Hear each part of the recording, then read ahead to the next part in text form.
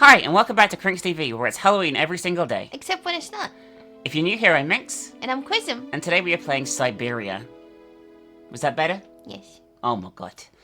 This is the winner of a poll on our Patreon.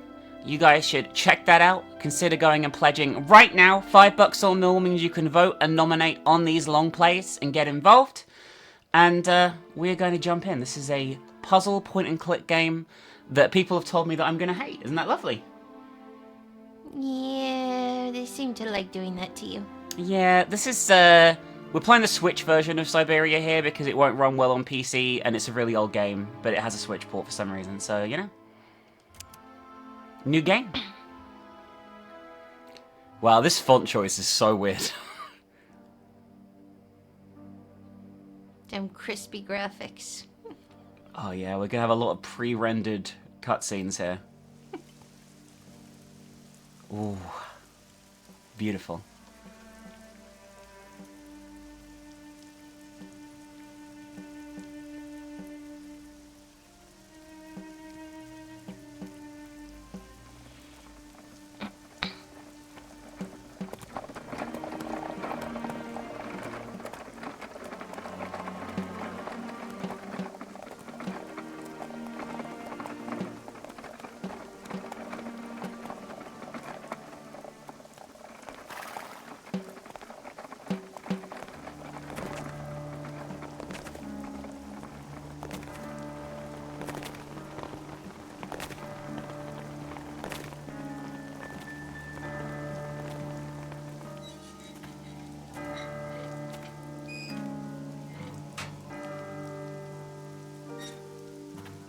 Is it weird or normal?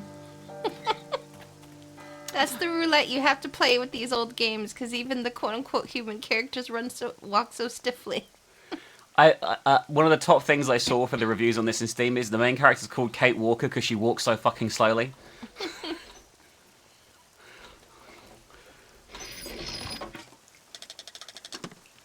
I kind of like the aesthetic of this. It's kind of cool. Like weird robots. Oh my god. Krism. Yes. Oh my god. Oh my god.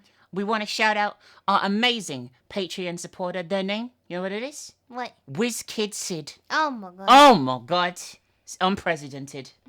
They're a nomkin. You're a nomkin. There's a legion of nomkins. You know who else is a nomkin? Pretzel? Well, yes, but also... Oh my god, so many nomkins. Our producer, Alice. Oh my god. You check her out. Her links are on right screen right now. You should go and be like, oh my god, you're such a numpkin, Alice. Oh my god. Say oh my god again. Oh my god. Oh my god.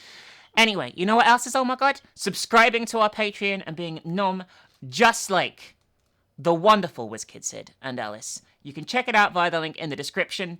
We have some $50 slots available. Get shouted out just like that. Just like the amazing WizKid Sid. I'll even shout out your YouTube channel or your art and stuff. As long as it's within YouTube's TOS, make sure you go check that out. We could really do with some more support over there right now.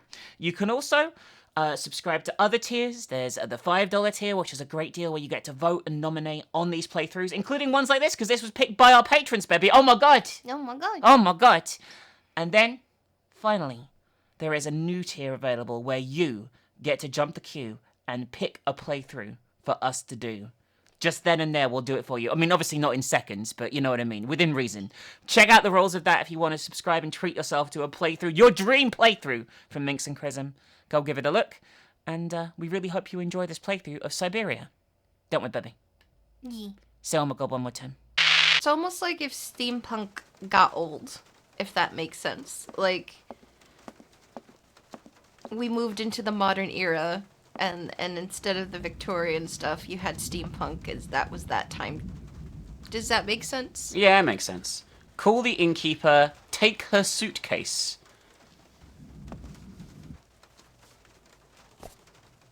Reception bell key. What? Why do we need a key to ring the reception bell? Doesn't look like that works. Oh no. Oh, I gotta wind him. There we go. And his... This seems very unnecessarily complicated to ring a bell.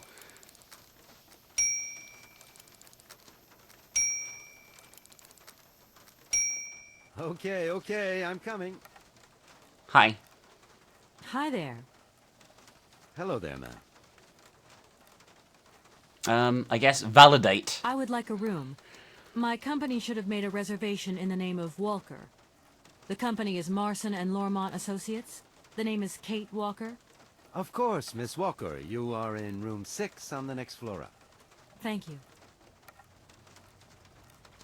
Okay. I would like to see my room now. Why, certainly, of course. Okay. Well, let's look around still down here first, okay?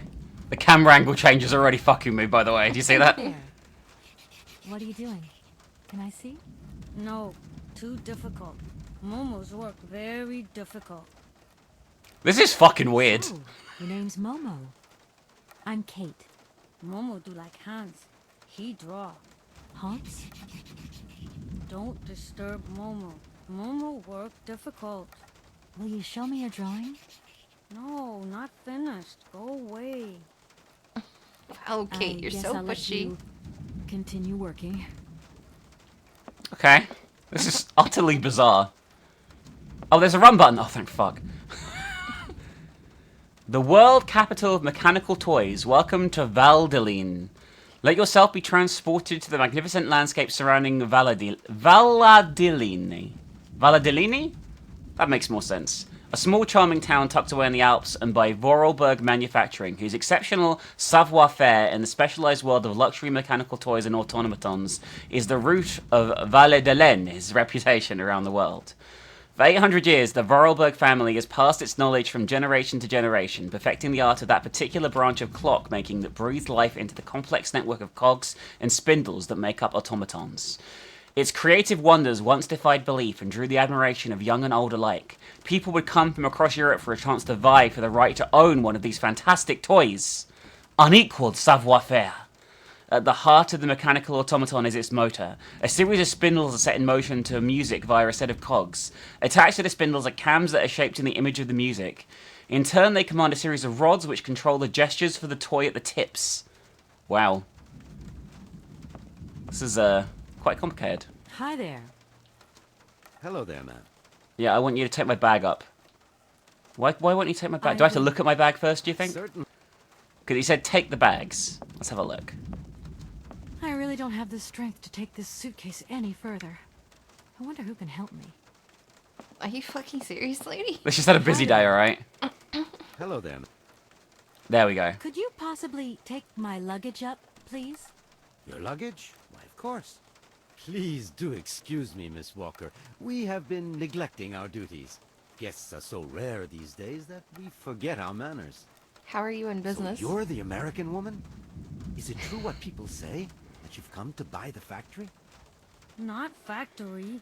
Anna's house. Hans' house. Excuse me? Would you quiet down, you mischievous little boy? Ah. I imagine our little town must disappoint you. You see, today is very sad for us. It's a day of mourning. Today is the funeral of Miss Anna. Momo sad, but Hans not dead. Hans long way away. Anna told Momo. Anna liked Momo very much. That's enough, Momo. Stop pestering the lady. Now go on, scram. Get out of here, you hear? What is happening? Are you the... Oh yes, Miss Anna. Such a great loss for Validelene, it really is. I almost got it right. Because now that she's dead, the factory will close. But you're here to stop that happening, aren't you? Our future is in your hands, Miss Walker. Oh, wow, you have way too much faith. Anna Vorarlberg is dead? Here's your room. I hope you like it, Miss Walker. I'll leave you Yes. to rest for the time being. You must have a lot of work to do. You know, the takeover of the factory is very good news for us here. It would make us very happy to see life return to our valley. If only you had seen Validelene before. It was delightful. People came from all over the world to buy Vorarlberg automatons. Ah, somebody has left you some mail, I see. Remember, if you need anything at all, we're not far away, Miss Walker. What are your thoughts so far? Bub? Anyway, I was gonna mock him a little bit. Because, excuse me, everyone, I still have my cough. Just perpetually. I'll have it forever. He's like, you're the American, and you have an American accent as you're asking this question. Oh, that's true. The voice acting in this is weird. Dear Kate, our client, the Universal Toy Company, is more than eager to see conclusions from the talks with Aralbad Manufacturing, with view to take over in the days to come, and we've received notification to this effect. We are counting on your undoubted qualities as a business lawyer to bring negotiations with Madame Anne Aralbad, the current owner, to a close. Oh, you in trouble? It's she's gonna go dead. into probate? Allow me to remind you the Universal Toy Company is a multinational which has a monopoly on the toy market. It's a Class A priority client who's also presenting Madame Vorarlberg with a golden opportunity to sell a factory. You should remind her of the fact in case she starts having last-minute second thoughts. Well, not much danger of that. I am under no doubt that you will live up to the great expectations I have of you. Oh no, you in trouble. Well, I mean, it's not your fault, but they're not gonna I care. should tell Marson about the death of Miss Vorarlberg. I hope this isn't going to get too complicated. I can't see myself staying here too long. Press this to call... Oh, shit. We have a knackered old phone. Oh shit. Office Mother Dan Olivia. That's the numbers we have. This is 2002, so I guess this would have existed then, right? International calls, though? Well, international calls, you'd be able to make them. They'd cost an arm and a leg, though. That's true. We're on a business trip, though, so it's deductible, you know. Yeah. Marson and Longmont, how can I help you? Can you put me through to Mr. Marson, please? It's Kate Walker. Hold the line, please.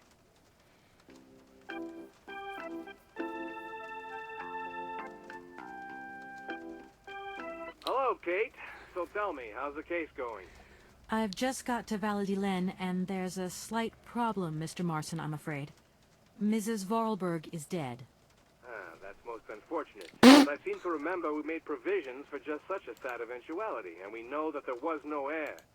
Yes, that's right, but... So where's the problem, Kate? Contact the notary right away.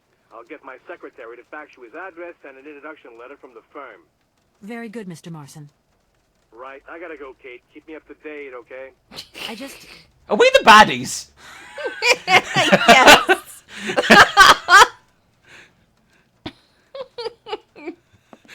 Alright, well, let's go and get the notary's thing. He faxed it, so I'm assuming reception has it. We have to get a letter notarized as our first objective, Krism. Oh, God. Which we Fuck had to do off. recently, in a foreign country. Oh, I'm back my again. God. Miss Walker?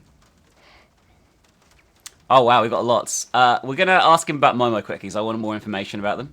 Who is the boy who was drawing here earlier? Is he your son? Heaven forbid. No, not at all. He's not a bad boy, no. Momo is just a little simple, that's all. What is his connection with Anna Vorarlberg? Momo is what you'd call the village idiot. Jesus. And Anna took him under her wing. He must have reminded her of her younger brother, no doubt. And birds of a feather stick together, Flock. don't they? You're implying that Anna Vorarlberg was a little bit slow as well? Heaven forbid. No, not at all. She was a real loner. She kept to herself, that's all. Jesus Christ. This is some weird font choices here, by the way. Alright, mission. A fax didn't arrive for me, did it? Maybe. I thought I heard the phone ring.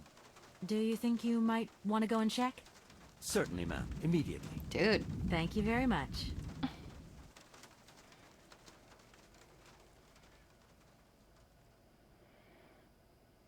Dear Maitre Alfalfa, are you no doubt aware our practice is charged with undertaking negotiations to take over the Vorarlberg manufacturing by our client, the Universal Toy Company? It's great sadness we learnt in the recent death of the manager and owner of the factory, Madame Vorarlberg, with whom negotiations started. We're under no doubt that Madame Vorarlberg left you instructions before her death, enabling the sale to be concluded. We should remind you the significant boost the arrival of the American multinational would bring to the economy in your region.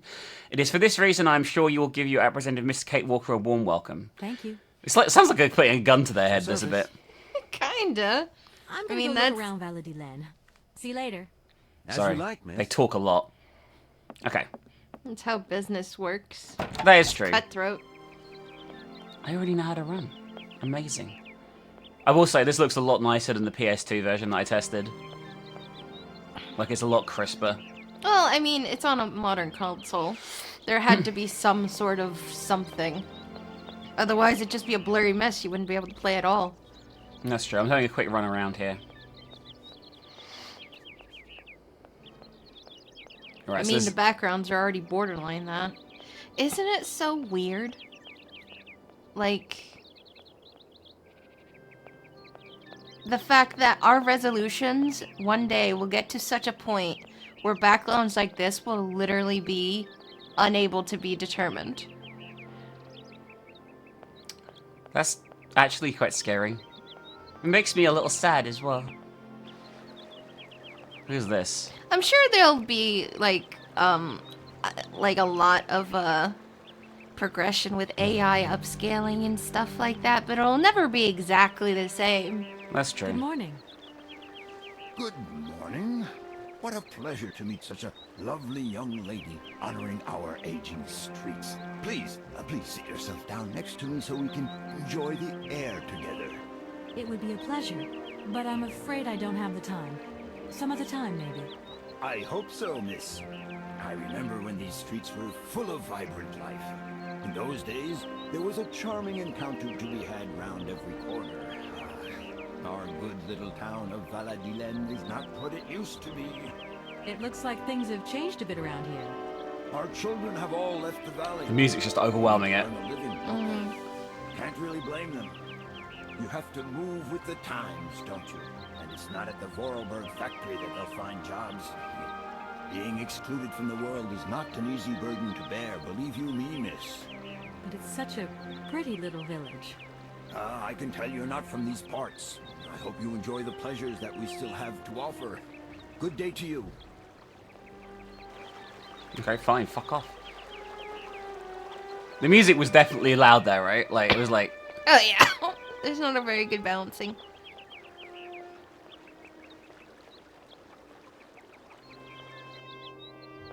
I guess this is the factory? I'm just having a look around. Yeah, we can't go in there at all at the moment, but I'm guessing that's the factory. I tell you what's weird, right?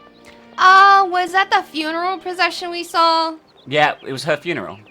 Oh, The thing is, she must have only just died, right? Like, just died. But they're acting like the town's been, like, the factory's been having problems for a while.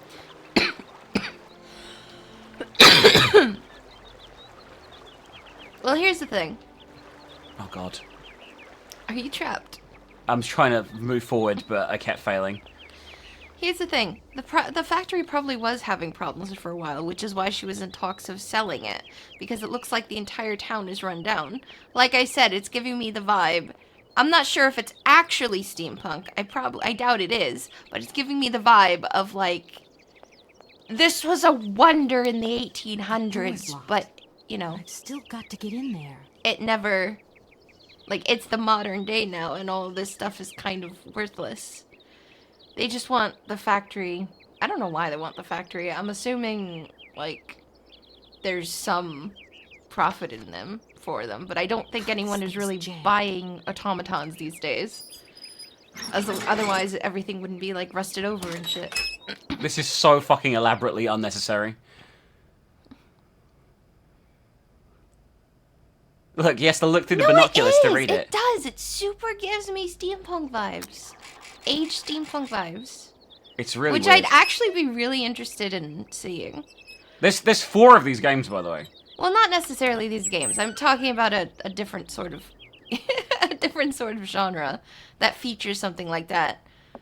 There's actually a steampunk Willy Wonka horror game based on BioShock coming out. Yeah, but I don't necessarily mean steampunk. Oh, okay. I mean an aged steampunk. Hello, sir. Miss Walker, I presume. Have you had a good journey? Everything went very smoothly. Thank you. Do take a seat, Miss Walker, please. I imagine you are aware of the business that brings me here. Of course, I was waiting for you. All right, I let's am talk the through legal everything. representative for the Universal Toy Company. I'm responsible for... So I understood, Miss Walker. Okay. Miss Walker, I am afraid that the sale of the Vorarlberg factory is What? not as straightforward as it first seemed. Whoa there. Everything was agreed. We'd obtained Anna Vorarlberg's consent, and her death does absolutely nothing to invalidate that. Now, I have to be back in New York the day after tomorrow, Metro Alphoter. My client and I are impatient to seal this deal. I understand only too well, Miss Walker. There is an heir, Miss Walker. We have to kill him. Excuse me? An heir? But Madame Vorarlberg never married, as far as I know. And in my last conversation with her, she absolutely never mentioned this detail. Miss Walker, believe me, I was more surprised than you are. Anna Vorarlberg sent me a letter 2 days before she died. Understand, Miss Walker, that had I known about this earlier, I would have informed you. I shall read you the document in my possession.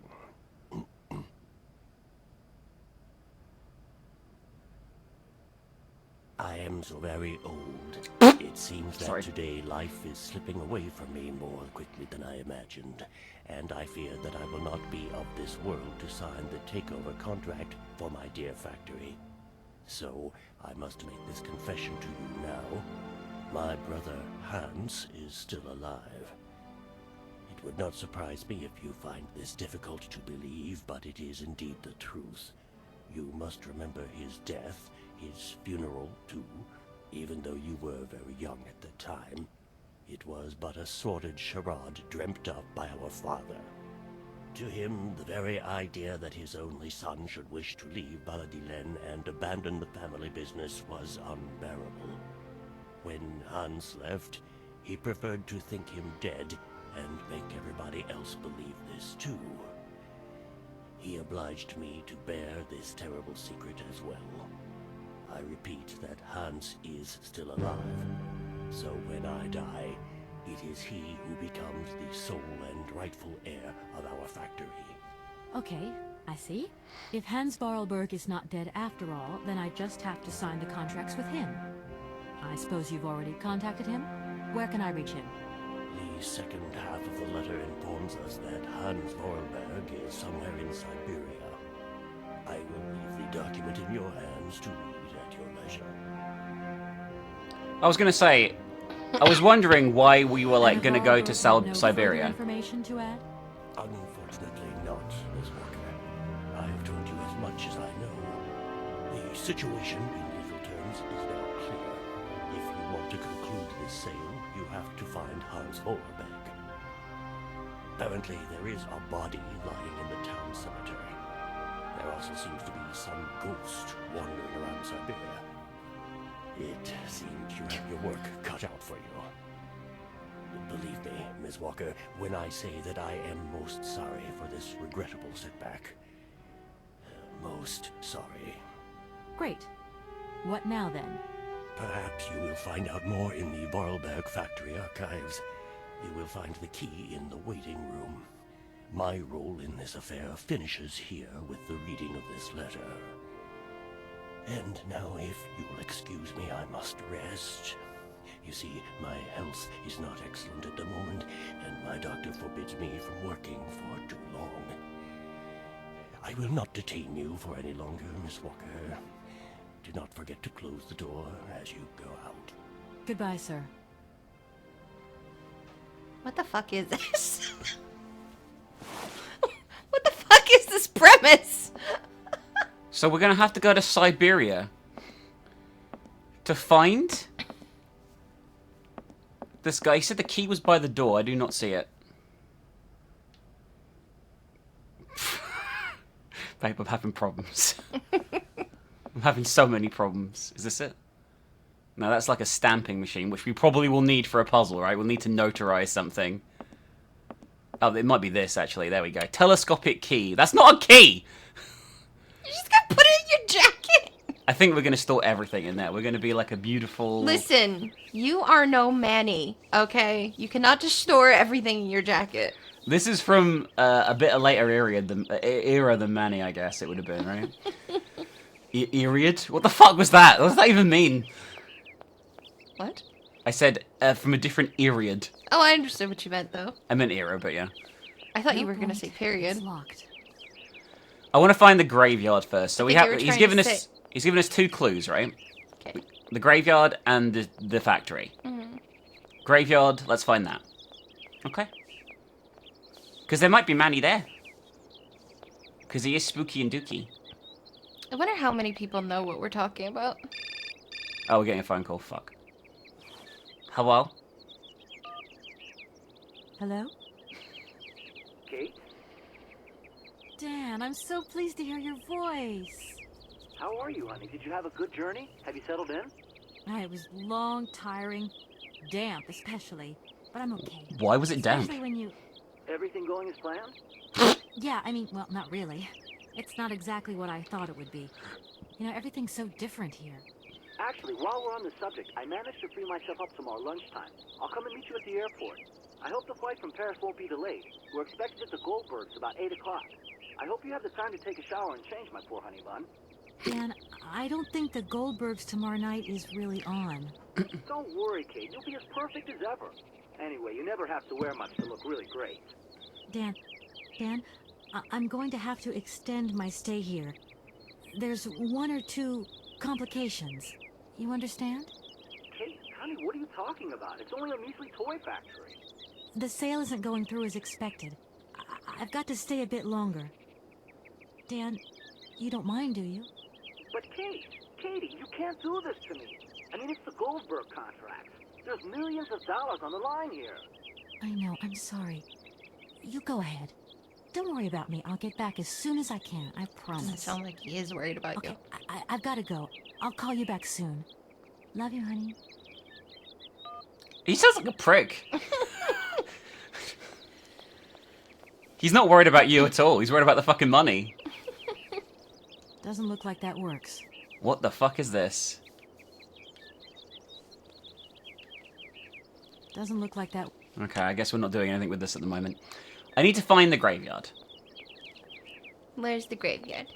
Well, none of the walkthroughs that I have seem particularly clear about where the graveyard is. I'm going to be honest with you. Oh my god, you're using a walkthrough? How dare you? I never use walkthroughs normally, but I thought this is a puzzle game, so we might need to. I think you need to learn how to go between screens. This is the factory. I don't want to be at the factory yet. I need to go to the graveyard. Unless it's like over here. Well, it's open now. Yeah, I don't want to go in there yet though, the factory. The factory is what we have to do last, apparently. We can't progress through there unless we've done the graveyard. Well, here's the thing, honey. Are we sure that's not the graveyard because it has a cross on the top of it? Oh yeah, you're right. Maybe it is the graveyard. Oh, I feel like it might be the factory, but it might be the graveyard because now the gate's open so we can go through. Let's have a look. You're right. Maybe it's the graveyard. It is a graveyard! Baby, you're so smart! We're getting another fucking phone call. Hello. Kate, so what's new? We've got a problem, Mr. Marson. What problem? Come on, Kate, don't beat around the bush. There's maybe an heir. What? Hans, Anna Vorarlberg's brother. Looks like he's still alive. We can't buy the factory without his consent. What? What is this? Where's this mystery brother come from? And more to the point, where is he? What did the notary say? Nothing. I mean, nothing else. You know, sir, it's an odd town here. Everything's odd. The people, things. The situation's not straightforward. I have a small bit of research to do. Listen to me, Kate. Universal Toys is one of our biggest clients, and I don't care how weird that town is. All that matters is that you do not set foot back in New York before you've tied up the deal. Get the picture. Yes, Mr. Marson. You can count on me. Darn it. He should have said capiche. Why didn't you just explain? Yeah, they told me that the brother's in Syberia. I don't know why she didn't say Instead of that. just saying, like, oh, the town's weird. That has no basis on anything. You're looking for a brother that's not dead, but a previously thought dead brother in a different fucking country to where you are. That is the most significant detail, not that the town just really ran with its invention for a tourism trap. It's really weird. Which is what I would assume. Obviously, I think there's a bit more to it, because, you know, puzzle game, but that's what I would automatically assume. I wouldn't be like, the town is so strange and different. I'd be like, wow, they really ran with the whole, like, we invented automatons thing. Yeah, it is a weird, quirky place, right? I'm glad that it's explained, because I was like, this is the Alps, this is not Syberia. Why the fuck is it called Syberia? Was my first thought, by the way. Alright. Let's have a look around. I need a key. God damn it. Okay. Jesus, help me. Oh, there's a key behind Jesus. Okay, then.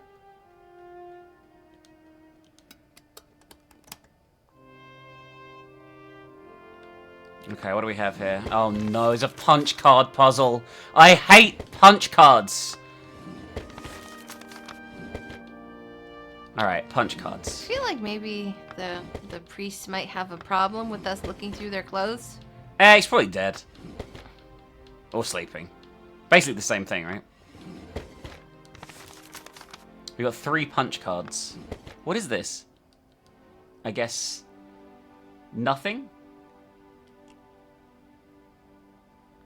It looks like a wind-up key. Oh, I wonder if we...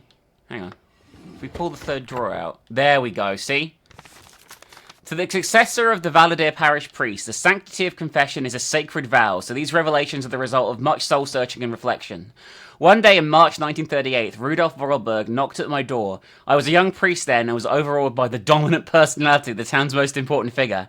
I remember it was raining that day, and beneath his dripping hair, Monsieur Vorarlberg's face was the very expression of eternal pain itself. Through gritted teeth, his eyes swimming with grief, he announced his son Hans had died. He wanted me to come immediately to bless the body. I entered the dark drawing room at the family home. Hans's coffin was set in the middle, sealed shut.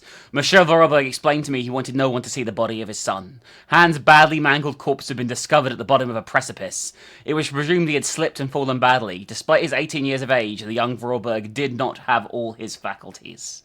Question, right? Do you think they killed somebody and put him in the coffin for the weight, or do you think it's just like, if no one in there? It's probably just rocks. Well, if it was gonna weigh anything, it would be rocks. But I think there's just gonna be no one in there. I don't think anyone thought to go like, huh, this is really light for a coffin. Or they just had the automatons do it. So nobody got a chance to go like, oh, this coffin doesn't feel like it has a body in it. Alright, I'm going to explain a puzzle that would stomp us completely if we were playing this normally, okay? Alright, so, can I just tell you the logic of how this works? So, you know over here, we saw there were gears missing, yeah? Okay? And we don't have the gears. You're meant to think, Momo has a few gears missing, he must have the gears. Because that's a slang for somebody who isn't all there. How the fuck are you supposed to think that? He was playing with gears apparently on the table. I didn't notice. I just saw him drawing. Yeah, I thought so too. And maybe maybe it's wrong. Maybe there's a bit more to it than this, but that's what the walkthrough says. So you know. But we're gonna see if he left any gears behind on the table. Okay. He might not have done. He might be somewhere else. I did hear something fall because he knocked something off, but I didn't think anything of it. I just figured, oh, maybe it was like pens or something. No, you're right. He dropped gears. Were we supposed to go and see what he dropped? I think that's what we were supposed to do. That would make more sense. I think we were just supposed to. Oh, look, it's even the pattern of the fucking. He was carving the pattern of the thing on the table. I thought he was drawing. Why was she not like, why are you carving into that table? It makes a lot more sense, I will say. How the fuck do I save in this game? You don't? I'm actually worried at the moment because I haven't saved. That's main menu. Help and options. Maybe this. Not particularly helpful, is it really? Let's be honest.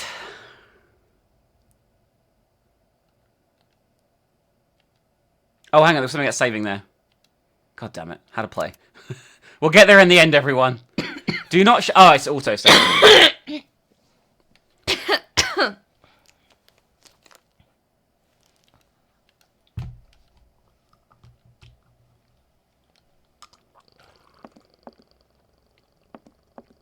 Alright, autosave, here we come.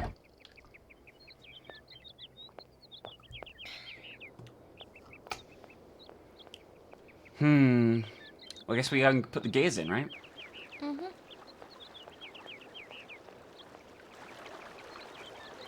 I will say, oh my god. I will say I kind of like the, I like the aesthetics of this so far. And people have like fucking oversold me on how slow it was. Like, she could run. I don't know if she maybe couldn't run in the original release. But everyone was like, oh, she runs so slowly, you'll go nuts. I mean... It's not that bad, right? It's not a proper run. It's like a brisk power walk. It's like the same speed as like Grim Fandango though, right? Well, the thing is about Grim Fandango is a lot of the areas... Well, I guess maybe not. It depends on which area you're in. But I would argue that, the thing with Grim Fandango is that a lot of it is very... Like, Grim Fandango is one of the only games that I don't remember getting lost in that often, if that makes sense. I got really stuck on it as a kid, but it was the first time I'd ever played an adventure game of any kind. Like, I hadn't played Monkey Island. Oh, well, I'm not talking about, like, the various puzzles you do. I did get stumped on those. But I mean in the terms of actually being lost and not knowing how to get from one place to the other. That's fair. So, I don't think there was long, extended areas that you had to run through, except for maybe that one area. I put the wrong keycard in, by the way.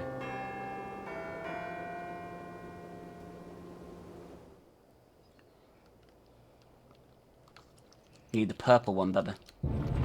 But I see what you mean.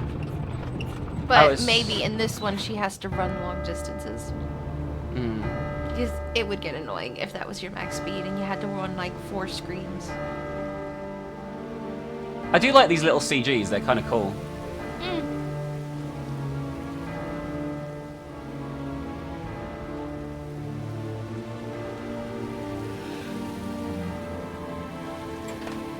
Oh, this is creepy but cool. I really like it. I no longer need these punch cards. So far, the puzzles in this seem pretty simple. They're probably get really complicated. I will say, I haven't seen it autosave, so I'm worried. I have a feeling it might not be per puzzle, it'll be per zone. There, it just did. Oh, there we go. Okay. So just occasionally.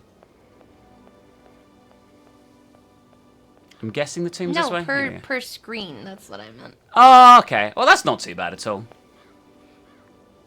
Or maybe it is per zone, because we're on the second screen and it didn't do it, but it's like the same... I don't know.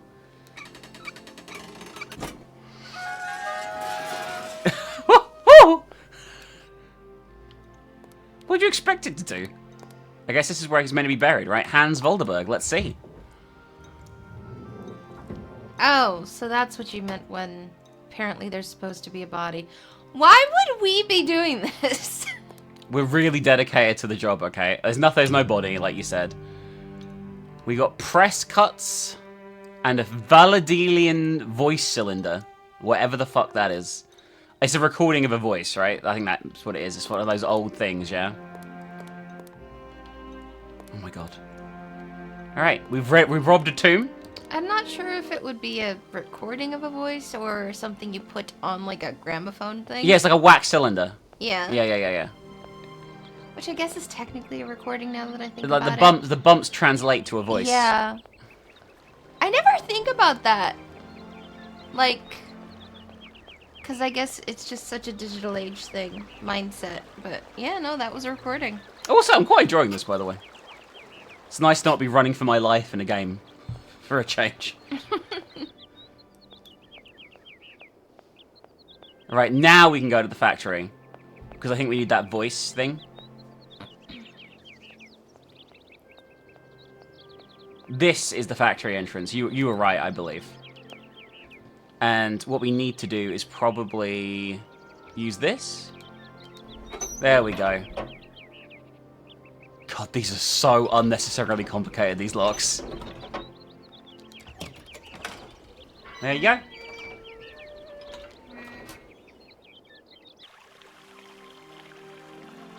Well then, hello. Anybody here? I'm gonna have a look around. Oh, they have a manor? I guess this is their house? Right? I'd assume so. Maybe.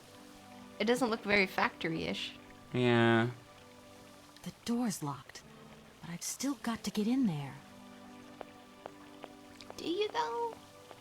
Yeah, I know you're a lawyer, but this seems like a lot you're doing right now.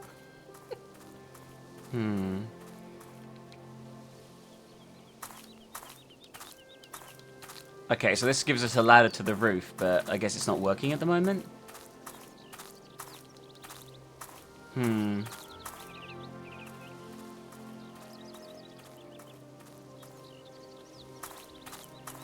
We need a key for that machine. So this guide, right? The guy has written his own hints. Which I think is interesting. Are they good? Are they good hints? We need to find another fountain. Let me have a look around a bit, I guess, here. This must be the factory, right? Yeah, that looks factory-ish. So I guess they lived in the same area that their factory was. Yeah, we'll have a little look around.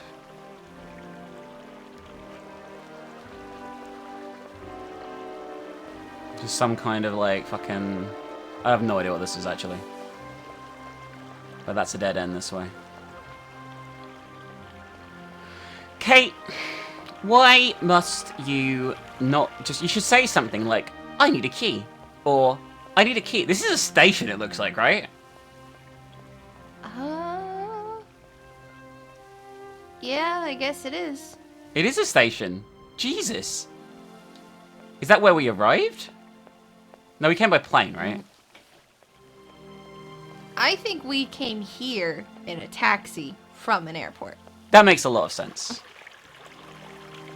So I'm not sure where this thing is, right? But we need to find... Unless this is the fountain. That is a fountain.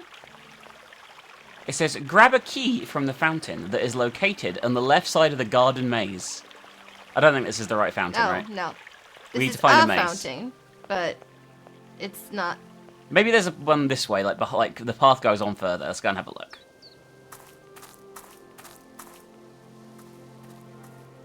Validelene. Actually, how do you say it? Is it Validelene? I wasn't paying attention. I don't know. Oh, this is it. Without a doubt. Ah! Don't die. Ah! I drop all the things. Don't worry about it. Why is it me? Oh, who the fuck is this? Hang on, there's like someone here. I thought... Hello? Good morning. You've got a magnificent garden here.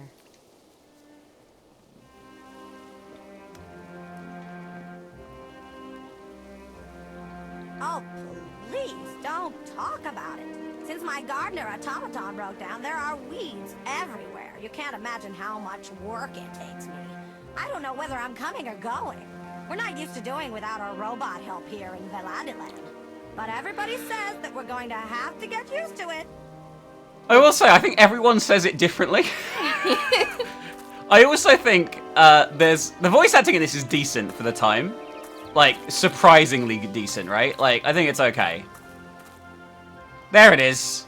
That's what we needed, I think. Not much of a fountain. I mean, I guess technically, but jeez. Wow, the screens are gonna be your biggest problem. They are, yeah. It's like an RPG maker game when you're running away from an enemy and you do a U-turn into it.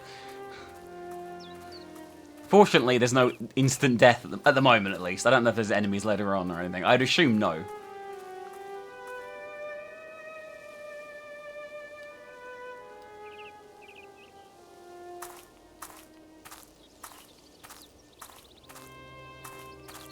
Where do I put it?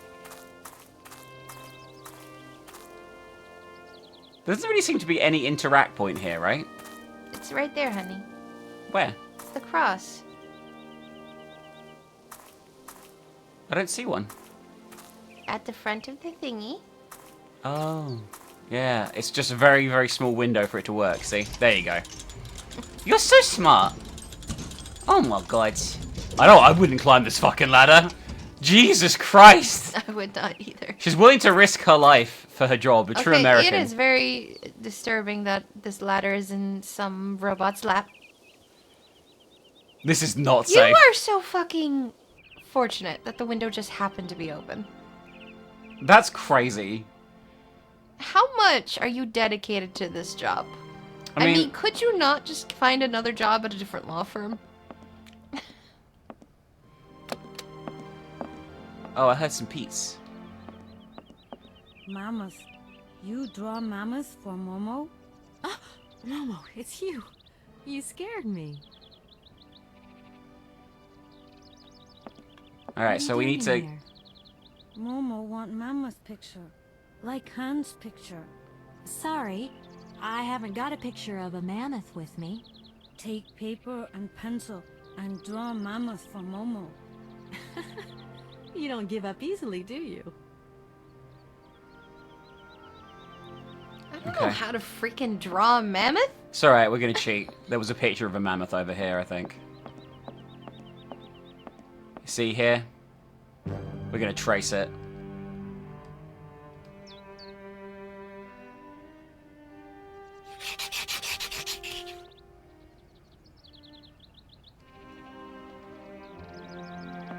Mammoths are like a big thing in this series. In the third one, it's just like draped on a mammoth's tusks on the box art. Here you go. Here's a picture of a mammoth. Enjoy.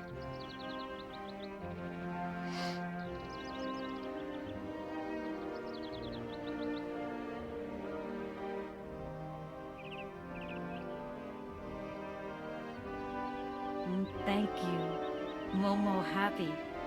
Now follow Momo. Momo show his secret to Kate. Where are we going? We're following the child. And going to get cancelled immediately. Okay. I'm not controlling this, by the way. This is just all a cutscene. As Momo very slowly climbs the steps.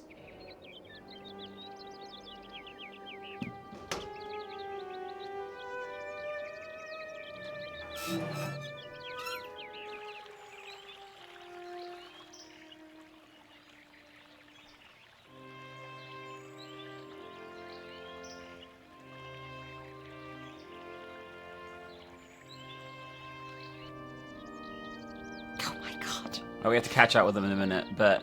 So, okay. There's a few things we need to grab up here, apparently, first, but I've got to find them. If I actually ever can. The answer is no, you can't. The answer is I will never leave this screen.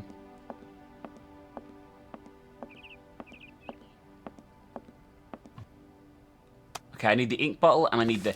So this is Anna's diary, right? The walkthrough describes this here, and I want your opinion, babe, okay? Mm-hmm.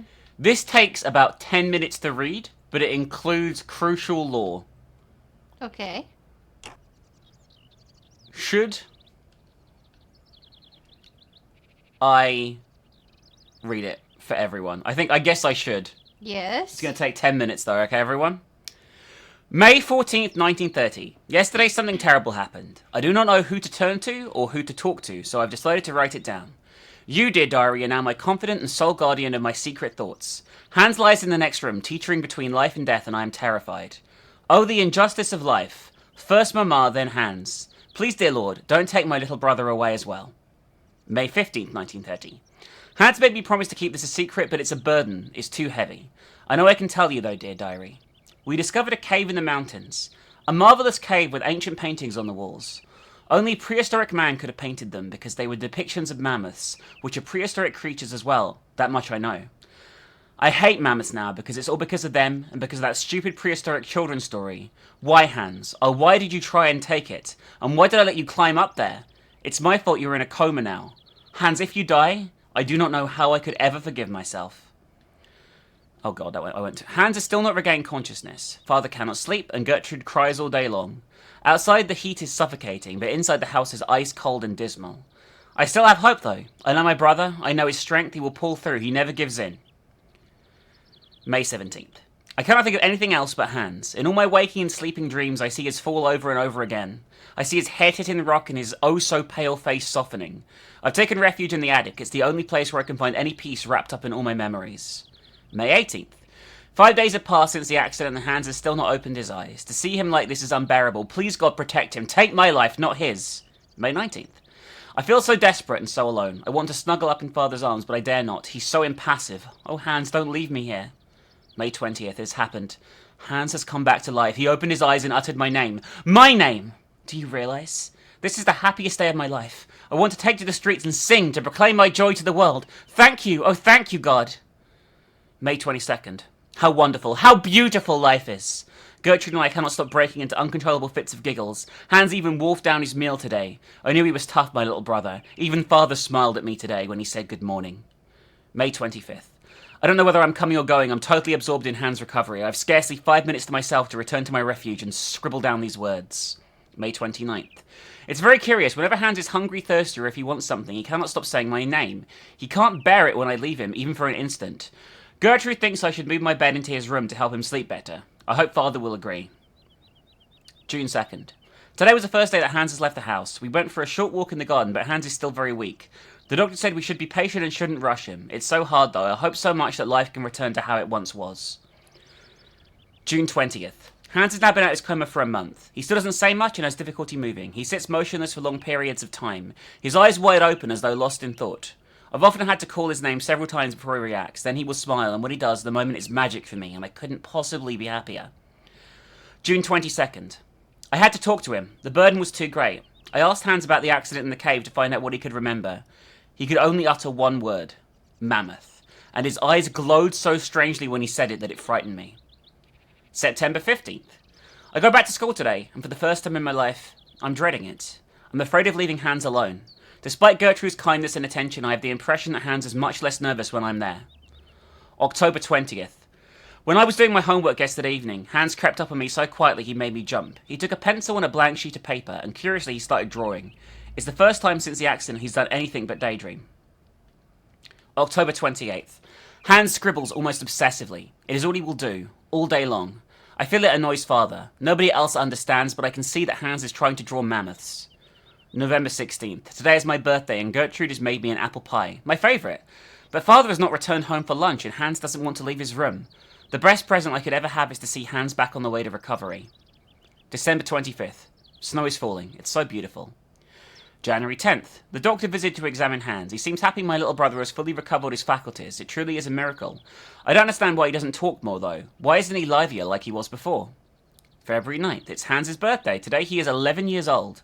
I have the strangest of impressions that actually he lost 5 years rather than gained 1 more. February 24th. The doctor has left. I saw him whisper with Father. Their serious expressions worried me awfully. What could they be hiding from me? I'm grown up now, and at the age of 15 you can understand everything. I'm too scared to ask Father what is happening. March 15th. I've been thinking and it seems to me that Hans' attitude isn't normal. The shock of the fall in his coma must have had much more serious effects than first imagined. Hans, my dear brother, what is happening to you? April 4th. I've discovered the truth. Hans is stunted, physically and mentally. I eavesdropped a conversation between the doctor, Father, and Gertrude. Gertrude buried her tearful eyes in her apron, and Father muttered the word under his breath. How could he say such a thing?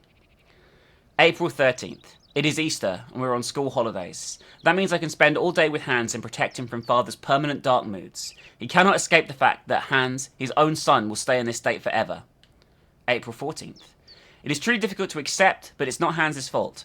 Mine maybe, but not Hans. I don't know how to make Father understand. He seems so full of hatred for him, it's dreadful. I feel so powerless. May 14th. 1 year. 1 year's gone by and it feels like an eternity. The situation shows no signs of improvement, neither in terms of Hans' mental health or Father's attitude towards him. May 30th. Extraordinary! Father's decided to take Hans to Paris for new tests. He says that only in the French capital will he find truly competent doctors. We must make Hans ready for the great expedition. June 6th. No news from Father and Hans, but I remain hopeful. I'm sure they will take good care of my brother. June 15th. They have returned! Hans rushed into my arms. Sorry? July, you're right. Hans rushed into my arms and started crying. It took me a long time to calm him down and get him to sleep. Father is still as taciturn as he was before he left. The French doctors have confirmed the diagnosis. Hans will remain physically and mentally impaired. I am stunned.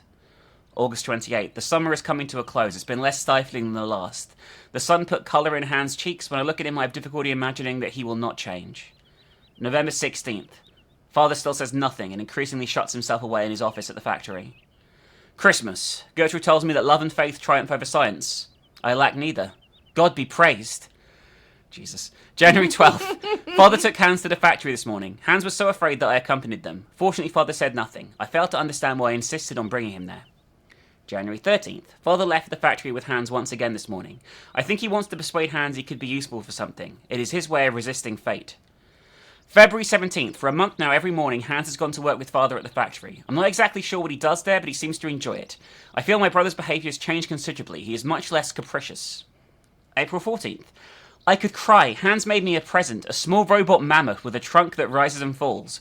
When Father saw it, he nodded his head in satisfaction. May 20th. Both Gertrude and Father now have their own robot mammoths. Theirs are even more intricate and finely tuned.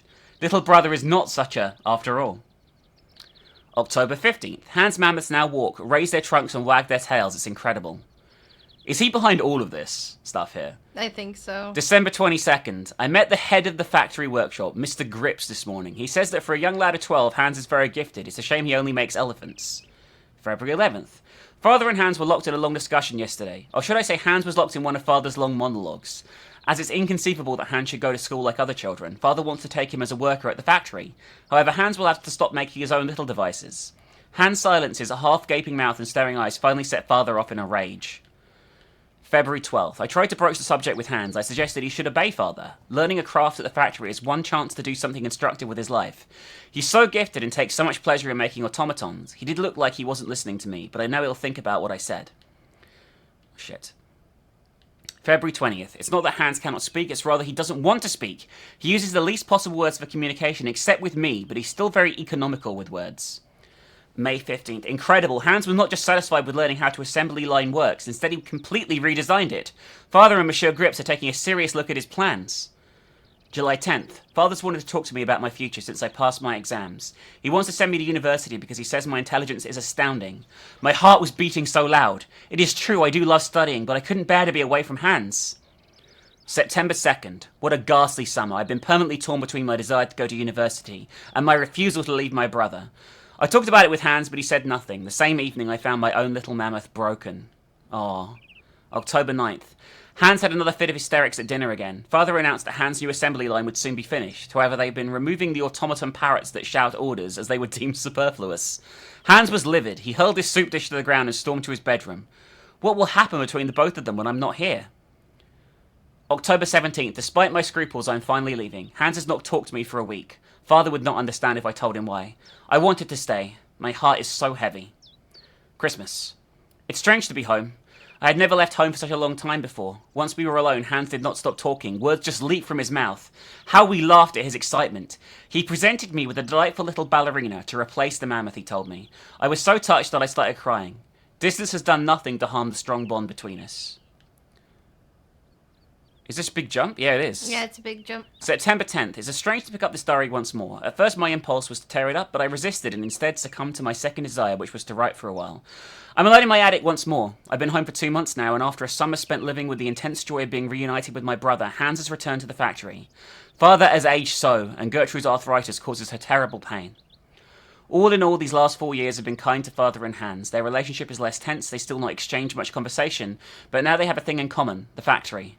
I'm beginning to feel a bit jealous. Silly, really. September 17th. Hans hasn't changed. To help Gertrude, he designed a totally automated kitchen, and Gertrude cannot stop moaning at the wooden puppets. Oh, how I adore them. October 9th. I went to go and see Father and Hans at work. I hadn't been to the factory for ages. It is strange how much it's changed. I was very curious to see them set about their tasks. I like Father's new office very much. Hans has a small workshop on the first floor, crammed with odds and ends, unfinished robots, and designs exactly as I imagined it, in fact. October 15th. The factory is working very well. Orders for toys keep coming in, spurred on by the run-up to Christmas. When I was at university and I said my name was Vorarlberg, people would ask if I had any relation to the Validelene factory. Now I know the effect Hans' genius has had on the factory's renown. November 2nd. To make myself useful, I started helping Father set his papers in order. The most extraordinary thing is all that for the first time ever, I have the impression the three of us form a real family. December 8th. Hans never ceases to surprise me. Between home and the factory, his behaviour is so very different. In his workshop, he's serious, concentrated, to a proper young man who keeps his eye on everything going on. Constantly on the move and in control. One has the impression that each single toy is his very own infant. At home, he turns back into a child once more, and he's either moody or happy-go-lucky buffoon. Christmas, the most wonderful Christmas of my whole life. Hans and I could stop giggling like children beneath Father's disapproving glare. I know that he was only pretending, really. Our hearts are full of hope. January 5th. Hans came to see me in my bedroom yesterday evening. I felt terribly awkward, terribly ill at ease. I might have guessed. Hans wants to leave. Leave Validelene, the house and the factory. He wants to go travelling. He doesn't know where to go or for how long. That's just like him. I was so shocked that I told him his plans were foolish. He left my room without a word, his head bowed. January 7th. I thought that he wanted to leave because of Father. Not at all, it's because of the mammoth. He wants to go tracking the mammoths. I thought he'd gotten over his obsession. I know my brother only too well. I wouldn't dream of telling him his quest is useless. It isn't worth it. He will not listen to reason. January 10th. I was so selfish the other evening, I returned to talk to Hans and ask him gently if he was sure of his decision. I already know what the reply is going to be. Nothing will make him change his mind. January 19th. Despite my profound sadness and despair, I must help Hans fulfill the destiny he has chosen and announce the news to Father. I fear the worst. January 24th. The worst was worse than my fears. Father's anger was terrifying. He shut Hans away in the workshop at the factory and has forbidden all visits except from Gertrude, who feeds him. False imprisonment? Yep. February 1st. Father decided that Hans should remain locked up for as long as it takes him to abandon his infantile decision. Gertrude tells me that Hans is very despondent yet highly resolute. The worry is driving me mad. You alright? We're getting there. I read a 20-minute one in Alone in the Dark once. February 6th. As soon as Gertrude returns from the factory, I hasten to get news of my little brother. He doesn't say anything, he just fiddles with bits and pieces. She replies every day with a sigh. I've tried desperately to reason with Father, but I know I'm just wasting my breath. February 9th. Hans is 18 today, and he's all on his own for his birthday. February 20th. In secret, Gertrude delivered to me a small robot from Hans. It's a robot of us as children. It works with a small cylinder punched with tiny holes. I quivered with emotion as I turned the key. The message it gave me was simple. He's telling me he loves me very, very much. Gertrude gave me a different tiny cylinder for today's toy. Hans is truly incredible. He's found a means of communicating between us, alone, in total secret. February 27th. My days are getting eagerly awaiting Hans's messages. He's now resolved to run away. He's preparing his escape. Like if it was a game.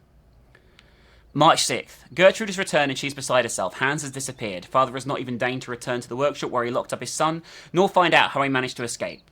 He gave me a black look as if he knew we were up to something behind his back. March 7th. It's beginning to dawn on me that Hans is gone. I miss him so much. Lord, protect my little brother and watch over him for me. March 11th. With Hans gone, Father now locks himself away night and day at the factory. The house is so gloomy now. March 12th. This morning I caught Father in the drawing room installing a coffin on a trestle. The sight of it made my blood freeze. What on earth is he up to? My questions me only with only stony silence and permanent black countenance. March 13th. Behind closed doors, the drawing room with the coffin, surrounded by huge candles, has become a veritable funeral chamber. March 14th. This is ghastly. I've just understood what Father is up to. This morning, the priest came to pray before the coffin, and I finally caught on. Father is in mourning for the death of Hans. Father made the priest believe his son was dead. How could he do such a thing? March 16th. In the madness occasioned by his grief, my father grows even more cold and calculating. He contacted his old friend, Dr. Schmoll, who duly drew up a bona fide death certificate without even seeing the body. I dare not imagine what yarn he spun. March 17th. Hans's funeral will be officially held next Sunday. Father strictly forbade me to attend. The sordid masquerade makes me feel ill, but I cannot denounce my subterfuge or else I will display my father's mental instability to the world. The shame would kill him, that much is certain. March 23rd. I have to get away. Far away. April 23rd. No! I will not leave. I thought long and hard. My life is here next to my father. He needs me too much now. The factory needs me because Father is incapable of running it now. Besides, I can only find peace of mind among Hans's robots. And how I shall know when he has sent me new ones if I'm not home to receive them? No, I shall not leave. My destiny is to remain here and to keep watch. Well, that sucks. So we have the entire backstory there in rapid succession.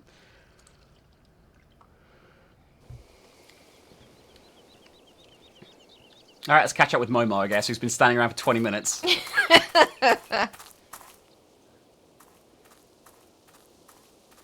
Momo makes me think of, Momo, the horror thing. The weird chicken thing? Chicken woman thing. Chicken harpy thing? Yeah.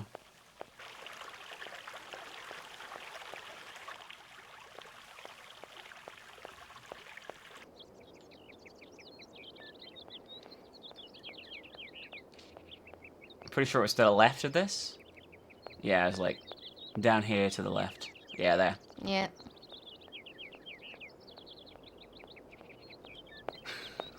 so dumb that we The walkthrough says the graphics are breathtaking, by the way. It's interesting how things have changed, you know? I mean, that must have been very impressive back in the day. Oh, yeah.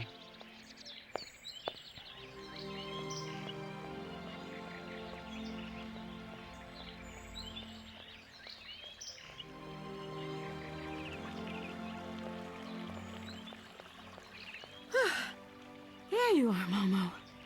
This is some walk you've taken me on.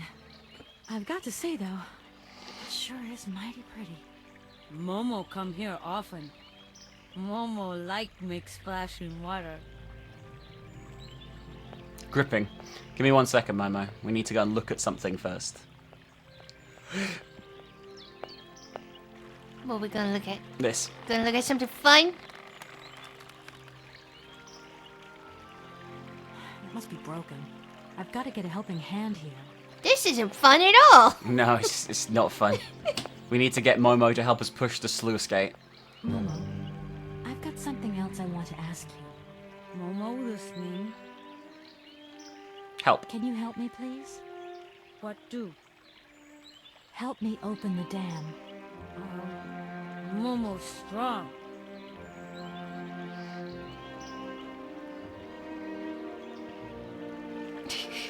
We kind of just teleported there, right? Is Momo just going to do it by themselves? Oh, great. Oops. Did you just run away? Yep. It's alright, we need to find a replacement log. Otherwise, it's just like, yeah, whatever. Oh, we need to go and get... We need to pick up the broken piece of wood first. Gotta think like a puzzle adventure game, baby. Baby, I can't think. I'm incompetent. No, you're just using that as an excuse. Well, how do we rate Kate's butt? This is an important question. That's not what I was laughing about. I was Oh, the laughing fact about that that she she just impaled herself. Yeah. It's okay. It's much better than mine. I disagree. I'd rather have your butt. You're That ore is biased. all dirty and wet. No shit! Ugh. That ore is all dirty and wet. Stop being a little pretty princess. Just pick it up. I'm not quite sure why she... Because it's dirty. Oh, we need to get Momo to do it. Because she's all prim. Yeah. Momo, Momo listening. I've moved the ore nearer. Be a good boy and carry it for me? Momo say yes. Why is she such a massive fucking... Because she's a woman. Of course she couldn't pick up something gross. She's a woman in a 2002 video game. Yeah. The most recent one's only from like 2 years ago. Really? Yeah. There's 4 of them, like I said. Why the fuck has this IP lasted? Microids make pretty good adventure games. They played their Murder on the Orient Express game recently. I really enjoyed it. How do we make him do it? Momo listening. Help again? I need a hand opening the dam. Momo say. Alright, better not break it this time. Okay. Just whapping her.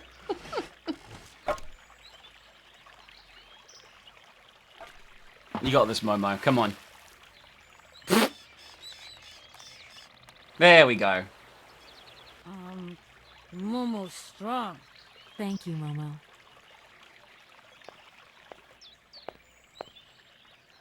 We can now cross the stream. I like how Momo was like, I don't want to be asked for any more things. I'm gonna leave now.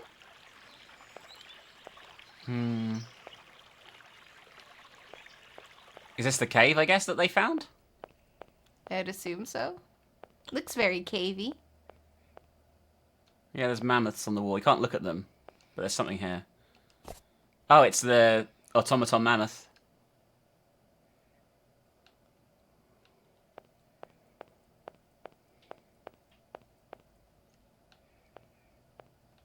This was obviously drawn by Bigfoot, by the way. So great. Yeah, the them big feet.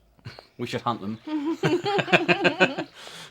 No one is going to understand what the fuck we're talking about. Understand it all. Hello? Kate? Is it you? Well, yeah, who did you think it was? I didn't recognize your voice, that's all. Must be the distance or something. What? So, spill the beans. What's Europe like? You lucky lady, you. Honestly, I never get that kind of break. Well, so far all I've seen of Europe is this tiny village, and frankly, they're not very hospitable. What? They've been really nice! Complicated. There's this surprise air I've got to find. I know. I talked to Lynn, who bumped into Joss, and she had coffee with the head honcho this morning. He didn't sound at all happy. The client's meeting him tomorrow, and when Marston tells him that the sale's not even gone through yet, whoa, you're gonna be pleased you're on the other side of the ocean when that bomb goes off. Yeah, I get the picture. But so, how about yourself? What's up at work? We lost the Sarah Lou trial. I worked 5 months on that dumb case. I remember. So, for a bit of therapy, I went to Boomy's. The sale started yesterday. Wow, lucky. It was absolutely crazy, Katie. Absolute mayhem. You know that blue silk top I wanted? Guess how much I got it for? I don't know, 250, 200? $140. Just get yourself back here and I'll go down with you. Like it's my choice. Look, I gotta go. Call me soon, huh? I want a blow-by-blow account of every moment of your great adventure. Get out of here. Look after yourself. You too. I think I hate them. Yeah, I will. Okay. Listen. I actually don't mind little random calls like that throughout the story, or like conversations to get to know the characters better. But why the fuck are you saying, Katie, is that you? You're the one who called me! I didn't recognize your voice. What the fuck do you mean? Who else would be talking on my cell phone? Maybe she's been mugged by those crazy Europeans. I mean, I guess that's an option, but still. Those crazed, drug-crazed Europeans. Hang on, there's something on the bench there. I wonder if they did it so that, I'm not going to read all this. This is just a newspaper about the funeral. Well, I wanted to read it. But, I wonder if they made it that way, assuming that the player was gonna maybe call first. Maybe. Like, because we're going through this at a good pace because we know what we're doing, right? But if you didn't know, you'd be fucking around, calling people, talking to everyone, like, you know, as you came across them rather than a certain order. Mm-hmm. So I wonder if it's just random and then they use the same audio. Assuming that you haven't already called. Be interesting. I don't know. It'd be interesting, but I have no idea. I'm really invested in this so far, by the way, though. I'm genuinely enjoying it.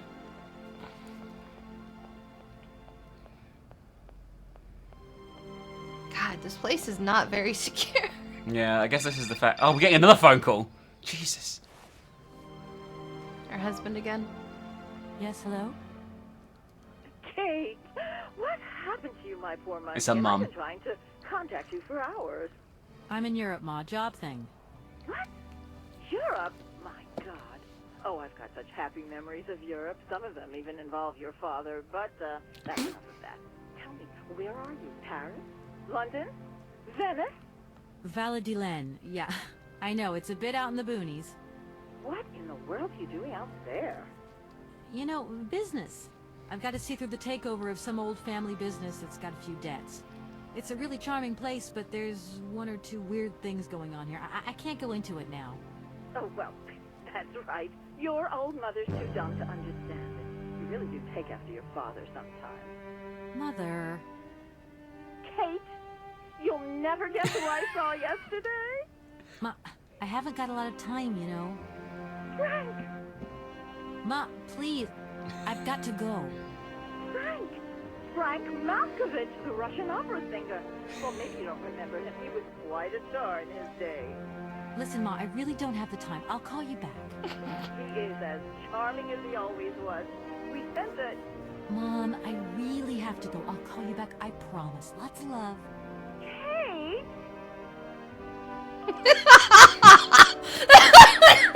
That was very well done. Hi! It's broken.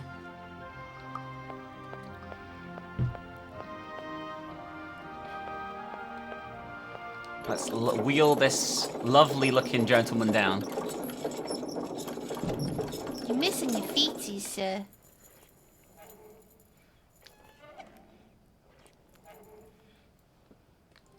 Well? Are you aware that you're missing your feetsies? Oh, many thanks indeed. I am most embarrassed for you to see me like this. I lack a certain completion. You see, nobody here found the time to polish off the finishing touches. Honestly, these days, we really have lost the art of good workmanship. Yeah, maybe. With whom do I have the honor of speaking? Could you please state your identity, articulating clearly? My name is Kate. Kate Walker. Allow me to introduce myself. I am Model XZ2000. My common name is Oscar. I represent the technological zenith of this factory's production. I have been designed to drive a locomotive. A touch messy, but an essential task. Okay. God, you're old. When you are complete and totally functional, can you help me gather information about Hans Vorarlberg? I'm afraid I can't, Kate Walker. Duty calls. Once I've recovered my feet, I have to see to my post on the train. It's waiting for its engineer. Okay. Mission. Do you know where I could find the factory paperwork? I cannot reply to this question with precision. Try Anna Vorarlberg's office above the machine floor. Okay. I guess we'll just talk to him about everything, alright? Have you logged my first and last name? Perfectly. Kate Walker. Pleased to meet you. Me too, Model XZ2000.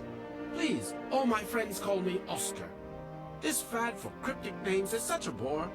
Could you imagine being called by your passport number? I suppose not, Mr. Oscar. Sir. Alright, Hans, I guess? Does the name Hans Vorarlberg mean something to you? Of course, he created me.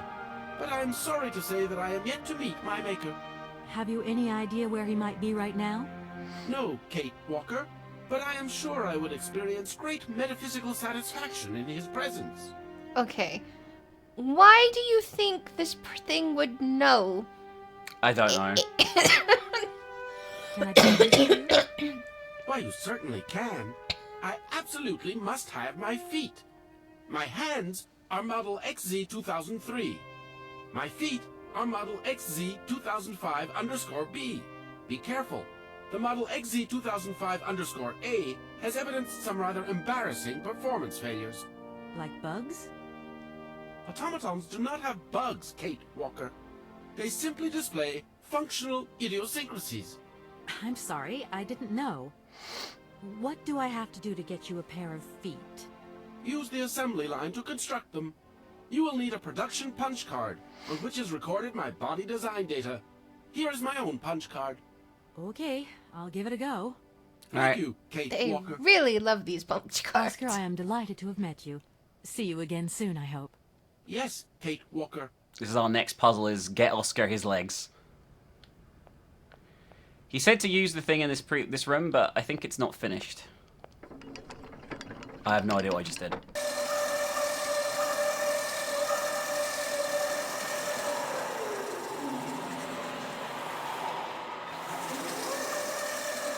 What did I do, baby? I don't know. Looks like a lifting thing. Oh, I mean, it is, but... It looks like this is just unfinished at the moment, I think. Because he's not grabbing anything, right? Well, here's the thing. I don't know so much if it's unfinished as it just hasn't been used for a very long time.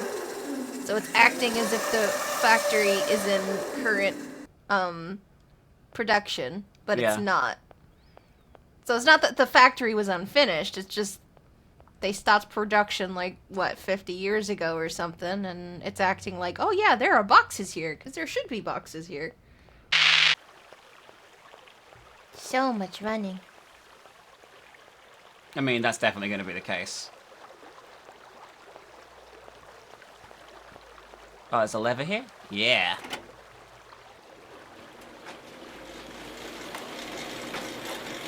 Aha! I think we're taking this inside the factory. Huzzah! How convenient that the machines still work. After everything's rusted over. Okay, so I think... Phone, stop it! My phone's been bad, Bubby. Is it? It is. I'm constantly getting messages. Alright, so we found this doorway here, further into the factory. I'm hoping this is where the thing that we picked up was, but I'm not entirely sure. There's something in here, at least, so let's have a look around. What is this? Looks like a bingo thing.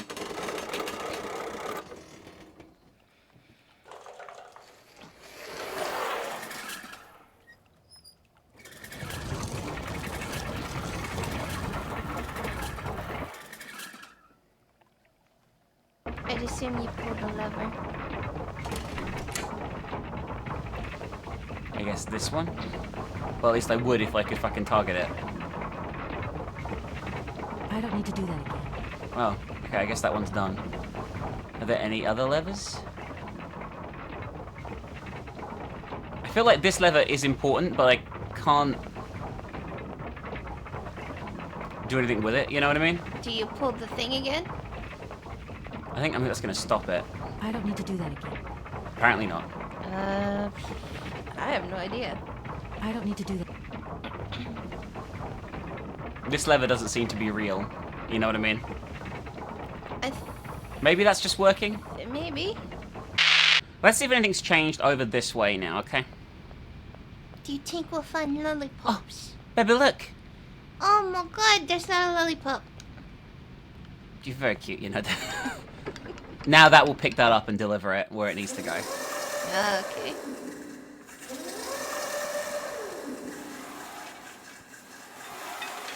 So I was kinda right.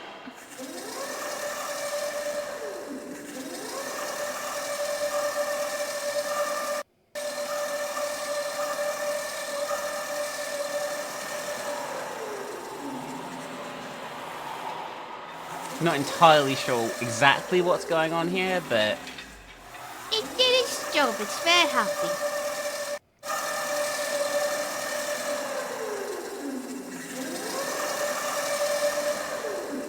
Okay, now we need to make the feet. I think everything should be working, but we need to go and turn the console on.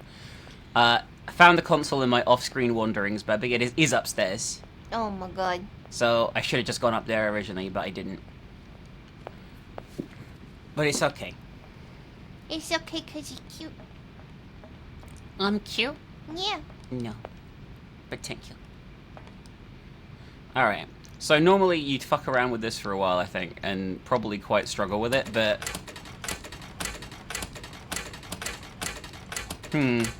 So one of these is meant to be gold-coloured? I mean, I would have assumed it was that color that we were on. This one? No, that's bronze. No, that's like a wood. I would say that. You're That's probably going right. to work.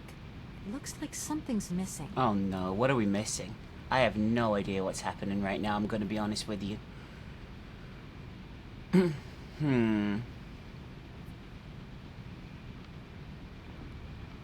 Is the color wrong?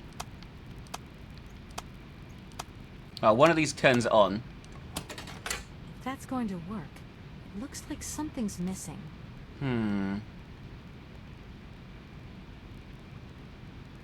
Do you have to do the things in order until they all light up?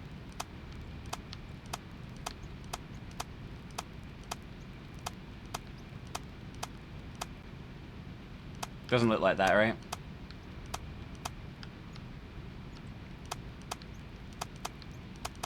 No. Yeah, so I think just the one that lights up makes sense. But I also don't know what's missing. If that's going to work, looks like something... It's like part of the thing is missing. Do you need to put in the punch card? Oh yeah, we have Oscar's punch card. I forgot about that, baby. Well done. I don't need to do that again. Right, now let's try. Hey! Baby! Yay! We might have got the wrong feet, but we'll see. There's only 4 different combinations that are possible, so we'll get there in the end. We need the dash bees.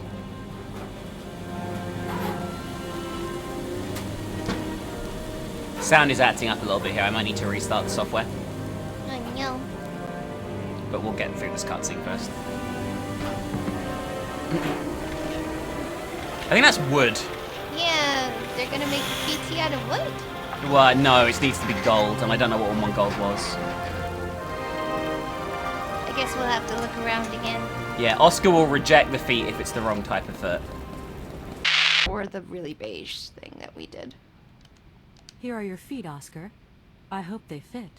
Kate Walker, I see you managed to produce 2 XZ2005_B models.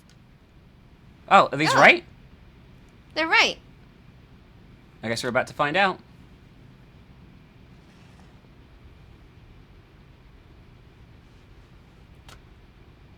Hey! Oh, I guess he's happy with them. Yeah! Excellent! Allow me to express a real feeling of joy, Kate Walker. They really suit you. Comfy? Very. You are very kind, Kate Walker. I am sorry to have to leave you. Where are you going? Train. I must find my train. Its departure is imminent. But there's no train. I actually think there is. I think we actually have to get a train out of this area. No. To continue the story. Well, anyway, those were the right feet. Yeah! Why they're wooden, I have no idea. But, yeah. We had a few more things to investigate in this factory there before we leave, so... We're gonna go and investigate the office for any more clues about the whereabouts of the mysterious Hans. Hans Nomkin, that's his last name. Oh god, I'm thinking about how Hans is gonna be portrayed now when we actually meet him. It's not going to be great. No, I don't think It's so. going to be very problematic.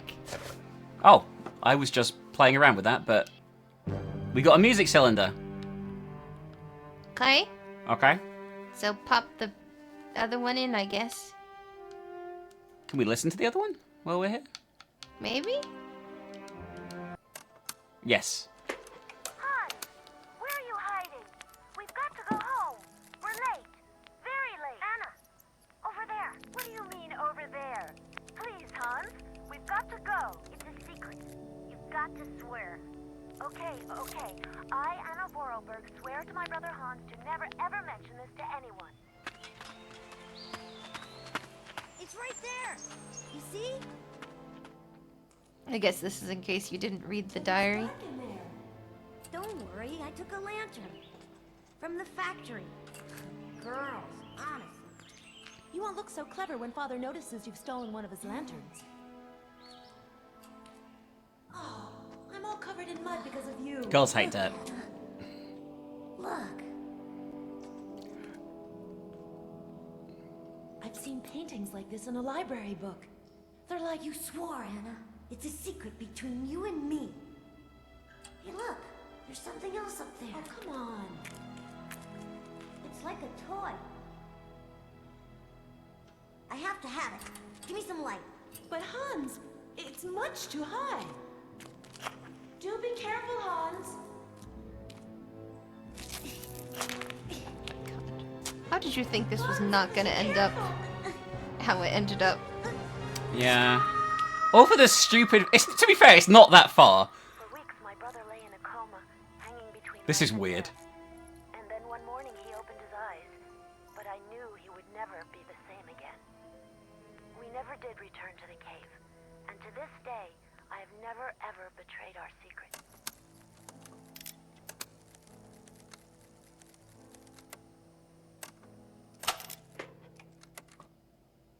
Until just now? Can we take this?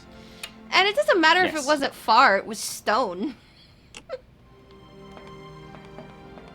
Skull against stone equal not good times.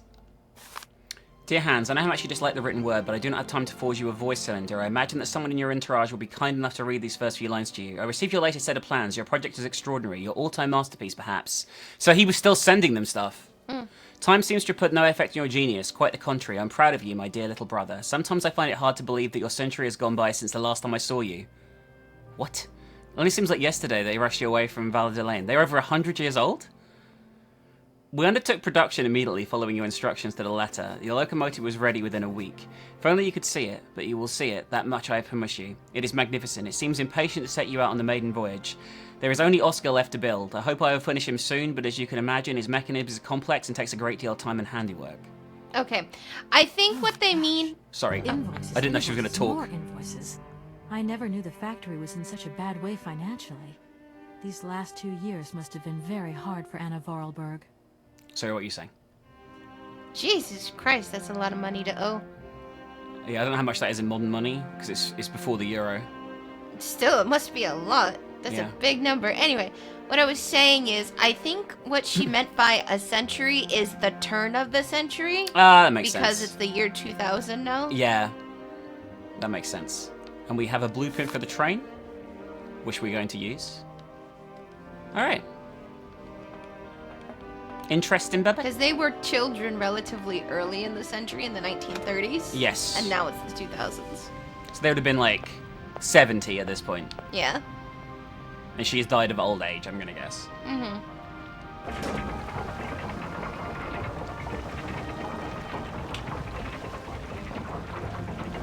Yeah, whenever they keep saying heir, I keep imagining some young kid, but he's going to be like 60. Yeah, no, he's 60, 70. He's very old. Yeah. He's way older than we are. As a character, I mean.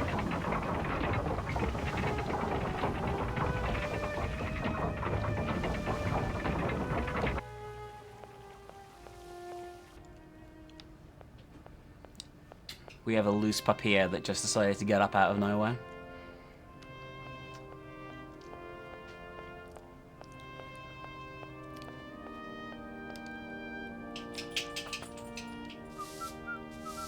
Who is this? I guess the station cleaner. There's just random people here, by the way. I can't talk to him, apparently. He's too excitable. Alright, where do we board the train?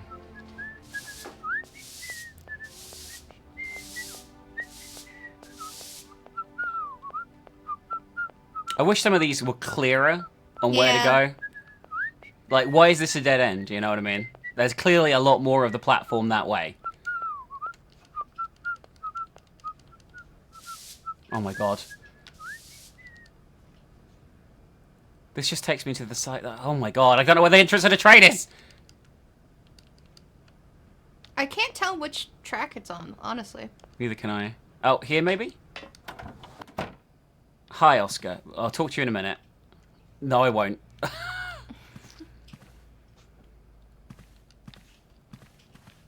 that's going to work, it looks like something's missing.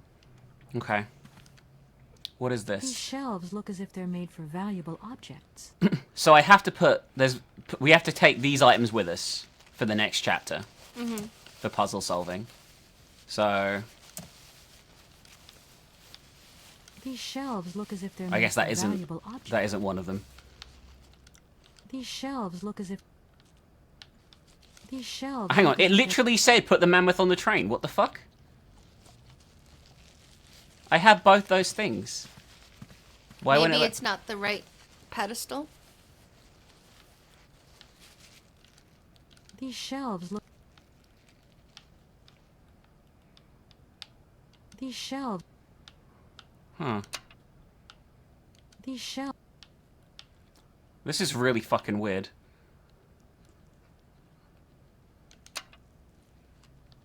These shelves... Oh, it only lets me put these here. It sucks to certain locations when I select them. Yeah, I have to put them here. Okay, so I guess it's not this? These shelves... Maybe behind you? Yeah, I can't select these ones. Oh, maybe here. Yeah. And then the music box. If it was a bit more specific? Yeah. There, and the music box. This is so fucking weird. Why would I need... I mean, it tells you to do it, I guess, so it's not like... stare into my soul, Kate. Hello, Krism. Hello. Anyway, let's go and talk to Oscar. I need to get this train going. Hey there, Oscar. My functions do not permit me familiarity, Kate Walker. Even if you are my first and only passenger. Me? Your passenger? Yes, you, Kate Walker. Is it not for that reason you completed my production process? If you say so. Okay. Train? This train is amazing. I'm going to travel like a princess. I am happy that you like it, Kate Walker. This train has been designed to optimize passenger comfort. Okay. Are you the only automaton on the train, Oscar? I have been designed to attend to all tasks relating to the smooth functioning of the train and the comfort of its passengers. Okay, Oscar. I don't doubt your talents for a second. Help? Oscar, if you were in my shoes right now, what would you do? My reasoning mechanism does not permit me to manage problems outside the mandate of my own functioning. Okay. How do we leave? I have decided to come along for the ride, Oscar. Ready when you are. Your ticket, please? Oh, we don't have a ticket. My ticket? What are you talking about? The rules clearly state, Kate Walker, every passenger of this train must possess a ticket. Okay. And where do I get hold of a ticket? Only the ticket vendor may issue tickets.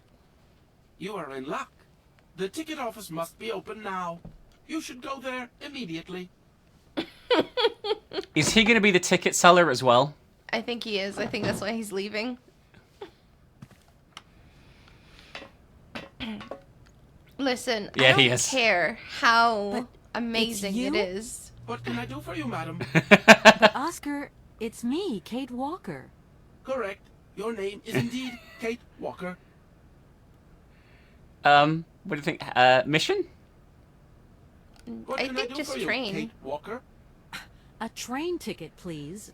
Why? Do you sell anything else? The only function of this ticket office is to issue tickets. You are requested to accelerate operations. The office closes in exactly 3 minutes. What can I do for you? A ticket, please. One ticket? Yes. One ticket. What Come is your final on. destination?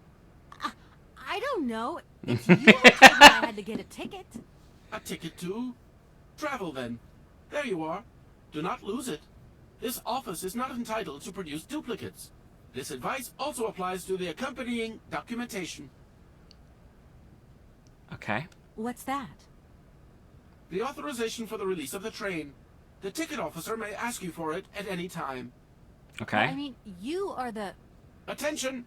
The exact moment has arrived to close this office. I like Oscar. Alright, now we go and give him the ticket, I guess? Yeah. Oh, we're getting another phone call first, though. Hello? Kate, it's me again. Dan, I was going to call That's you. her boyfriend. Yeah. Are you mad at me? I've just called Marston and Lormont. They told me you weren't expected to return this week. Oh, yeah. So when are you coming home? I don't know. There's nothing I can do about it. The situation is kind of tricky, you know. At the beginning of next week, I hope. Yeah, whenever. Dan, please. Just hang in there, okay? The stakes are higher than I thought. And you know how much I love this job. I suppose it's neither here nor anywhere to you that the Goldbergs are going to... It is. I mean, it isn't. I mean, Dan, this really isn't the moment. You know I'm thinking about you. I love you, sweetheart, and I'll give you a call when I have some news. Promise. I've got to go now. I've got kind of a train to catch. A train? Where are you off to now? This is crazy, Kate. To tell you the truth, not I have really? no idea. Love you, honey. You know that. He's a dick. I don't like Dan. Yeah. He seems They're self-obsessed. acting like the stakes are so fucking high right now, and it's just like... It's not really. I mean, you might lose your job, but it's just a bit weird. Alright, please give me the... Oh my god. There you are, Oscar. Does this mean we can leave now? I cannot accept this ticket for the moment, Kate Walker. Keep it. Why don't you want to take my ticket? I must abide by regulations, Kate Walker. Not all departure conditions have been fulfilled. I must confirm your departure release. You can be a real stickler for the rules, Oscar, my old fellow. Oh, we need to show him the other thing. Yeah.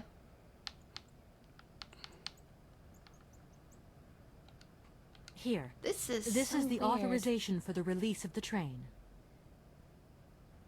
It has not been signed. Oh my Walker. god. Oscar, you're going too far. You just gave me this. Does the train belong to you, Kate Walker? No. So there. This train cannot leave Validelene without the agreement of its owner. I don't think Madame Vorarlberg is in a position to sign anything right now. In that case, the stamp of her legal representative is perfectly sufficient. Please hurry up, Kate Walker. This train will soon depart, and I must ensure it is not delayed. Oh my fucking god. By the way, have you seen the other objective? Wind up the train. What the hell is this? Well, I know what to do. We need to go to the notary's office. Well, I know that, and he's not going to be around, and we need to do the stamp ourselves. I got that. Yeah. But still, what the fuck?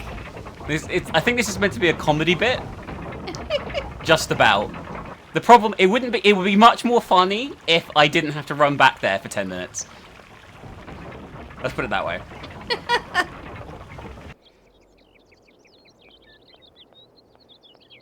I say 10 minutes. It's like a minute, but you know what I mean. In video game terms... I think it would be a bit more funny if she wasn't, like, immediately pissed off.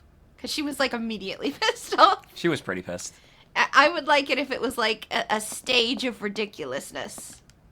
You know? And by this point, she'd be like, what the fuck? I think we need ink as well for this. There we go.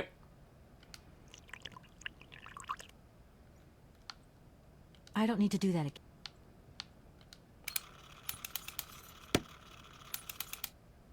There you go. Why did it stamp it through?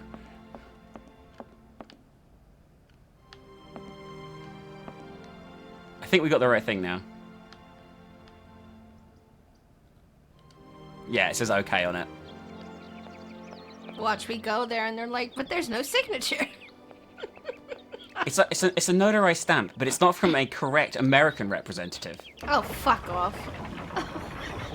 This is digital, not physical.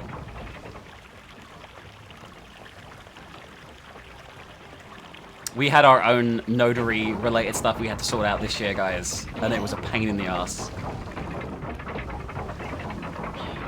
So annoying.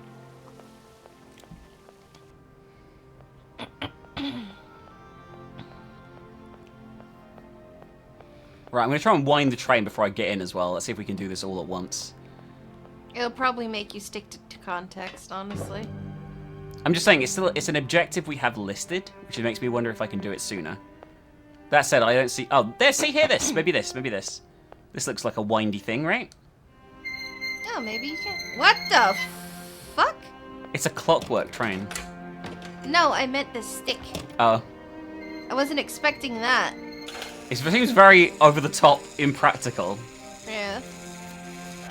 Okay, I wound the train. Excellent. We didn't have to do it in order. Oh, I have to... God damn it. There we go. Why have it so far away from the train? It is a long way away.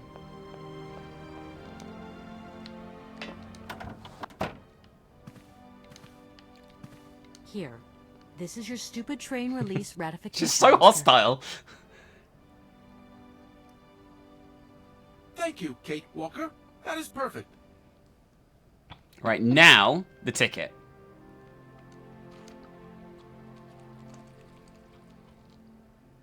Right, everything is in order then. The train is finally ready to leave. I am most terribly embarrassed. Such ignorance on my part is inadmissible. I hope you still have confidence in my abilities, Kate Walker.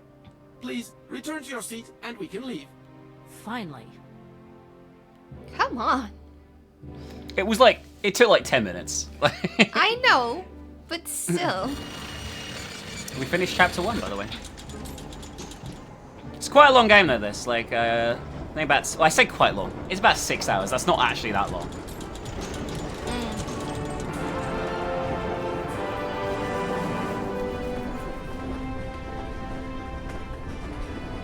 These are probably quite impressive FMVs at the time, actually.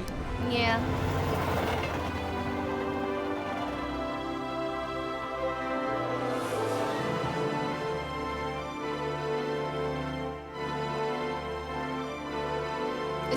fucking link up to Syberia. Did these fucking crazy people just make a fucking trade line from one place to another, and that's all? I have no idea where we're going, by the way, or why we're doing it.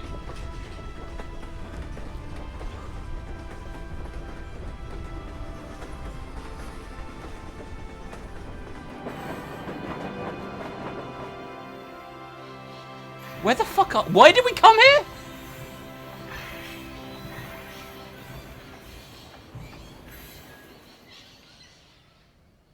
Where are we, Oscar? At the halls of residence of Barrockstadt University.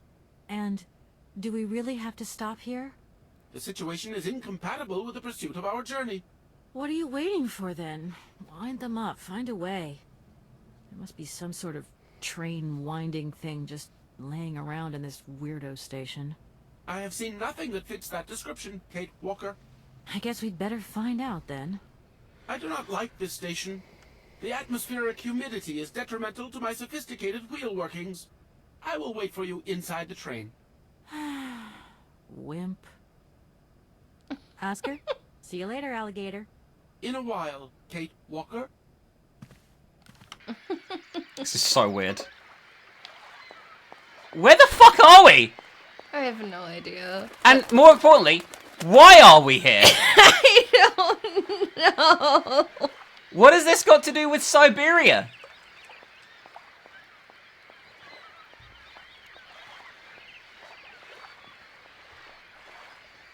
I wonder if there's anyone around to talk. These places are also empty as well, like not populated at all. You know what I mean? Like. Well, yeah, it's because it's all just an image. Yeah, but there's still NPCs that you come across occasionally. Yeah, but they're not gonna bother putting that in. They're not gonna bother putting in anything more than what they absolutely need. It's a dead end. And what they put in is usually for like a puzzle or something. That's how it tends to be in these types of games. I guess Grim Fandango is pretty empty too now I think about it.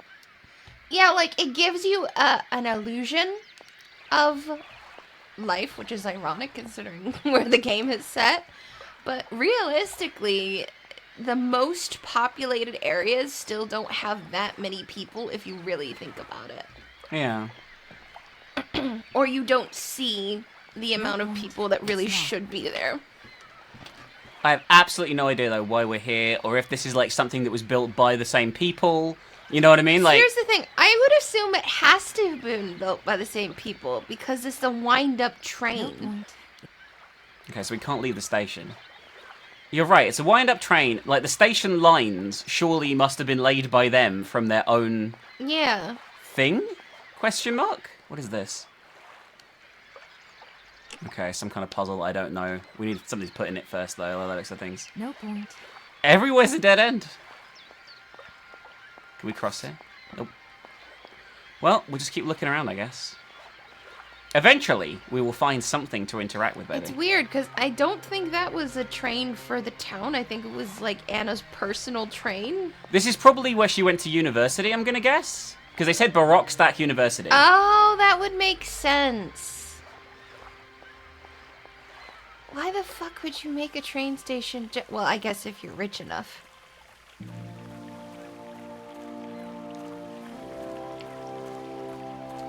That thing looks like the winding machine I used in the Validelene station.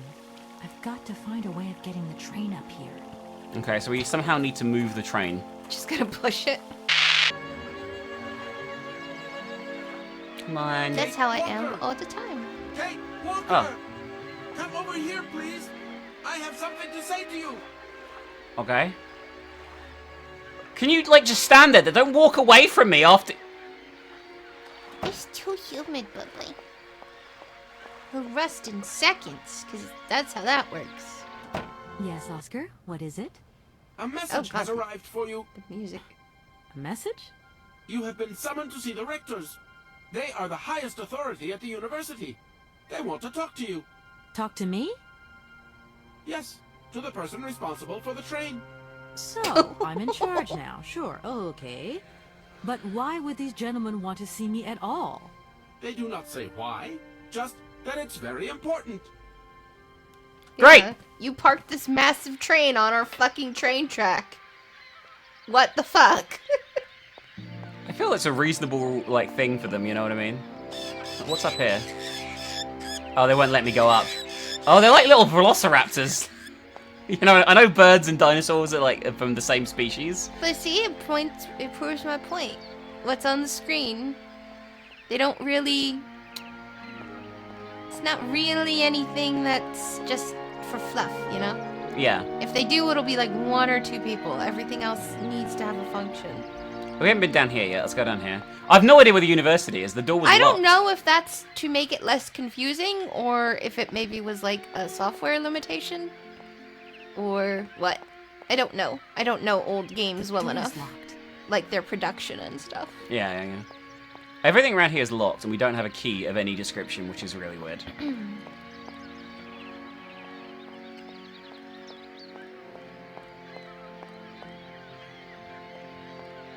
So the only way this way is over the bridge. So we cross the bridge. What happens if we go... This goes to the entrances over here, right? Oh, it's open now. Yay! Progress. I'm hoping this is a university. It certainly looks like it. There's a man! Baby, there's a man! Hello! Someone to talk to about... Oh, it might be a woman, actually. Hello. Hey, baby, you party? You sure looking mighty fine. Love those big, round eyes. Just who do you think you are? Hey, spunky. I like that in a lady. Okay, I'm hooked. Come on, Zol. I'll let you buy me that coffee. I don't remember ever asking. Hey, don't play hard to get. I know you like it big time. Listen, kid. Go back home and play with your toy cars and forget you ever saw me. What was that dialogue? I don't know. Fucking awful. Someone thought it was clever at some point. This is a museum, not a university. At least I think so.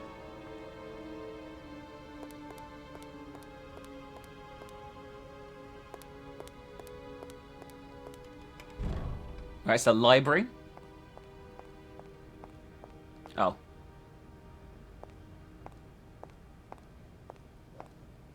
Boof. Oh my god. It's a little boofer. Memories of an expedition. Oh, this is like about different. This is for solving a puzzle later on. Amazon book. Wouldn't that be Amazon? Maybe. Maybe not. You'll never know. I mean, I might do. There should be another book somewhere, but I couldn't tell you where at the moment. You know, one thing that's annoying. I mentioned this off camera at the beginning, right? Mm-hmm. But if you can't turn on cursor. So like, in adventure games, right? Sometimes you can turn it on so you can see all the interact points on the screen. Oh yeah. You can do that, but it only works in docked mode for the Switch version. Oh, that's shitty. I don't know why. It seems like such a weird, arbitrary thing. If you see a marker, let me know. There we go. Maybe here. There we go. A mushroom guide, of course. Alright, we got the 2 books we need.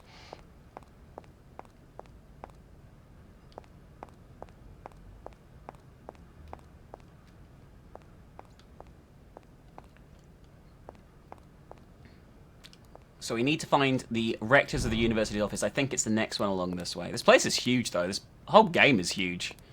The environments, like, have a real scale to them. Hello, yeah, this is the people who want to see us. Excellent. Good day to you, gentlemen. Tell me, young lady, to what do we owe this pleasure? Please do be brief. We do not have very much time on our hands. As rectors of this university, we have serious matters to attend to and our time is precious. I have heard you wish to meet the owner of the train that is currently in your station. May I know the reason for your summons? We are surprised that your train has not yet left, miss. The situation is most regrettable. The rules do clearly state that trains are meant to come and go and not remain stationary at a platform. It's been 5 Should minutes. First stop, then subsequently leave. That is the rule. We agree then, dear colleagues, that what we're dealing with is deviant behavior. This matter really is cause for concern. It's a clockwork train, you see? So it needs winding up again? Unfortunately, there is no equipment in the station to do this. A clockwork train? That's strange. How very quaint. You mean it's some sort of mechanical toy? You are causing a hindrance to us, miss. I am very hopeful that I will find what I need along the wall. The wall? Miss, that really is not a suitable place for you to go. Especially for a young lady. You see, miss, we freely admit that every day we praise the existence of that particular edifice. We owe the integrity of our dear university and the fine education it provides to the wall. It protects us from harm and invasion from the unknown. May God protect us from what is beyond those ramparts, miss. Please believe me. I don't have any choice. I must continue my journey. Such a decision is a correct one since it's in line with regulations. Thus your train will indeed be able to leave. And consequently cease to obstruct our station. Alright, we're gonna have to talk to them about a lot of things here, I think. What the fuck I feel like we've walked into some weird parallel dimension now. I feel like Europe in this game is like some weird batshit thing that has America's like normal, and then Europe is weird. This feels like I know it probably wasn't intended this way. It's probably just intended to be weird because it's a weird puzzle game. But it does give me the vibes of Americans that have never been to Europe. Yeah. Alright, let's talk. If you can possibly get the canal lock open, then the sailors will be able to tow the train up to the winding machine. What a surprising request. Open the lock? What a singular idea. Our university isn't responsible for the functioning of the canal locks. A different administration deals with that, miss. Okay. You wouldn't know if there is any Forest Sauvignon here in Barrockstadt. Why were we asking about this? Absolutely. When he says absolutely, he means, of course, absolutely none. What we mean, of course, is that we are absolutely positive there is no Forest Sauvignon here in Barrockstadt. That's a wine. Really? Are you sure? Because I read in a book that Barrockstadt possesses a number of plants. I wouldn't mind getting a hold of some if possible. Out of the question, miss. Don't forget the regulations, miss. Don't forget them. Trains should first stop, then subsequently leave. And quickly. The assistant rector means to say that our priority is for you to remove your train from our station. Your research will have to wait until your next stop. Yes, that's right. Your train must leave the station immediately, so please refrain from wasting our time in needless visitations. I mean, I haven't moved. This is the same visitation. Yangala Cola. Can you tell me if I can find Yangala Cola here in Barrockstadt? I'm sorry, come again? What on earth are you suggesting, miss? This is so weird. Positively infuriating. I am sorry. Look, are there any... Yongala Cola! The lady said Yangala Koala. No, she said Yongala Cola. No, you have no idea. It's Yangola Koala. Do try to follow. No! Right, Honorable Assistant Rector, sir, are you in any way insinuating that I am hard of hearing? I would not dream of such an insinuation, oh right honorable assistant rector, sir. Dyslexic, maybe, however. I seem to remember you having a little difficulty pronouncing tricky tropical names. What? I think you'll find it's you who has deficiencies in the area of cultural matters. Gentlemen, please. The right pronunciation is Yangala Cola. It's a little... We understood. Perfectly. And why might you be looking for this Yang thingamajig? Indeed. What a strange request. Why could you possibly need Yangala Koala? What is happening? I think it's supposed to be funny. That idea of the station aviary is really very original. It's the pride of our university. One of the specialties taught here is zoology, you see, and more particularly, ornithology. Proper study and instruction should not be limited to books. Observation of living matter is indissociable from theoretical questions. It contains some very rare specimens that have been brought back from far-away, exotic countries, especially for our university, by the world's most intrepid explorers. Do you remember Alexander Valenbois and his peculiar bird? Absolutely. His gift produced some very embarrassing long-term consequences. A poison chalice indeed. It must be said, the situation could have been much worse, however. Oh, yes, it could have been terribly problematic. What the fuck Okay. is going on? Excuse me. It just went batshit. Miss, we find ourselves terribly put out by the presence of your train in our station and by its recurrent immobility. Indeed, the situation is very regrettable. Your huge locomotive is very cumbersome.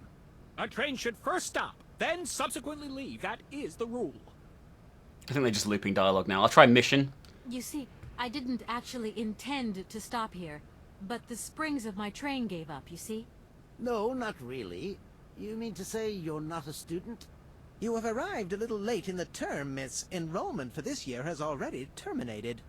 But as rectors of this university, and therefore representatives of its highest authority, we could bend the rules a little, if you like.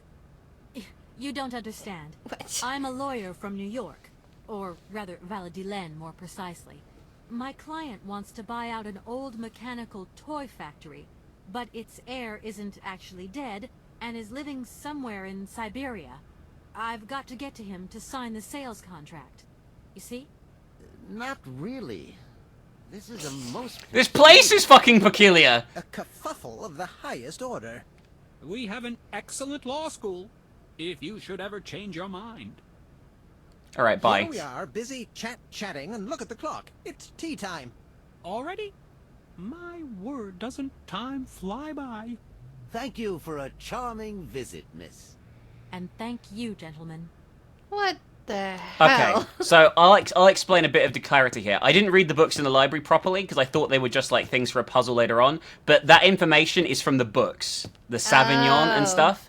And the reason why she's asking, right, is because the dangerous birds like that. So we have to distract them with it in order to be able to climb the ladder. Oh. Okay? That's why she's asking about it. And that's why it was a bit confusing. I will make sure I read everything now. I didn't realize it would be that thorough. You know, it looked like just nothing.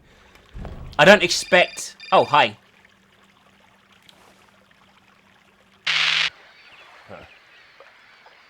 I love the way he said hun. Yeah, the subtitles and what they actually say are... Yeah, they're like half-assed. Yeah. No place around here, that's for sure. I don't know what you're talking about. That stuff's from the Amazon.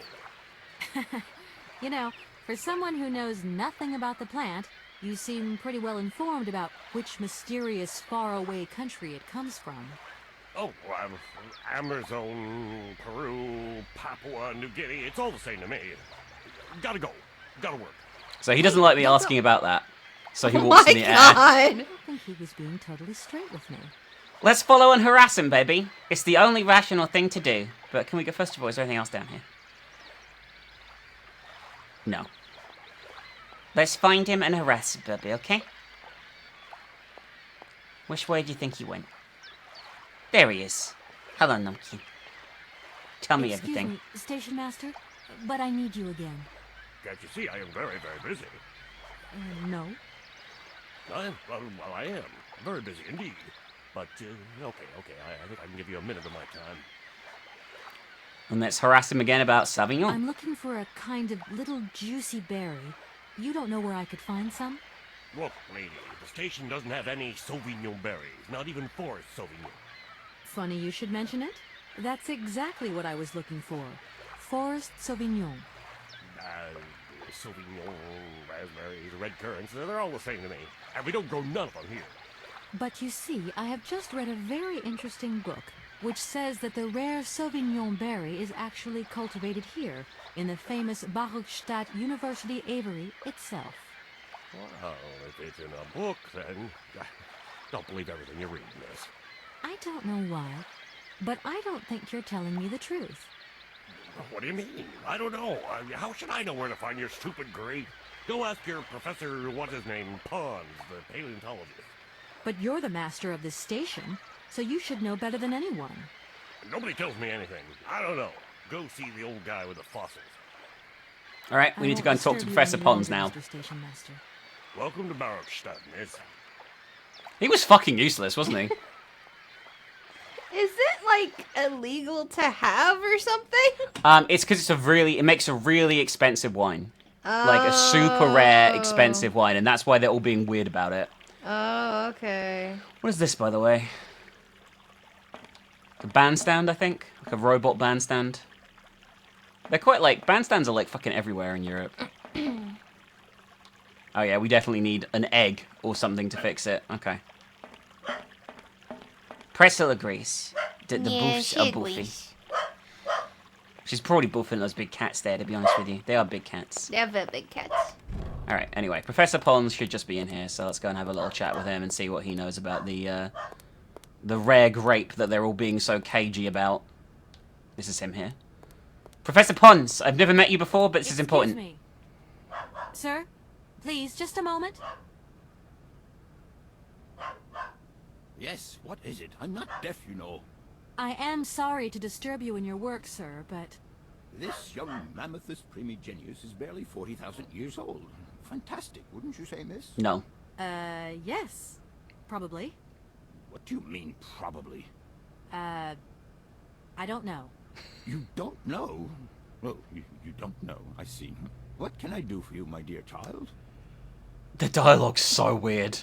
We are recording, though, right? We are recording. Don't need to worry about it. I know. You wouldn't know where the forest Sauvignon plants are kept in Barrockstadt, would you? Why do you think there are Sauvignon? Why is everyone so cagey, like you said? I read about it in a book at the library. Try going to see the station master. If such a shrub exists, he will have a better idea than anyone. It's actually he who sent me to you. I thought it a little strange, but he definitely said ask the paleontologist. You're the only one here, aren't you? Yes, yes indeed. What a strange way to behave. Well, I think he must have made a mistake, that's all. Nobody tells me anything here. Maybe you should ask the rectors. After all, they are in charge of the university. All right, thanks. Okay, now we need to go and talk to the rectors. I hope I haven't disturbed you too much. Sorry? No. Fuck off. There's like no one here. It's so weird, right? It's so strange. There's like 3 students. There's like, this is like meant to be a bustling university, and we have seen 3 students so far. Well, he did say, like, oh, it used to be great. So I guess this is just as run down as anything else, but why is it run down? That's true. They are kept to oneself. So you stop. Let me pick my topics. Thank you. Are you sure there are no Amazon Sauvignon plants in Barrockstadt? Because I have just interviewed the station master and the paleontologist, and what they said really didn't convince me that there wasn't any here. We are quite definite on this point. There are no Sauvignon plants growing in Barrockstadt. You see, miss, the Amazon Forest Sauvignon is a rare shrub that requires very special conditions for growth. That's right. Conditions that are very hard to reproduce, believe you me. Difficult, but not impossible. Fortunately, our garden has proved very successful. Your garden? So, there is a garden in Barrockstadt?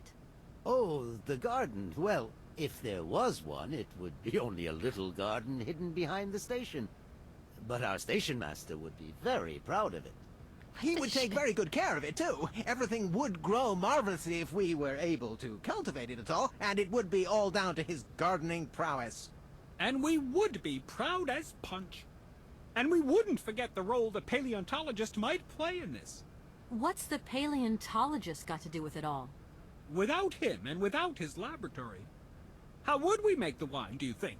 And it would be good wine indeed, my dear colleagues, would it not? Oh, yes, a delightful balm to soothe away our long hours of toil. Do they just not want to, they just want to hoard it? We would wait impatiently every year for the arrival of the year's produce. So, if I have understood you correctly, there are indeed Sauvignon plants in Barrockstadt. They are cultivated in a garden behind the station, then turned into wine by the paleontologist's loving care. And finally, the pleasure of tasting is yours. If I'm not very much mistaken, gentlemen, You have a minor racket operating here. Miss, you do go jumping to some hasty conclusions. We never said that. That's not what we said at all. We were talking in the conditional. You know, with ifs and woulds. So, what would happen if I had such a hunch? You would have to keep it to yourself, of course. Yes, if you would be so kind as to keep it a secret. It would only be a small local concern, producing barely a few bottles every year. That's right. Nothing so grandiose as a business. Otherwise, we'd be liable to be fined. So, we can't count on your discretion, can't we? Don't worry, I have no intention at all of getting messed up in anything. Okay. So are you going to help me or not? Can you possibly help? Miss, your insistence is almost verging on indecency. If you don't mind, could you not just... We cannot constantly... This is the same shit. I'm going to mention it one more time.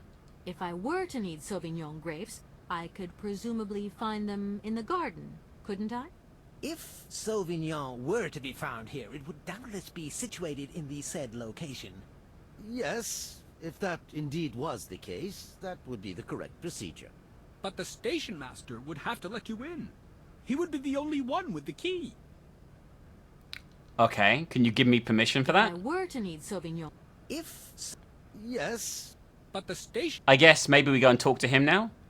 I guess. Here we are. Already? Thank you. And thank you. Fuck off. Jesus Christ. We've already heard the dialogue, that's why. I can't understand if this is like an actual side business that they're doing, or is it because they can't produce enough to actually sell it, so they're hogging it? I think they're probably just being greedy. I don't think it is a side business. We were implying that it was. I will say, this is a lot of... This quest chain has not been great. It's been back and forth bollocks. Yeah, it's not great. I understand that we didn't read the books and everything, so Which we would have don't made a bit have more a lot of sense. context, but whew, my god. This is a lot of work just to move some birds. Yeah. Excuse me, station master. Okay. You're not. Alright. You have been playing with me, haven't you? You knew very well there were forest Sauvignon berries in the station garden. Not at all. I've never seen your Sauvignon things. You don't have to lie to me. I know all about it. You and the rectors are in cahoots, and the professor's lab has been turned into a distillery. You've all got a nice little smuggling racket on the side. Smuggling racket? Hey, lady, you're going a bit far there. It's just a little on-the-side thing we got going, that's all. It's just for ourselves. Hey, honest. You should be ashamed of yourselves. Aren't you worried about the reputation of this fine university? The authorities should be informed of this. But we haven't done anything wrong. It's not a crime. Can you open the gate to the garden, please? Sure.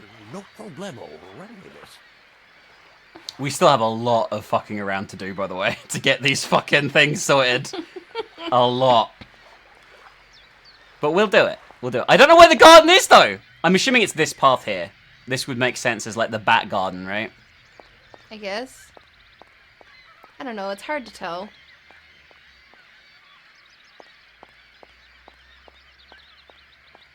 He went this... There he is, yeah.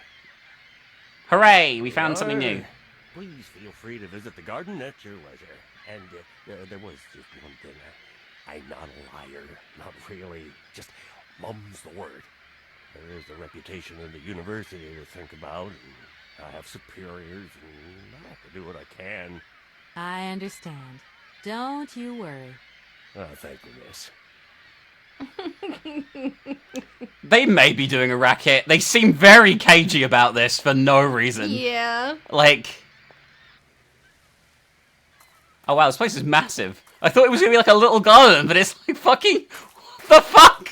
It's fucking huge! Okay, I think they might have a... I think they might just have an illegal thing going on. That's true. We Like got the grapes like anyway. you know, an actual thing. Yeah. It's definitely very... That is pretty sus, if you ask me. Like, I thought it'd be like a bush, but it's like a fucking vineyard. There are some other people around here that we've yet to find that we need to talk to, but we can still continue with the general main plot of things at the moment, I believe. So now we have the grapes. I'm going to just check down here quickly for something. But now we have the grapes, I believe we can get rid of these cuckoos. They're meant to be cuckoos? I don't know. I think they are. Right. So, we have the grapes.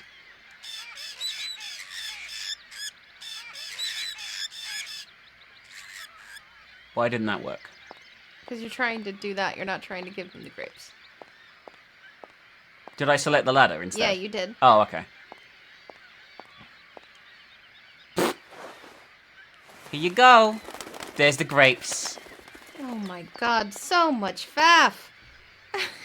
I think it's going to get a lot worse in this game. There's 5 chapters. We're only on chapter 2 at the moment. Oh god. There's the eggs, but I don't think we can reach them. Because she's going to freak out, look. Impossible to reach. It's about a foot away! Well, we had to look at that first, though, to be able to contextually continue. I really hate that. I really hate when stuff is locked behind context in games. It's like such a big pet peeve of mine. We need one of our items from in here now. We need the mammoth toy. Don't ask me why I know this. It's because I'm cheating. So yeah, at every chapter, there's certain items that you have to bring with you that will make you continue between chapters, and that's the way it lets you do it, is like that way. Which I guess is okay, but it's not like... Miss, please, excuse me. Hello. Yes? You know, I want to apologize for our little misunderstanding. Is he blackmailing us? Or bribing us? Barrockstadt, Sauvignon. Very He's just desperate for us not to actually tell anyone. I'm very touched. Thank you. Good luck on your journey, lady.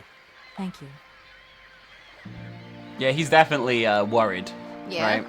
Right? Alright.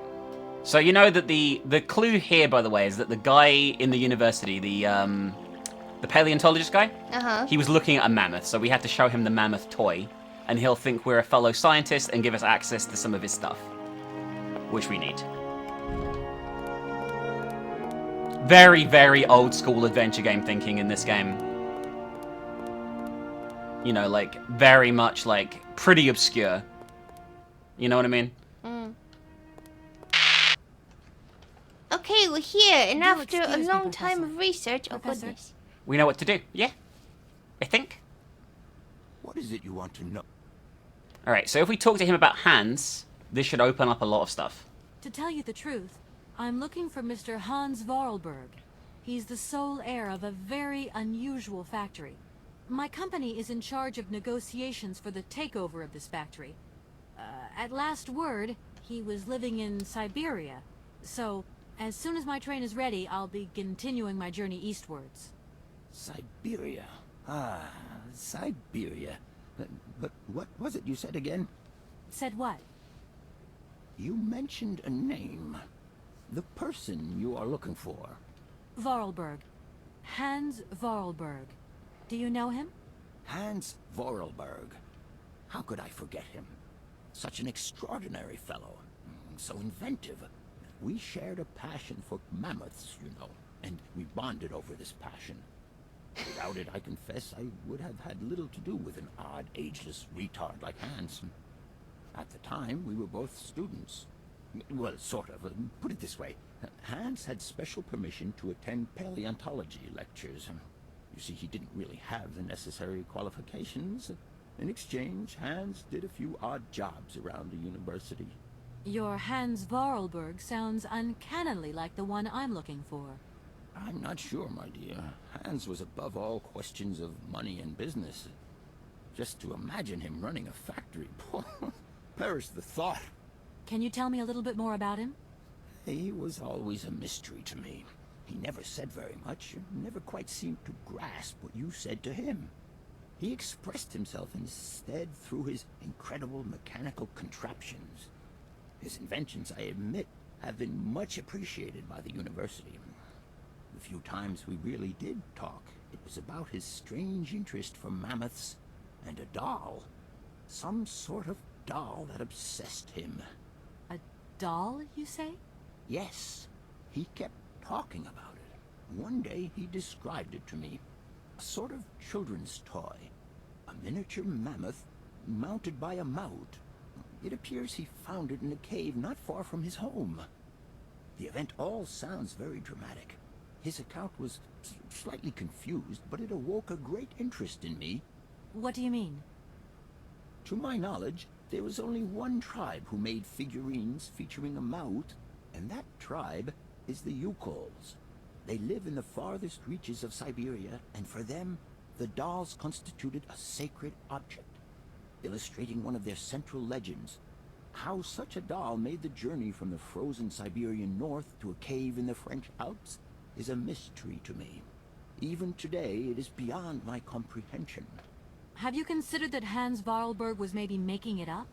You said yourself he didn't seem to have all his mental facilities intact. You have the doll! No, that's impossible. Sorry. Hans couldn't invent the story like that. The doll is a sacred part of the Syberia legend. He described it to me in exact detail. Syberia itself is a chimera that paleontologists of the world are very fond of pursuing. Okay, so what the fuck is the difference between Syberia and Syberia? There isn't a difference. They spell it differently, randomly in different sentences in this. I've noticed as well, by the way. I'm gonna just try and see if I can give it to him now. Okay. Sorry. Because now he's mentioned the doll. Hopefully this will work. Do excuse me, Professor. Maybe not. Professor, Maybe. I there we brought go. you something that should be of interest. There we go. Look. What have you got there, then? Let's see. An effigy of a mammoth. But this is Hans' doll, is it not? Yes, of course it is. How on earth did you... Oh my God. It's in my hands. It exists. It really exists. Please do excuse me. I'm deeply moved. You see? Your Hans and my Vorarlberg heir are one and the same. This is incredible. After all these years, how can I ever thank you, my dear? Oh, I must waste no time. I'm off to my laboratory. I must study this carefully. May I borrow your treasure a moment? Well, actually, Don't worry, miss. I will take the greatest care of it. But I need to study it. You see, it has such importance to me that this very afternoon I shall deliver an impromptu lecture to my students. All three of them. This very object. If you are interested in Hans Vorarlberg, then it is essential that you attend. do you think so? Obviously. Give me your telephone number and I will call you the moment my lecture begins. I will return you your doll at the end. You have my word. In that case, see you later. Alright, and he will open a door for us to go through where we can get more items that we need. So dumb. Listen, there's flawless logic in this game, okay? Everything makes perfect sense 100% all the time, okay? I'm not entirely sure what we need to grab here. We got a bottle of Yangala Cola. Whatever the fuck that is, by the way. I'm pretty sure that's something from the book, and it's to do with mushrooms. Like, it's like something that makes you trip. Which would, I guess, make sense? Right? Maybe. Probably? It's probably fine. There is other items in here. We gotta find them, though. Because everything kind of looks the same. I don't need that for the time. Oh, that's the mammoth. I was about to steal it from him again after just giving it to him. Alright, where are these other items? The problem is, again, I can't highlight where the items are. Oh no. Oh, I thought I was trapped. That would have been bad, babe. We were like spinning in the fucking... something here. Okay, I got Barrockstadt voice cylinder. We can listen to that on the train. But there's still something else we need. We need something to reach the egg with. And the problem is, babe, I'm going to be honest with you, is that everything looks the fucking same. Here we go. There we go. A test tube holder, that's literally about, like, a fucking foot long. That is the difference. It's ridiculous. It's not really. I think a test tube holder was a lot shorter than that. Anyway, let's go and get the fucking, eggs. And like I said, there's still 2 NPCs that we're meant to have talked to at this point that I have never seen. And the camera has never revealed to me at this point. And it's not him. Because, you know, the people who run the university were like, oh, we don't handle the water, right? That's because there is other people that do, like sailors. I'm going to have a quick look up here in case they're up here. This doesn't appear to be a loading screen, does it? Nope, it's not even real. It's not even real. I think they're somewhere in the station, but considering how confusing the station is, I want to ask this guy something while I'm here as well, quickly. I'm afraid it's me. Hey. Oh, don't worry. He's much more relieved now, because he knows that we're, like, you know, locks. Can you explain to me how the locks in the canal work, please? A lock, right, is a system of sealed gates. They're clever, right? They help boats overcome gradient problems in channeled water flows. They make this kind of boat staircase, see? You know what I like? Sitting on the bank, watching the barges and... I'm sorry. I must have expressed myself badly. I need to know how the locks open and close, to vary the water levels. I'm not sure of the precise maneuver. Trains and barges, trains, now those guys are very different fellows altogether. Okay, I guess he's not helpful at the moment. I have to talk to him later on, once we've found the people that I need to talk to. But at the moment, no fucking idea where they are. Excellent. We'll be back in a second. Well, no, we're going to climb the ladder quickly first. That bit we can do. That sounds like not what you were insinuating we were going to do. Well, we're going to go and climb the ladder first and grab the eggs. Then we're going to go be right back while we wander around aimlessly for 25 minutes. Can't wait. What are your thoughts on Syberia so far, baby? It's not really my type of game. I'm going to be completely honest. Alright, now, we got the egg. Excellent. Progress. Like, I'm not understanding why we need this egg. Oh, it's to fix the bandstand.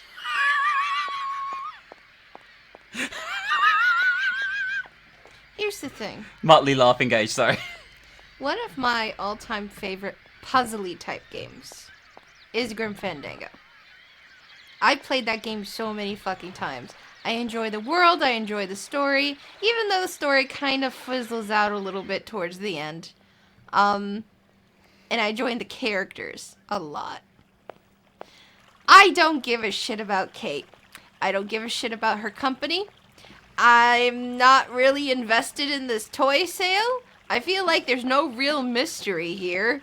It's literally just about wanting to sign a piece of paper. And it's like, maybe you shouldn't have asked me this question till the end of the video. I mean, at the moment, it's still early days. Maybe it will grow on us, you know what I mean? Right? You know what hasn't grown on me? You saying you know what I mean? You know what I mean. Shut up.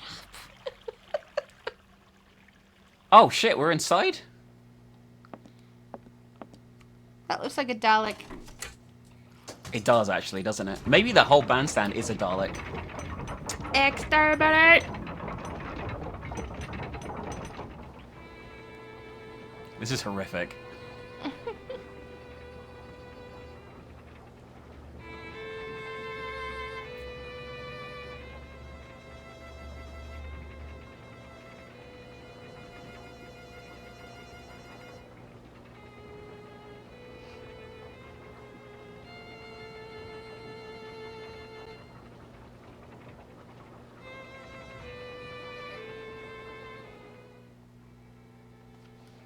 Okay, so, the way this works, right, is if we'd spoken to the characters that I couldn't find, okay, they would be like, oh, we'll help you move the train, but for $100, okay, or 100 francs or some shit, okay? Mm-hmm.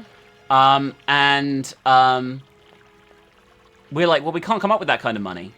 And then you're meant to tell the guys in here that you need $100, and they offer to pay you $100 in exchange for fixing the bandstand. But I don't know if we've sequence broken a bit, because I fixed it without speaking to any of them about any of this. Which might be a bad thing, as we're about to find out. If they don't give me the money here, we're gonna cut away and do some exploration, okay? Gentlemen, forgive me for this. A little problem, a little problem. Everyone... This is the same They stuff. are kept to oneself. Nor trains. Okay. Yeah, I can't talk to them about the thing until I've spoken to the other people. God damn it! Alright, so a door that wasn't open before, guys, is open. And I think this takes us to the people we need to get to. Oh my god, baby. These two. On the boat. Guten Tag, schöne Mademoiselle. My husband say, hello, young lady. You want to talk to us? Let's just talk to them about everything. My name is Kate Walker, and I'm a lawyer. I'm in charge of this train. This situation is really very new to me. Lawyer, good job. Earn lot of money. A lot? A lot? No, I wouldn't go that far. But I can't really complain, I guess. But there's worse. Lawyer always ask a lot of money. Can we change the subject, please? I really don't want to go down this road. I just met with the university rectors, and they ordered me to remove my train out of their station. I mean, it's a total joke. How do you remove a train that can't move in the first place? You don't have any ideas, do you?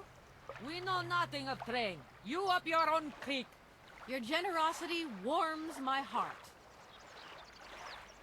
I have a little problem with my train. It's kind of broken. I've absolutely got to get it out of the station. Do you think you could tow it over to the wall with your barge? Lock closed. Barge blocked. But if the locks were open, would it be okay to tow my train then? Por qué no? More money for that work. Da, it's possible. My husband say we help you if you give money. Right. And how much do you want? She quite pay. He want $150. $150? I don't have that much. No money, no barge. Let me offer you $75. Nay, $125. Out of the question. $100 and not a dime more. Correct. You have barge for $100. Great. Now, don't move. I'll be back as quick as possible with the money. Okay.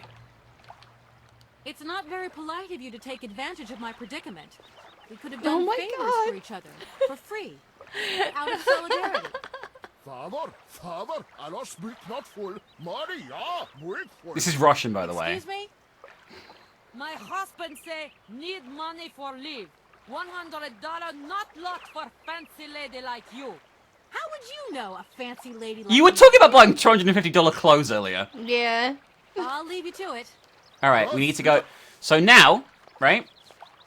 We need to go and talk to them, the rectors, again, okay? Mm-hmm. And they should be like, oh, you need money? Well, fix the bandstand. And then we'll be like, well, we already fixed it. Hopefully. Hopefully it isn't broken. If it is, we're fucked and we have to start all over again. Isn't that great? Well, it shouldn't take us too long to get here.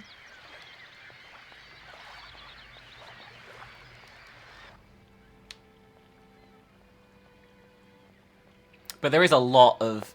My main criticism so far is this the first chapter I thought was pretty good, actually. I was really quite into it. But this second chapter's been a lot of back and forth kind of bollocks without a lot of good explanation to it. It would have been better if we had, like, a reason to go on the train. Yeah, It feels like we didn't even really have a reason to go Other on the than train. the robot said go on the train. Yeah.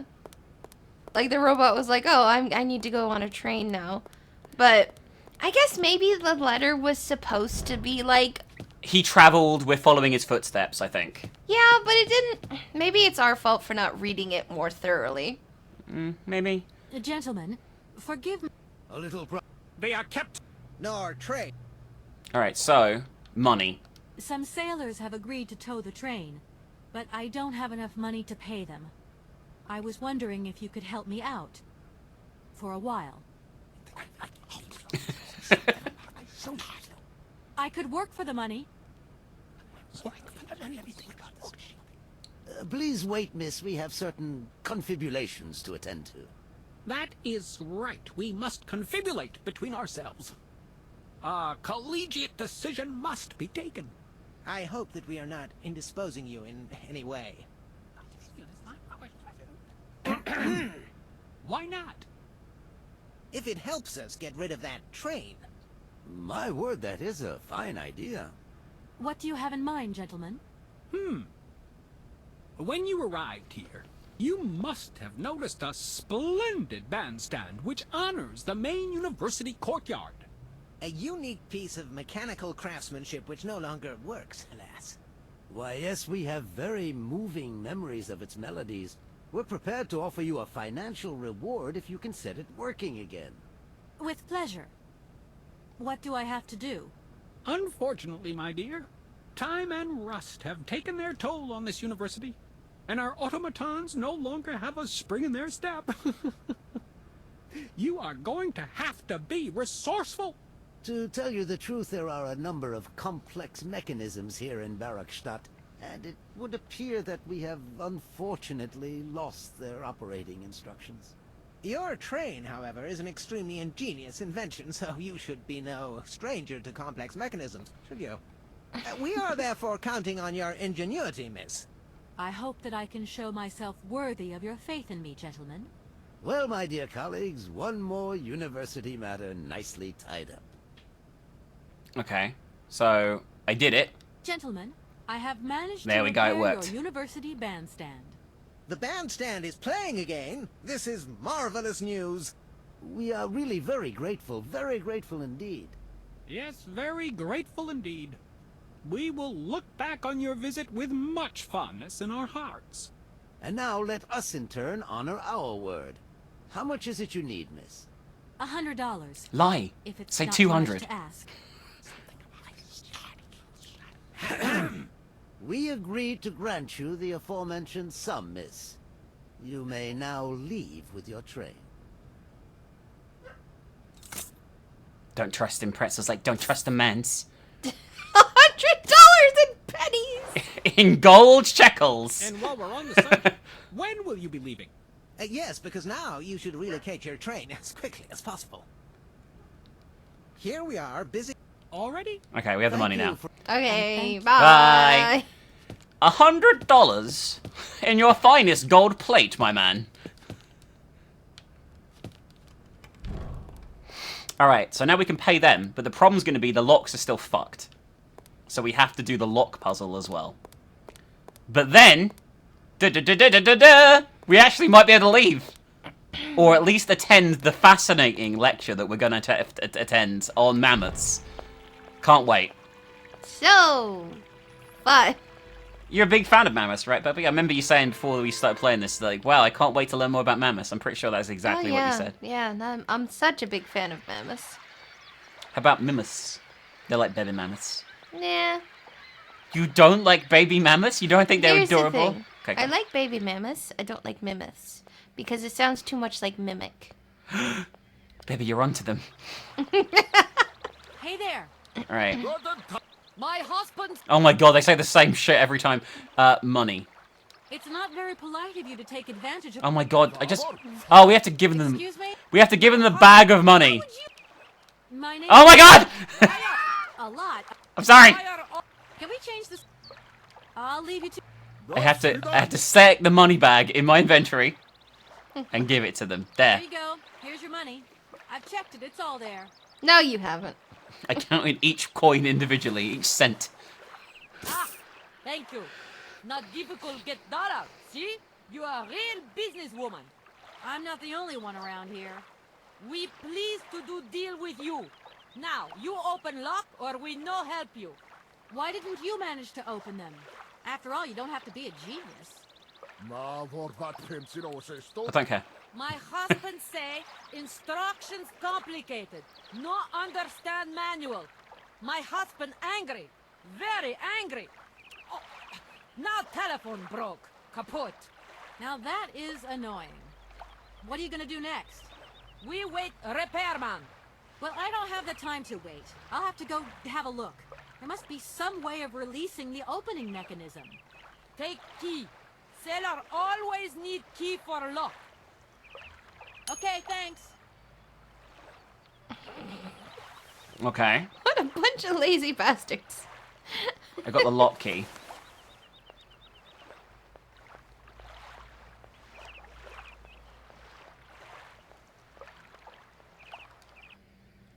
Alright, so we now have the lock key, which hopefully we can use to unlock. There was a weird terminal, I don't know if you remember.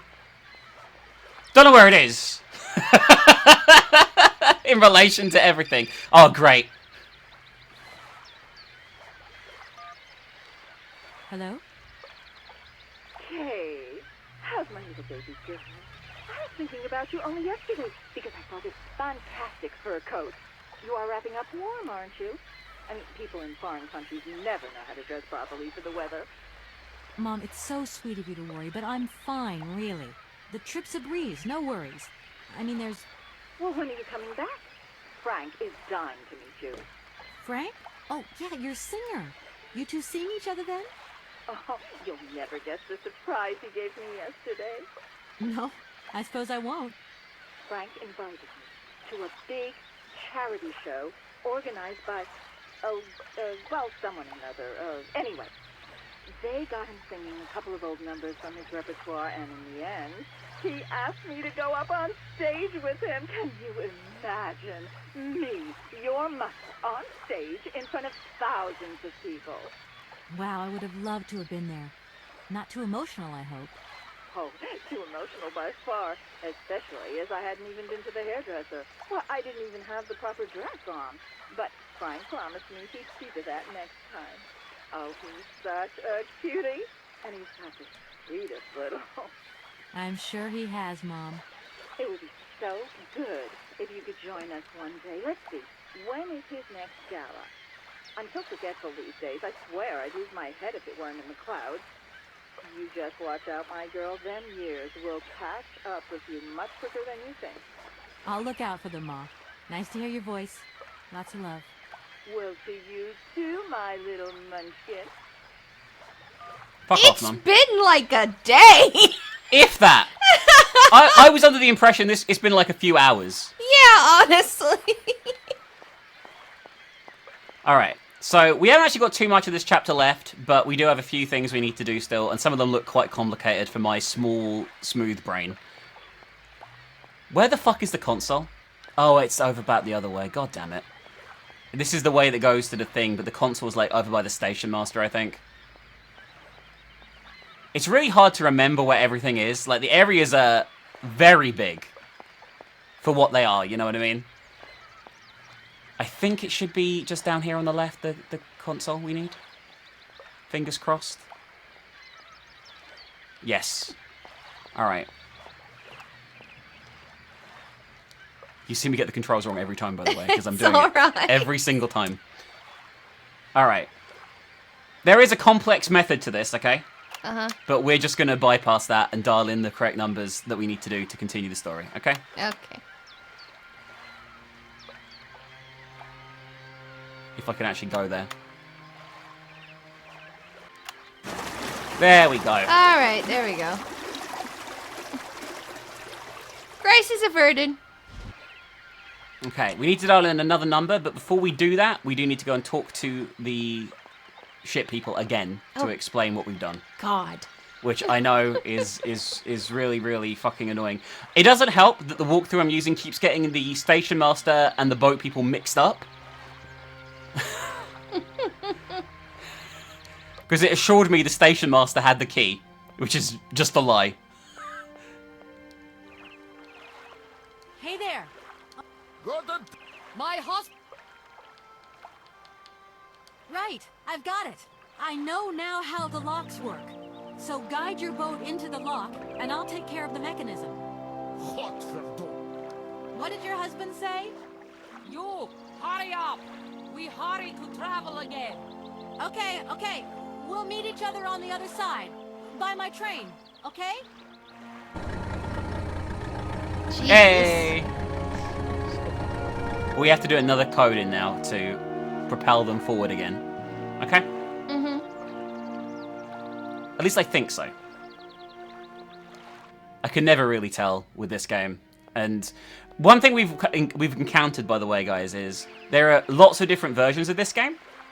Lots of different ports on lots of different consoles and PC, and they all have different looks to them, and some of the puzzles are different, which is quite weird. You know what I mean? Yeah. I haven't really seen many things that do that. Alright, so, do this one more time, and it should be 4, then 1 instead of 2, and then the star. Don't crash your game. Yay! No question.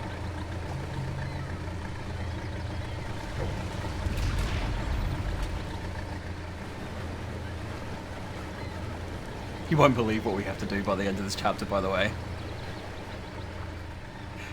I looked ahead and it looks insane. No, don't worry about it. Stop it. Okay, so they're going up to the wall.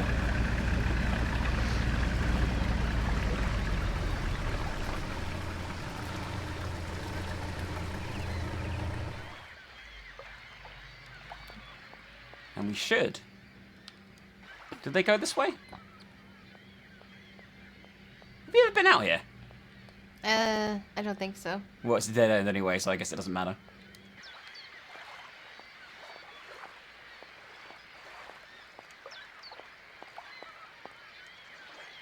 I'm not entirely sure where I'm going now, but their boat was in this waterway, so let's approach them and see. It's probably fine. How are we going to attach it to the train? Hey there.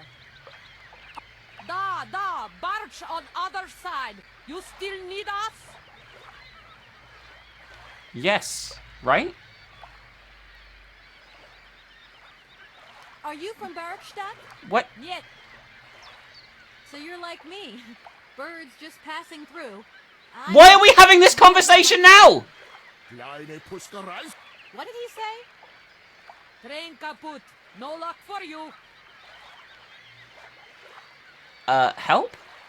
What do we do now to tie my train There to we the go. barge? Mademoiselle Takatak. What did your husband say? You attach chain to train and chain put train with barge. Hop. Catch it, sir. Is he going to miss? And we have to find another train. Oh no. No, it's right. It's there. Somewhere.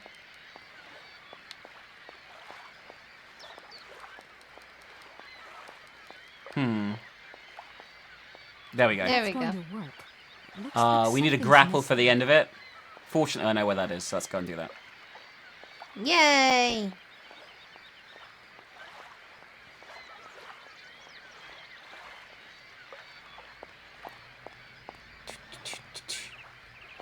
Nice, relaxing stroll. What could go wrong? I mean, a great many things, but hopefully none.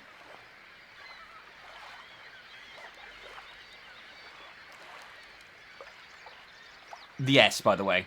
Yes. Yes. That is where we first saw the station master.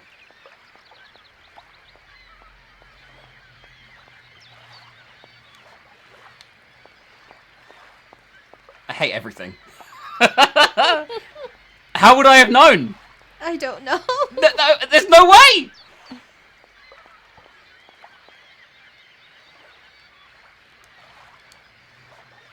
Okay.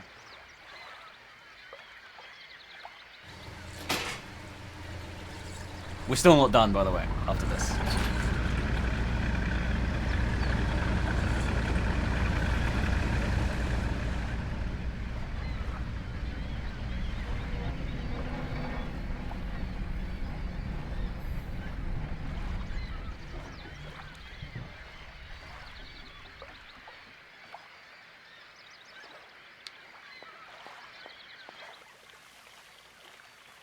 I wonder when the guy's going to call us with the university lecture.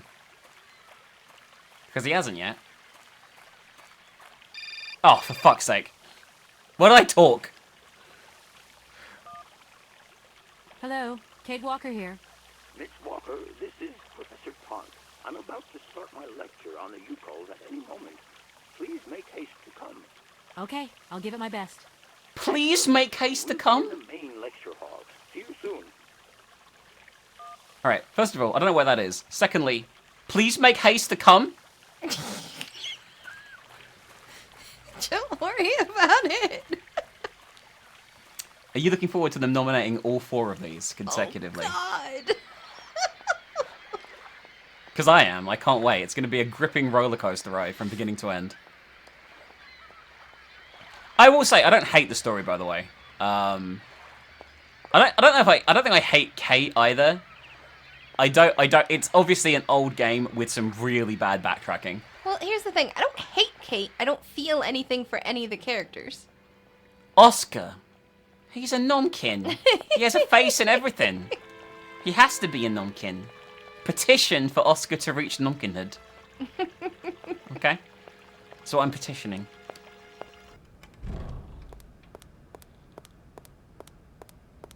Oh my god. I feel like I'm trying to run into stuff all the time to progress to the next area, and there's like an invisible wall. Here's the thing that I would kind of like. I would like a bit more progression. Like, I wish we didn't know he went to Syberia. I wish that we heard first that, oh, maybe he went to a university. Where's the university? Oh, you have to go to the train to get there. You get on the train, you come to the train, and then we would find out about, oh yeah, this mammoth and this thing in Syberia, and that would be a clue, and then it'd go forward. But no. I have no idea where the lecture hall is, by the way. I'm hoping it's like, oh, this looks promising. This looks lecture hall-y. Ah, there you are, Miss. It's just me! Sorry. Take a seat quickly. I'm impatient to start my lesson. There's no one else here. Oh, there's 4 My people. young friends, a very exciting discovery, unimaginable up until only a few hours ago, has come into my hands and has finally allowed me to complete my study on the mysterious Yukol people. Lights, please. The Yukols are a people from the far north about whom very little is known. They live far away, very far away, on the frozen borders of Syberia.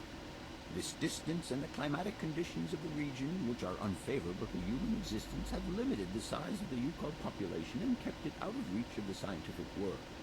The handful of slides that follow are actually the only documentation we have in our possession.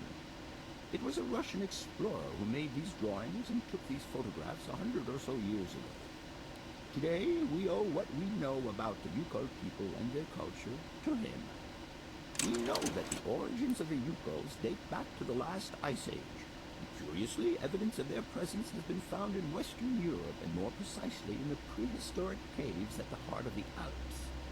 This people, it seems, undertook a long migration over centuries towards the far north of the globe. The reasons for this migration are due to the importance of the mammoth in their craft, trade, and culture. They used them for transportation and as beasts of burden. The mammoth brought them meat, skins, fat, and ivory. Man and animal lived in symbiosis.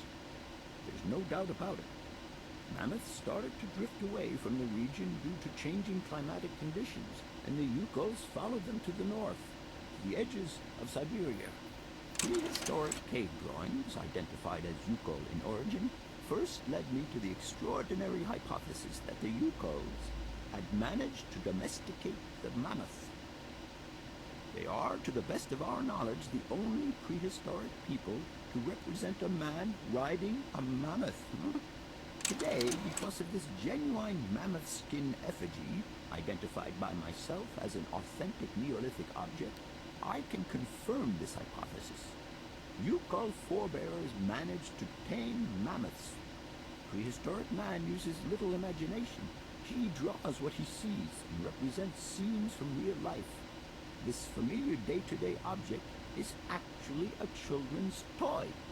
As we have seen, Yukol existence was inextricably linked to that of the mammoth. They used its skin for clothing and to make the roofs and walls of their houses. They used the tusks to build the frameworks of their homes, as well as weapons, tools, and jewelry. Curiously, the disappearance of the mammoth 12,000 years ago had no immediate effect on the Yukol's way of life. It seemed that for a long time after, the people maintained their strong bond with the mammoth through the centuries. As incredible as it may seem, the Yuko people have continued right up until the start of this century to feed themselves on mammoth meat and to use the skin for clothing and shelter. Their ivory craftwork industry is still flourishing. It would appear that to preserve ancestral customs, the Yukos learned how to exploit through the centuries the large number of frozen mammoth carcasses that were perfectly preserved in the ice of the Siberian tundra.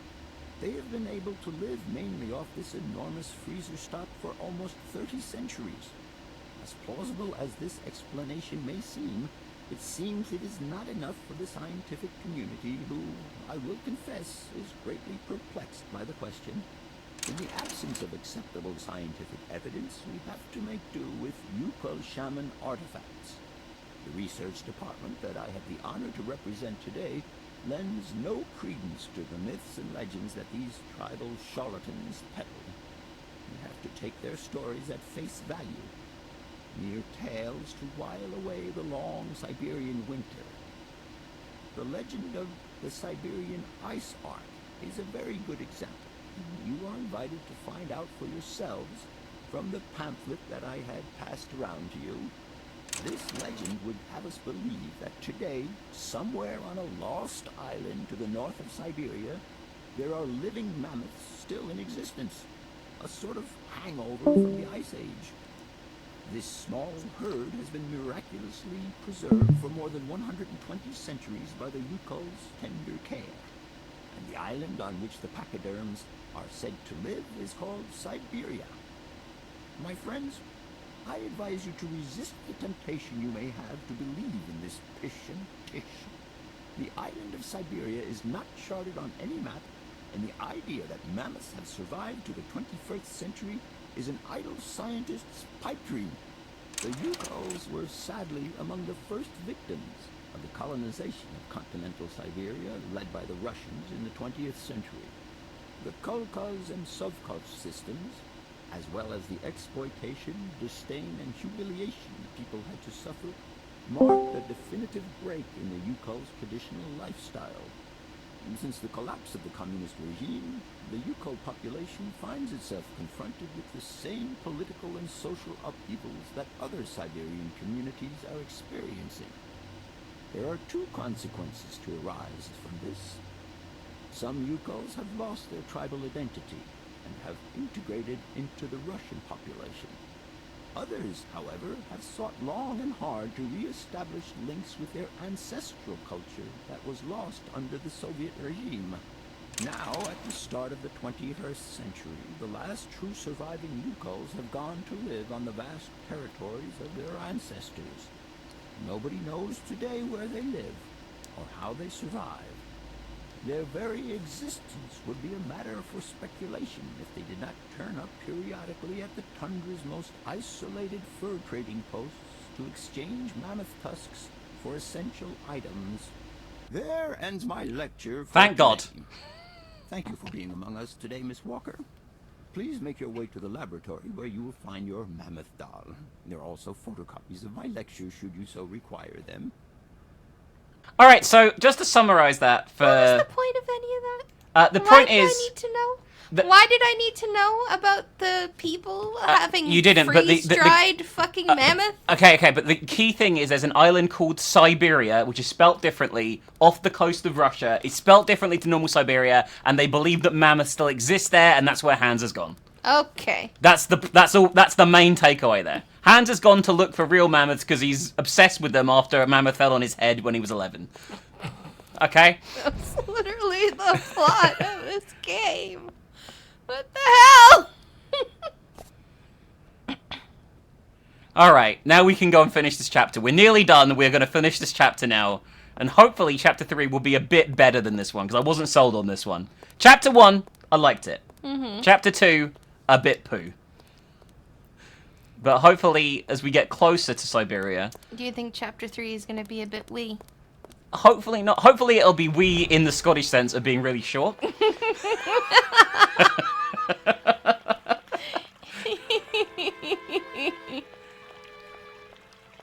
Oh god, we're trapped here. We're never ever leaving this abandoned university with 4 students total. How could you even run a university course with just 3 students? I don't know. I feel like I've lost my mind a bit. I'm gonna be honest with you. After that, that was something. But yeah. We have no way. The river's flowing. We're gonna be stuck on the train with Willy Wonka and flashes of scorpions and fucking spiders and shit popping up. But it'll be edited for the TV version, so it's fine. Alright. First of all, let's put this fucking mammoth back on the train so I don't lose the fucking thing. We got a few things we need to do, unfortunately, though, which kind of sucks. Okay, so first of all, mammoth back in the mammoth container.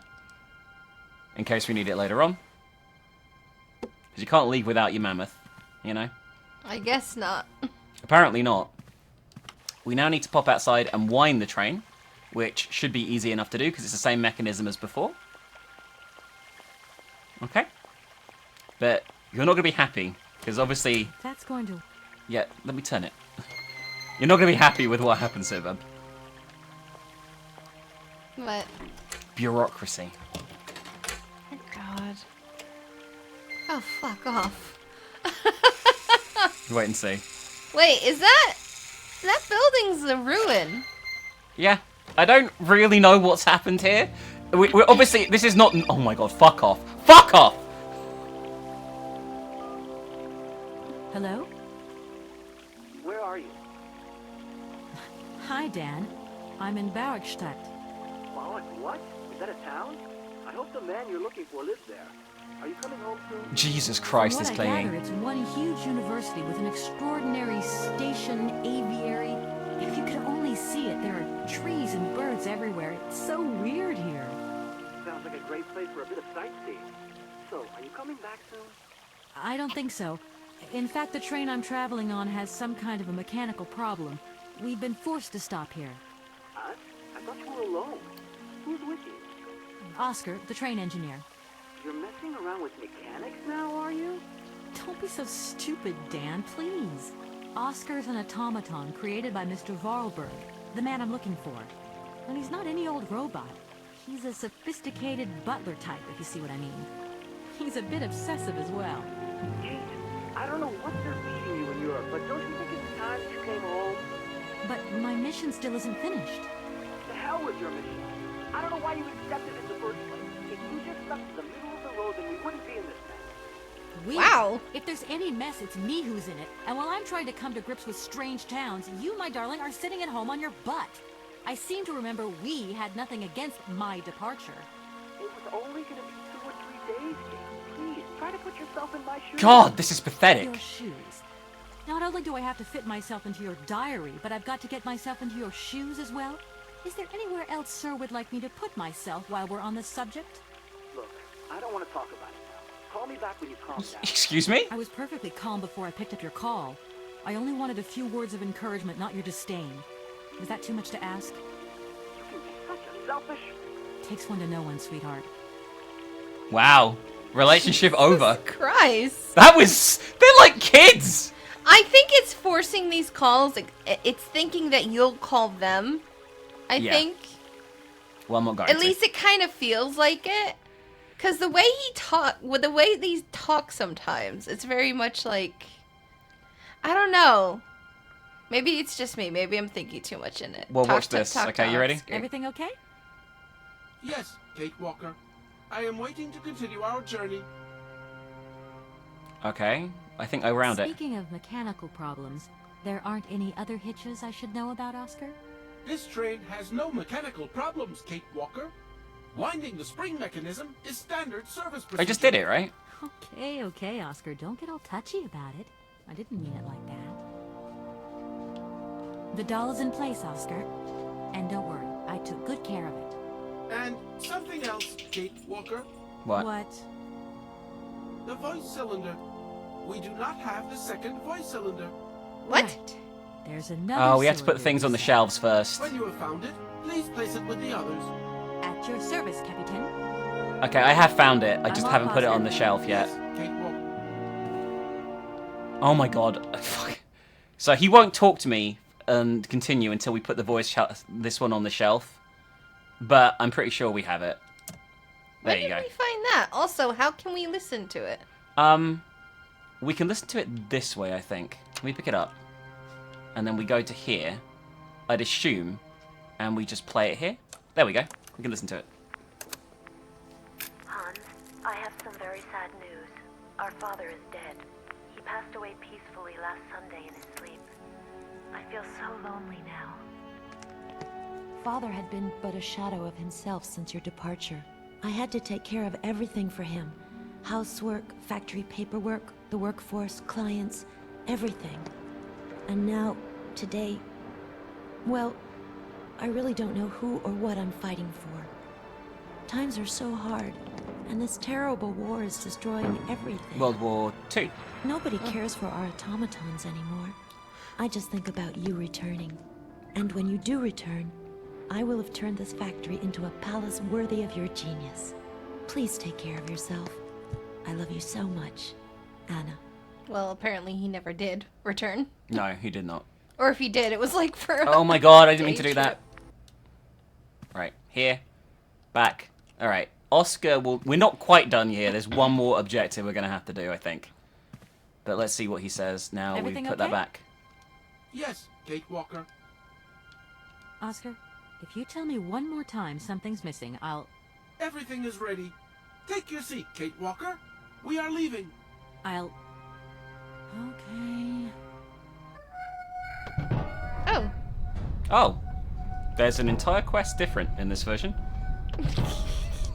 I guess they just cut it out. Unless he's going to stop here and say it. You know what I mean? He might be like, suddenly do it.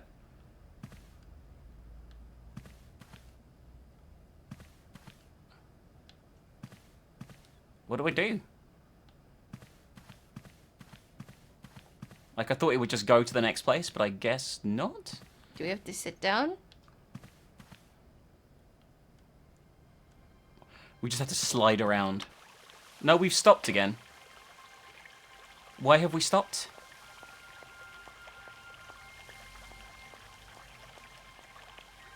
Where is Oscar? Where is anything? Why have we stopped? Well, there's a giant wall in the way. Well, I know we have to open the wall, but... Where's Oscar to tell me something's terribly wrong? Is what I'm Maybe we curious. have to just go to here, and then they tell What us. are you doing there, Oscar? Oh. It is imperative that we comply with railroad Oh, and customs no. regulations, Kate Walker. Oscar, don't you think we could drop the trifling details once and for all? We need an exit visa to get beyond the wall, Kate Walker. And you wouldn't know where I could get one of them from, would you? There is usually some form of authority stationed at a guard post that is strategically positioned to issue such a visa. Okay. Yes. We need to go and find the exit visa. Isn't that exciting, baby? So stupid. Well, somewhere around here, there is a way to get on top of this wall somewhere, somehow, in some form. Okay? Exciting, I know. So riveting. Maybe here's a door. Look, it looks suspiciously like a door to me over here, right? Excellent. Oh my god, leave me the fuck alone. Who do we think it is? Boss? Hello? Hey! Oh, is that you? What's going on? Well, I finally got the mechanical train wound, and I hope it's going to take me to Hans Varlberg. I have to sort things out with a couple of weirdo sailors, and they probably ripped me off. But now I'm blocked behind this massive wall. You should see it, it's huge. I'm not talking about that. I want to know what Oh my god. What do you mean?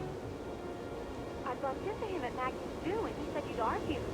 That's a bit over the top. Things got a bit heated the last time we called, that's all. You don't need to go overboard.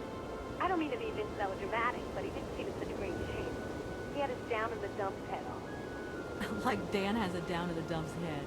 Well, yeah, when that shock of hair flops over his forehead and his eyes mixed up and his eyebrows kind of creased together. I'd never noticed. Maybe I did go a bit too far, but he's got such a goody two-shoes image of me that sometimes I just lose it. And this case is taking up a lot of headspace. I was just looking for a bit of compassion. Well, you sure got mine. So, what's going down? like I said before, I'm kind of getting somewhere, but it's slow. This Hans Vorarlberg guy is getting more and more fascinating by the day. Okay, well, anyway, it doesn't sound like you're bored. Not like back here in the office. Every day is boredom day. Just no fun without you. When are you coming back? Shouldn't be long, I hope. Look, I've got to go. See you soon. Well, call us again real soon. And be easier on Dan next time, huh? Is she gonna fuck Dan? Try. Yeah, I'm getting that vibe. She's so vapid. I hate her. I hate everyone in this, actually. I'm getting that vibe. You're describing something pretty significant that even the partner hasn't noted. Oh, hello there. Right, you ready? Good day to you, sir. For this batshit bit. Captain Malatesta, Commander-in-Chief of the Barrockstadt border post, at your service, madam. My name is Kate Walker. I've been assigned by my company to find a man who was supposed to be living in Syberia. What a peculiar mission. Taking so many risks for such a futile goal. Captain, to my mind, the military zeal with which you insist on guarding this meaningless wall strikes me as equally futile. I should be offended by your words, miss, but I forgive you, because you are young and unaware of the very real dangers lurking in store for us. I need a visa to cross the wall and to continue my journey to the east. They told me that you are the only person in a position to issue such a visa. Indeed, this responsibility is part of my duties. However, I am not currently issuing visas because nobody must venture beyond the wall. And why not? It's far too dangerous, in particular for a lady of your standing who is traveling unescorted. Dangerous? What exactly do you mean, Captain? The enemy, miss. The enemy. I've been observing them for several years through my telescope. There's one particular horseman stationed yonder. He's a scout from the invading enemy army, and he's been spying on us. So I have to be extremely vigilant. He knows that I know he's there, you understand? And as long as I keep my eye on him, he won't dare try anything. Are you sure? Please, take a look for yourself. Don't mind me if... Please, madam. Okay. We're gonna look, alright? It's a statue. Yeah, it's definitely... I don't really know what I'm doing here, How but... strange. I can't see a Cossack horseman at all. There's just a dead tree in the middle of an empty plain.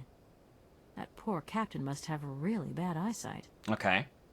So now we need to tell him that, but he's gonna be... you know, upset. I can't talk to him, what the fuck? I might have to leave and come back. It's not letting me talk to him at all. Oh, nothing's working. There we go. I cannot talk to him. So I tell you what we're meant to do here, by the way. Is give him some drugged wine.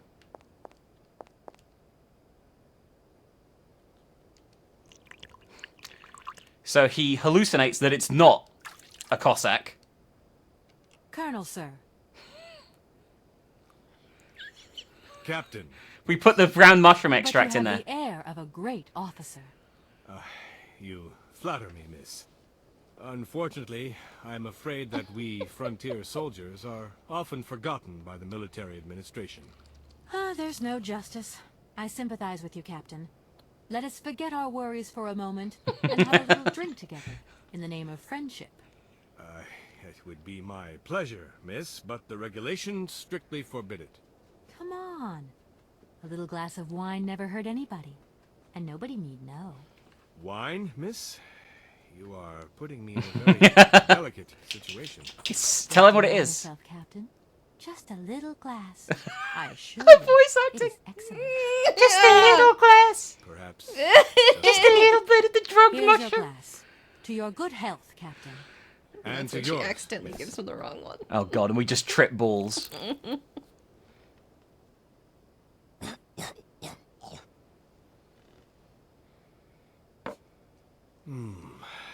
It's been a long time since I've drunk wine in such pleasant company. I admit, it is excellent. Isn't it? You wouldn't think it came from Barrockstadt. It is made from the Amazon forest Sauvignon grape that has been miraculously conserved and cultivated in the station garden. Well, well, well.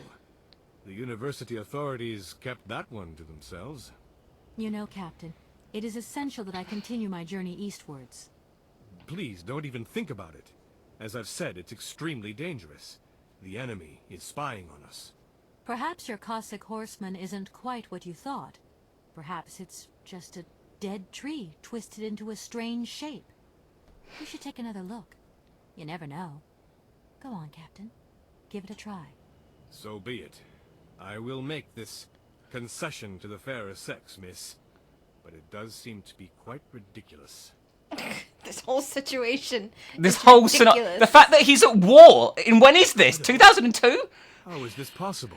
By what strange magic? How could I have been so wrong for so long? The enemy was only a tree. I'm so ashamed. It's not that bad, Captain. It's only human to make mistakes, after all. A tree. Nothing but a dead tree. Pull yourself together, Captain. It's okay. And now I suppose there's nothing stopping you from issuing me a visa? Yes, of course. There is no more danger. All these years. And now the Cossack has gone. There is nothing left to watch. Captain, you should be delighted. From now on, you don't have to stay pinned to your watchtower. Travel can start up again normally. You will be able to resume your regular duties like issuing entrance and exit visas. You're right. I will sign you a visa to cross the wall frontier immediately. 1,000 apologies. Here, miss. Alright. We got it. Alright, I'm confused. Thank you, Captain. Did this fucking your eyes powder open. heal his eyes? I don't know. If we could keep this between ourselves, please. For the sake of my honor, you understand? I wonder if it was actually... I thought it was a hallucinogenic, but I think it might just be to heal his eyes. You know? Well, whatever. What the hell kind of magic goddamn powder is this? It's koala It is like stuff. borderline the fucking Resident Evil Village. Fucking. I know there's a reason. I know there's an actual reason. That will forever be. When you poured stuff on your arm and you're like, oh, I'm fine. I mean more the viciously Can't fucking please? pissed off. Oh my god. I need to give him the thing, don't I? Yes. Exit visa. There we go. It's weird that I need a visa to Here is exit. the visa. I hope it's regulation, my dear Oscar.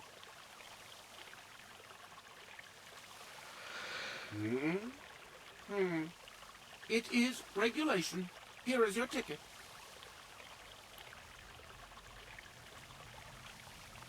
He just has them. Yeah. Well, I guess he can maybe print them out. Alright, we're going to the next station now. So, can we go now? Indeed. We are already very late. This is your fault! We have 3 stations to go, by the way. Oh god. And we've been... This has taken us 4 hours to get to the end of this one.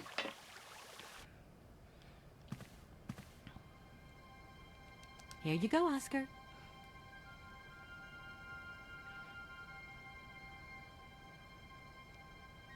Now, please return to your seat, Kate Walker.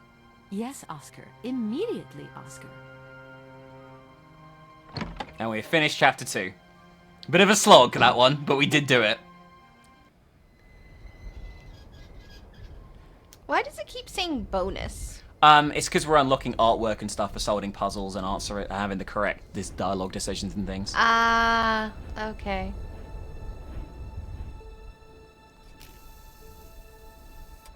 You're wasting my precious wind-up on opening this stupid door. Also, this line must have been designed just for trains like this! Yes! That's what I was saying before. It doesn't make any sense! It's just What, did nonsense. they build the wall too? It's just complete nonsense gobbledygook. Fucking nothing. There's so many many plot holes. It's ridiculous. It's like there is an insane amount of detail missing, and we have genuinely done nearly everything here, by the way.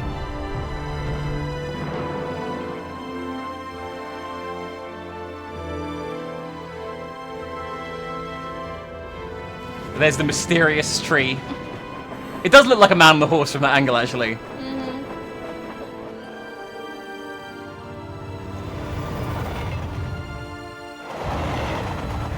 You know what? Here's the thing for me. There's no mystery. No, it's just like we're going to the man. Yeah. In Syberia, where the mammoths live. Yeah. I think that's the thing for me. Not to be confused by Syberia. Syberia. I guess technically Grim Fandango, there's no mystery either, but it's more... I don't know.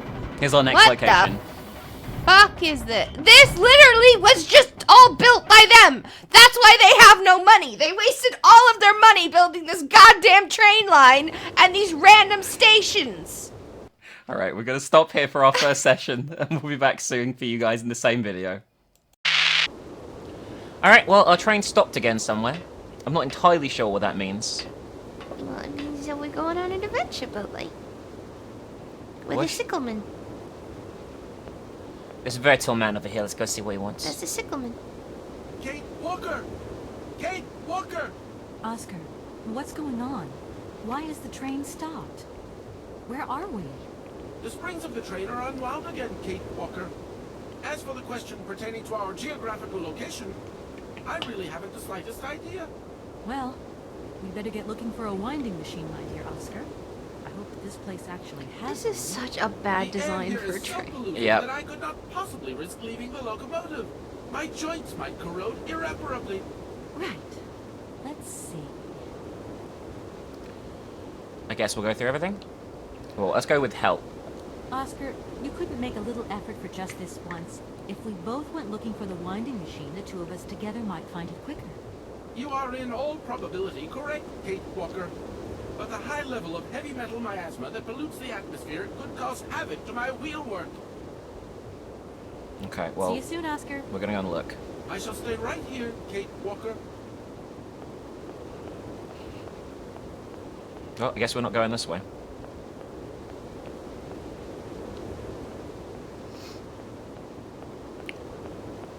It's I don't like the fact one of my biggest gripes, right, is you can't tell where the loading screens are.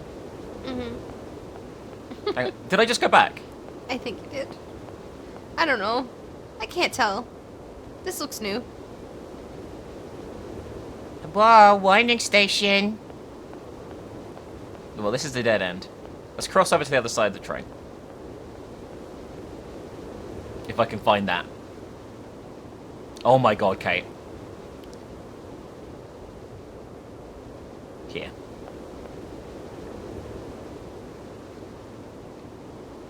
I'm sure, I was about to say, 'cause I'm sure Kate's a Nomkin, but I'm not sure she is. No, we can only get off this way. Well, must be... whatever we need is this way. I guess so. I want to go up on the big man. You know? Oh my god, you can go this way. It's just like you have to hit the right pixel. Ah, Baba Nonkin. Kate lied to us. Oh no! Here's the big automaton. Let's see if we can climb it. Looks like we can. Seems completely that unsafe. seems laddery. How nice that they have platforms instead of making us just do one continuous stretch.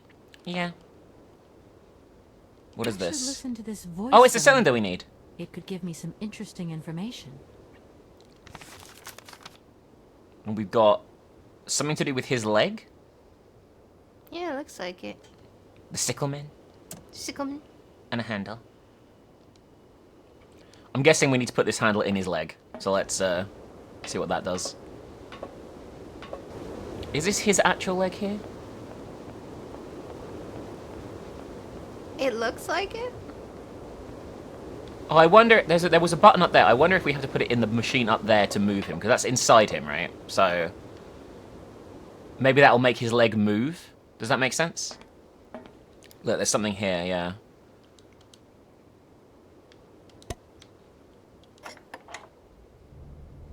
Something's happening. Oh, he's going on the track. I guess that makes sense. Yeah, especially as we can't move. What is the purpose of this? It doesn't work. I feel like we need to move it up again. Yeah, I think so. So we're closer. Slightly And then he's going to terrifying. urinate on the train. It does look a bit suggestive. It does. So Hans just went up this line, right, that he built on the way? I guess. I don't know. Right, now try. Hey, we're rewinding the train already. Hey, we're done here. This feels so fucking extra for just a wind-up machine. This idea This is so stupid. unnecessary. He made this massive fucking man. Anyway, the train is wound now already. I can't go that way. What do you mean? What? I can't go that way. Oh, you're not lined up to a platform anymore, I guess, even though it completely looks like you are, but sure. We have to go back to, I think. Yeah. Oh, I can skip this. This is actually useful. I didn't know that. Alright, now, hopefully I can just leave. Yes. Yay. I can't go that way. Who is that? And why were they on the train? I think he stole something. It would make sense, seeing as that we've already done the main objective here, which means there's got to throw something in the works, right? Let's see if Oscar's okay before we do anything else, I guess. I don't know where he went, no man, anyway. I think he went through this. I think there's a door to the right here, but it's hard to see. Oscar! Oscar Nomkin!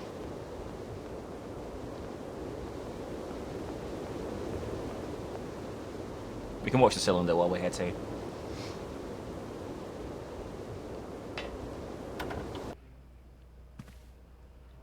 Oscar, you're shit at protecting things. Where is he? My God, Oscar. Oscar, talk to me. Oh, he's been robbed.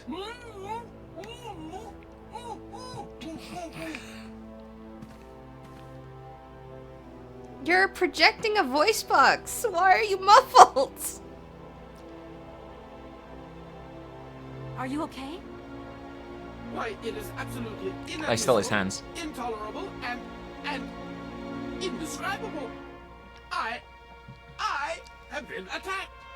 What do you mean you've been attacked? My hands are missing, woman. I no longer have them. They have been stolen. God, you haven't got your hands. But who did this? What's going on here? We can be sure of one thing, Kate Walker. That this heinous crime was committed by a barbarian. A dysfunctional individual whose behavior lacks all finesse. Did you get a look at your attacker? Tell me exactly how it happened. I was standing here polishing up my metalwork. I was just thinking that with all the dust in the air, it would be a good idea to... Oscar! I was very busy, and I suddenly felt two powerful arms grab me from behind and tie me up before I had the chance to defend myself. I wanted to call out, but my attacker gagged me before I could emit the slightest sound. Then he dismantled my hands with a terrifying pair of pliers. It was horrible. I can believe it, my poor Oscar, but did you see him? He was a real barbarian, I tell you. He had bloodshot eyes, steel teeth, and brown scaly skin, and he emitted foul odors. He was a monster, Kate Walker, a real monster, and he had a weapon. Oscar, please calm down. Everything's going to be all right. My hands is gone! Anything else you remember, Oscar? I have told you everything, and I'd rather not think about it anymore. Right, Oscar. Let's go find this hand bandit. And this time, we're not going to be such a pushover. Kate Walker, please do not think that this problem does not concern me. But if it's all the same to you, I would so much prefer to stay here, just to be on the safe side. An engineer never abandons his train, after all. God, the music. Another good reason not to lend a... I mean, not to help me out. Kate Walker, even an automaton deserves a little compassion. I have just been savagely assaulted. I can feel one of my spasms coming on. I am on the verge of a clockwork breakdown. And all you do is accuse me of He's being quite highly strung, isn't he? Okay, take a rest, Oscar. You're not much use without your hands anyway. Ooh, burn. Right, I'm done. Good luck, Kate Walker. And don't forget me. All right. Well, there's the murder weapon. The hand murder. Metal shears. All right. Anyway, we have a few things to do, but first of all, let's listen to the new cylinder while we're here.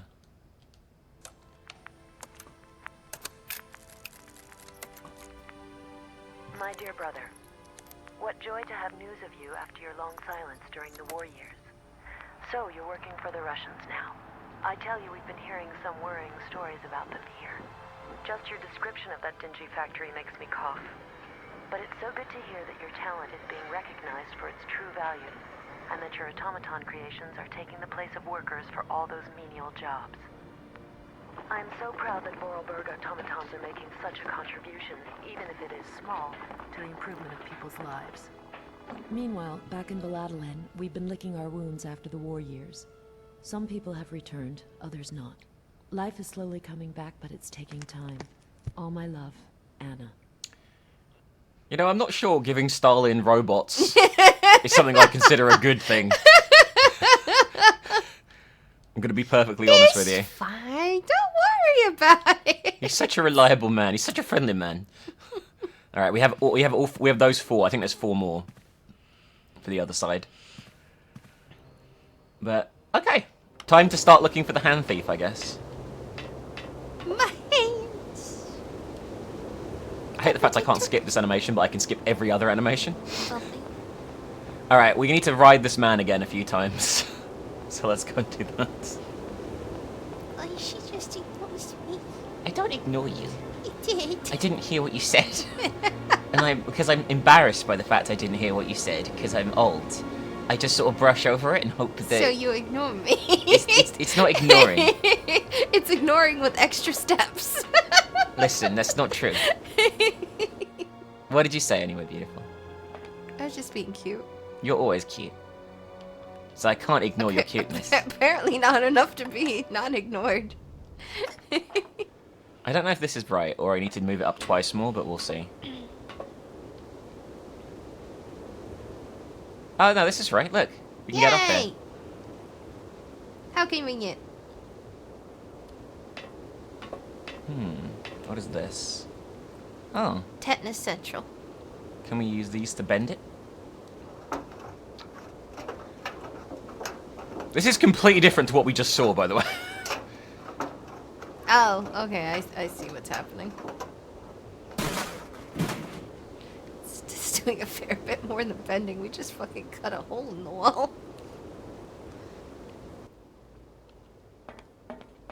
Why does it... You know what? I'm not going to ask questions. We are in Stalin's murder robot factory right now. I think. Spark plug. That's what we need. Oh my god, Bubby. Isn't that no? So no. Back on we go.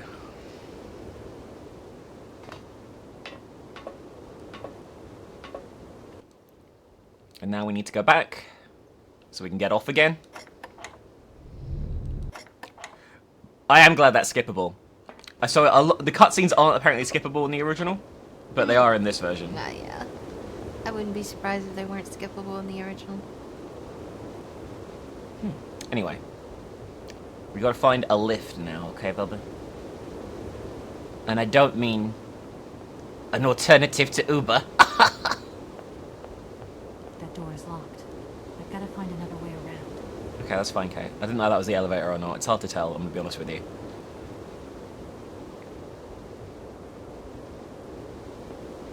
I'm just a little kid looking for Oscar's hands. Where have they gone? We don't know. I can't think of anything else. Think of a rhyme, Bubba.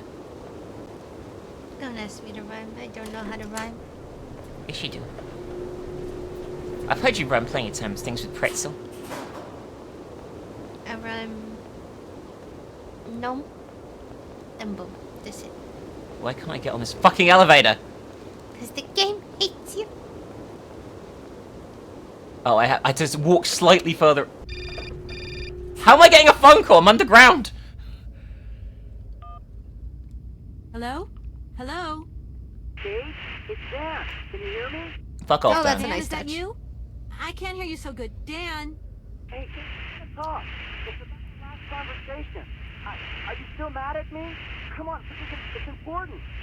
Dan, you're breaking up. I'll try and call you when I get out of this mine. You're Kate, come on, what's happening? Listen, we've got to talk. Look, the line's just getting worse and worse. I'm hanging up.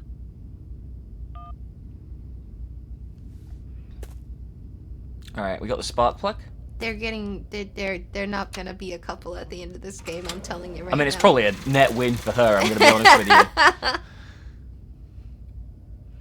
Is that how generators work? I don't know. I don't know. We lit the mine anyway. Isn't that lovely? Alright. I think I know where to go now. We got a little lost, baby.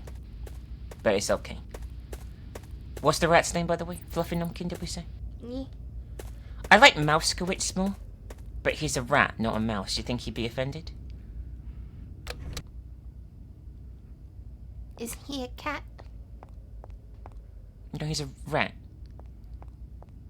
I'm so confused. Why would he be a cat? I think I'm mixing up, movies. Oh. If that's going to work, it looks like something's missing. I think maybe it's like American Tail, where the cat is masquerading as a rat. Is that what happens? I don't know. It's been a long time since I saw either American Tail. I never really saw the first one more than once. I've seen the second one a load. Oh look, it's a giant organ.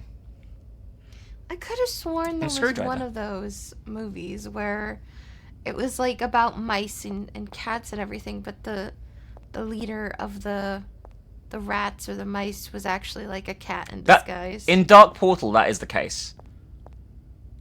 But I'm pretty sure you haven't read Dark Portal. What is Dark Portal? So the rats worship this thing called Jupiter, which they believe is a dark rat god, but it's actually a big fat plague-bloated cat that lives behind this portal in the sewers. Yeah, I don't think I've ever... And it gets them to sacrifice other rats and mice to it so it can always have food to eat. Oh, okay. But they don't find out that its plan is to kill humans too, because it gets the rats to dig up the plague bodies from the Black Death, and its plans to unleash them on London. Ew. Mm-hmm. It's pretty fucked up, actually. All right, let's have a look around here. Oh, hi. Hey, you. Who are you? Careful, I'm warning you. I'm not afraid of you, okay? What do you want? Why did you do that?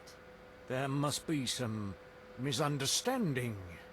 Because you reckon theft is all about misunderstanding, do you? Give me my hands back. Now. Your hands? And what are those on the ends of your arms? I can explain everything to you. You see, I'm no thief. You broke into my train, assaulted my driver, mutilated him, and stole his hands. Apart from that, you are not a thief. I have not stolen them, miss. Only borrowed them for a while. You've got to be joking. I'm not joking with you, miss. I would never take such liberties. They belong to Oscar, my automaton engineer. Why did you steal them? They are extraordinary. Real mechanical wonders. I would never have been capable of designing such hands myself. Never. Such workmanship. Such precision crafting. It is incredible. Absolutely incredible. And just because you like them, you decided to steal them? I have only borrowed them, little missy. Temporarily, you understand? Of course, I shall return them to you when I don't need them anymore. You can... Excuse me? You see, these hands are all I need to complete my plan. At last, I can finish off my automaton pianist and fulfill my dreams. Everything is now in place. You see, I have converted this old, useless, stupid factory into a magical theater. As you can see, the furnaces, piping, chimney stacks, they've all been converted into one gigantic organ. I will be able to accompany the world's greatest living singer. Now all I need is her... Alright, this is horrific. So let's, he's planning to abduct some woman. Who are you? Sergei Borodin, the director of the industrial city of Komkolzgrad. Or what is left of it at least. But who are you, for that matter? And why have you stopped in my station without authorization? I didn't choose to stop in your station, but my train has a technical problem. My name is Kate Walker, and I'm an American lawyer. It is very kind of you to come so far just to visit this place. I repeat again, I never intended to stop here. I'm on a business trip. I'm a lawyer, goddammit. God damn it. And what brings you here? Like I said, a stupid mechanical hitch. I will say, right, I feel like a lot of the reason these stations are meant to be abandoned is because the Soviet Union fell apart. That would make sense. And that's also why the guy was like, oh, look out for the Cossacks. You know what I mean? That's like, he was like stuck in the past. I'm sorry, I can't make heads or tails out of your story at all. Without my engineer's hands, I'm stuck here, you see? Everything I have designed, all that I have invented, everything is for her. Do you realize? Her. Oh, to hear her sing one more time, here in my factory! But who is she? Who are you talking about? Helena. The one and only Helena Romansky. Oh. Her voice is so pure. Our mum mentioned like her. an angel. One day she came here, to Komkolzgrad. She sang here, you know, when our industrial city was in its heyday. Oh, so long ago now. It was almost unreal. It was magical. I remember it like it was yesterday.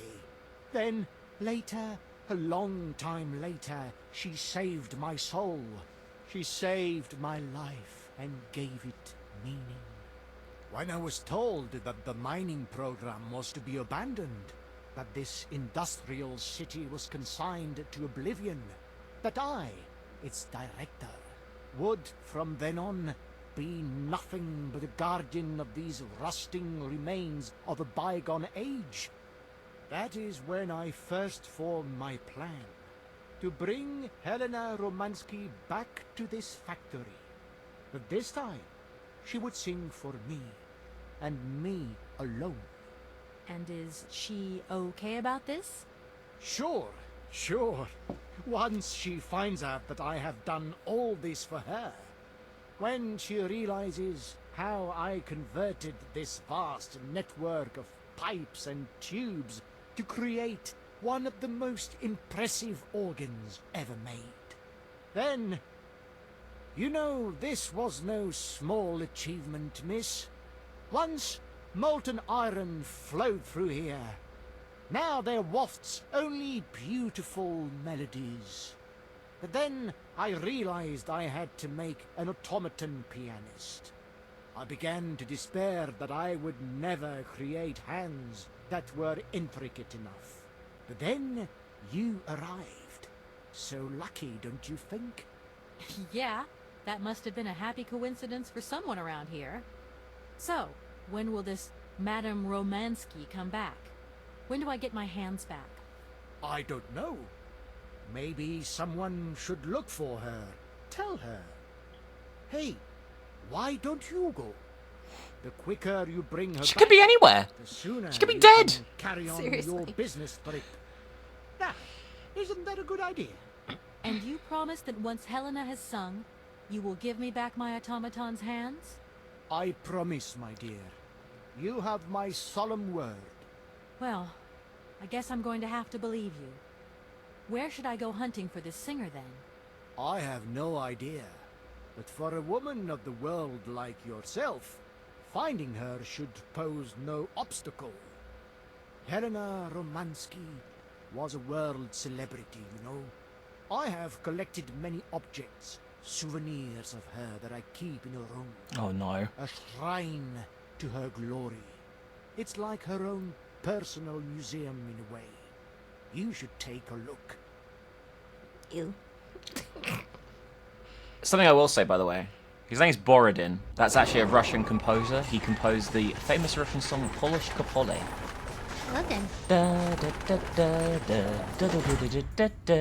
You probably heard it. It gets used for like lots of things. Yeah, I think I This whole have. story is completely nuts. Alright, he's lowered the Please thing, excuse so we'll me. stop talking to him for So now. be it. We have an objective. You know? It seems this monorail. It's a monorail? Monorail. That was a Simpsons reference from like fucking 1995 that I just made. I'm old, baby. Oh no! It's kind of creepy, baby. This is where I keep her skin. Oh, God. What is this? Young Helena Romansky's crystal clear voice moves amateurs and professionals alike. Gathered for the 9th Voideur Festival in Brussels, the young Russian soprano was the revelation of the event. She's exceptionally talented at the tender age of 20. Helena looks to have a very promising career ahead of her. She looks a lot older than 20. She looks ancient. Helena Romansky's finest numbers are collected here on the Golden Disc, and millions of copies are being sold around the world. It's a record. Comrade Helen Romansky sings for the people. Her series of recitals with piano performed in the factories of our great republic. After Kiev, our diva arrives at Komkolzgrad, whatever the fuck that says. Ravishing Helena is seen here with the factory director, Comrade Borodin, and several admirers. Helena Romansky's success in Europe is assured. The great Helena Romansky, our nation's glory, appears in triumphs every night on Europe's most famous stages. Following from Milan, Paris, and Vienna, Helena Romansky gives an exceptional recital in which her voice was even more powerful and moving than ever. Helena Romansky at the point and the peak of her artistic career, and her recitals this year are exceptional. The high point of her testimony is the greatness of her unforgettable interpretation of Rigoletto, sung with her great friend, the Russian tenor Frank Malkovich. That's who our mum mentioned, Frank Malkovich. Mm-hmm. Let us not forget the latter had recently decided to pursue his career in the United States. Yesterday evening, adoring crowds filled out the Bolshoi to say the fond farewells to Helena Romansky, their diva, making her the last ever public appearance. Romansky revolutionized lyrical artistry, and her name was already passed into posterity. Though the well of emotion, her fatigue and illness, she merely managed to utter a tearful thank you. Oh, she did. Oh, he's been trying to contact her for ages, look. Alright, so, if we call our mum, maybe she can help us? Mm-hmm.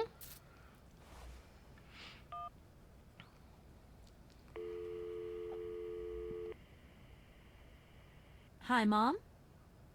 Kate! What? Have you seen the time? Why are you phoning me in the middle of the night? Sorry, Mom. I forgot about the time zones. Did I wake you? Well, of course you woke me up. I was sleeping deeply, too. I simply got to get my beauty sleep. I've got an absolutely crazy day tomorrow. I'm sorry. It's just that it's real important and urgent. I haven't got a lot of time. Well, if it really can't wait till tomorrow, Munchkin, come on, tell your mommy what's up. No way I'm calling Dan for you, if that's what you want. Mom, listen, please. I seem to remember you're seeing Marovich or something like that at the moment. No. Malkovich, Munchkin. Frank Malkovich. Yeah, right. So, but he's an opera singer, right? That's right. They say he had the finest voice of his time, my dear. Oh, they're dating? Yeah, it's just great. So then he must I have missed known that completely. a famous singer called Helena Romansky. She's Russian too. Please, if you can ask him if... Listen, honey, if it's stars you're after, Frank knows them all. I'll just wake him up and let him tell you himself. You mean he's...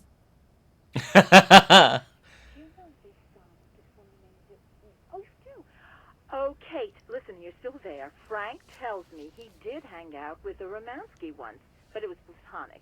You know those singers. She's a great soprano. Great. Does he know where she went? Does she still sing? Where does she live? 1 second, Munchkin. Do you know? Oh. Frank says she was very ill and she withdrew from circulation. Really? Oh, what is... Oh, okay. She went to rest in some spa somewhere. He thinks it was called Aralbad, but it was 15 years ago and he's not sure. And well, honey, when Frank wakes up, he always takes a little bit of time to get going, you know. Thanks a bundle, Mom. And Frank, too. You're both fantastic. Love you both. Thanks again. Catch you later. By the way, we have to go to Aralbad to get her.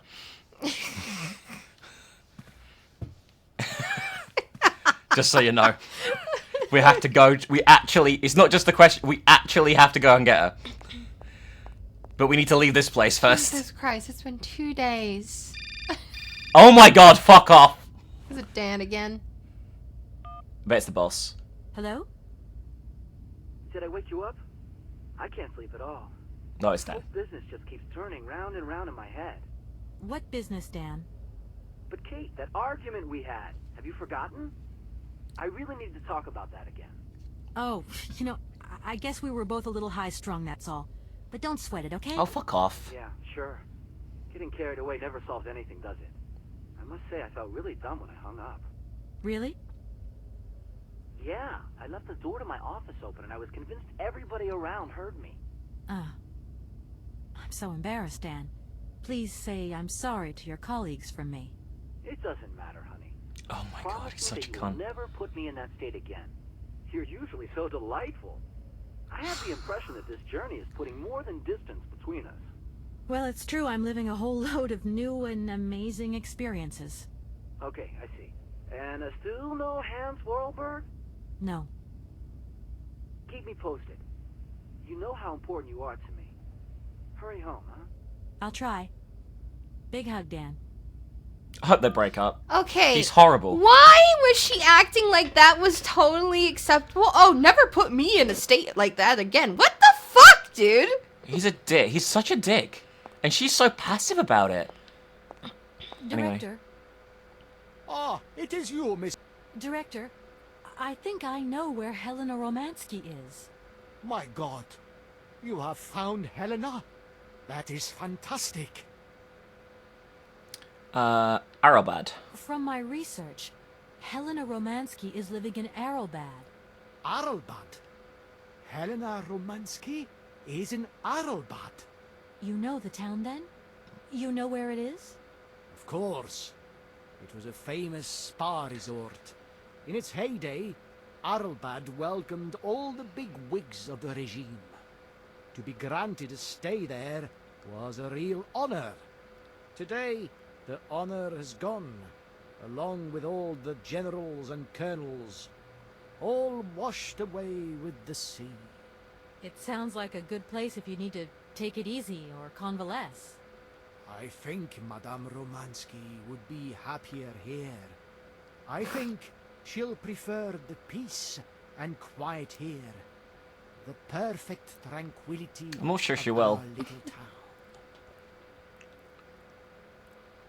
Okay, so what do we do? Why don't you come with me? After all, you're the person in the best position to convince Helena Romansky.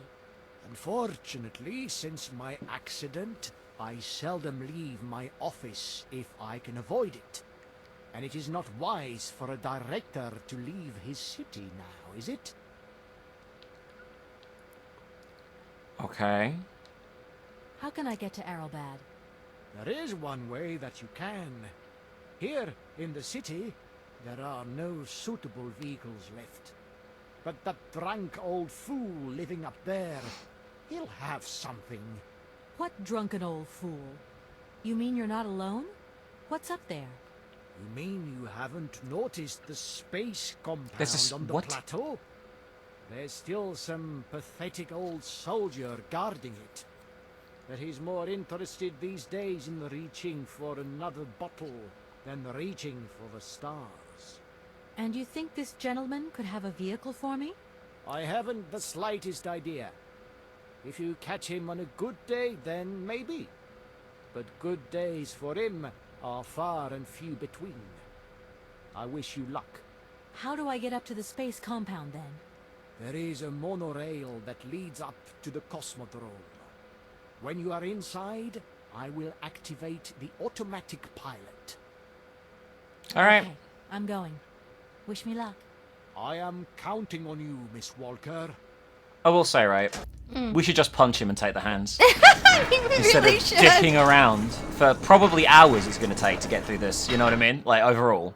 Like, to get to Aralbad, do all the shit. Oh my god, leave me alone! Hello? Kate! Oh, that you? How are you? Olivia, great, just the right person. Look, have you heard of Helena Romansky? No. Is she some Russian fashion designer? No, she's a singer. I'm going to be meeting her soon. I've just got to find a way of reaching Aralbad. Can you imagine how lucky I am? Not really. Well, what relation's this singer got with the toy case? You sure you know what you're up to, Kate? You sound really different, like you're changing or something. Look, it's like this. If I'm going to get to the end of my journey, I've got to link up this singer and the director of the Komkolzgrad Industrial City. Don't worry, I know exactly what I'm doing. Why did you say that I've changed? I don't know, just an impression. You sound more sure of yourself, like stronger, more confident. And that's a problem? There you go. Just takes one word and you're up on your high horse. I'm beginning to see Dan's point of view. It's getting harder and harder to back you up all the time. What does that mean? Well, Just fucking Dan. I had a drink or two with Dan, because he wants to talk. He feels a bit lonely, you see? And what's he been telling you? Nothing. He just has the impression you're slipping away from him. He can't see where you're coming from anymore. Like, we went to the movies the other day, and he said that you would have loved the film, but I told him that... You mean you're dating my fiancé? No! No, not dating, Kate. Just propping him up while you're away. All in a good cause. I can keep an eye on him for you at the same time. What would I do without you? Oh, you're jealous. Huh. Well, that's a good sign. That means you want him. Now, that he'll be pleased to hear. You seeing each other again soon? Tomorrow night. He invited me to dinner at the Goldbergs. You don't mind, do you, Kate?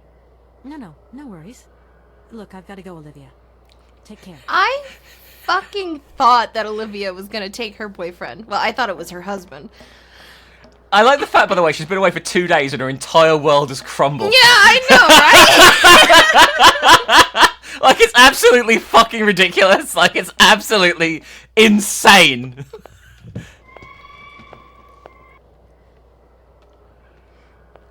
When we're looking for somebody, I have absolutely no idea who we're looking for or where they might be. Oh, this looks promising. It's like a house, right? You say house. It's something. So look. Yep. Hi, how's it going? Excuse me. Sir, sorry to disturb you, but yoo-hoo.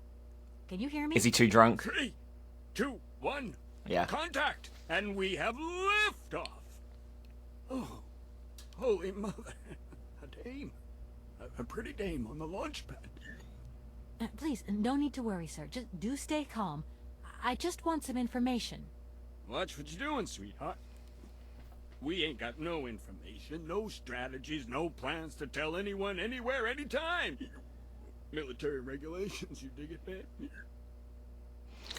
I'm guessing he's too knackered, but we'll try. I heard that maybe you could lend me a vehicle or something? A vehicle? All our vehicles were picked up and shipped out to the borders years ago. General's orders.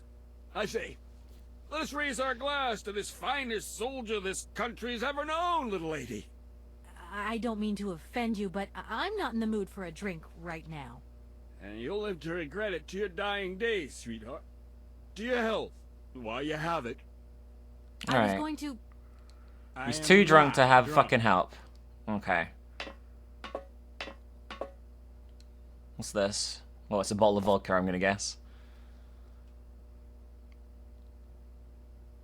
Strange. Sure, I left a bottle or two around here.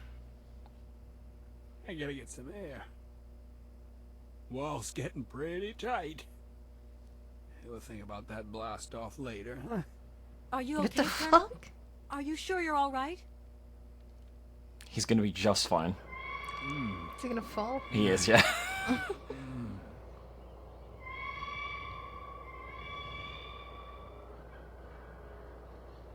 Be careful. Don't lean out too far or you'll... But fortunately, we can use this as a way to sober him up. Okay. I thought he was gonna fall, like, off the thing. Completely, like, dead. Alright. I need a key. Oh, we need a key?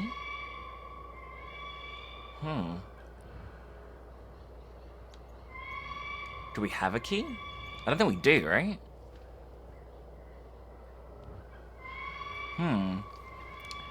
Let's see if there's one in this room, I guess?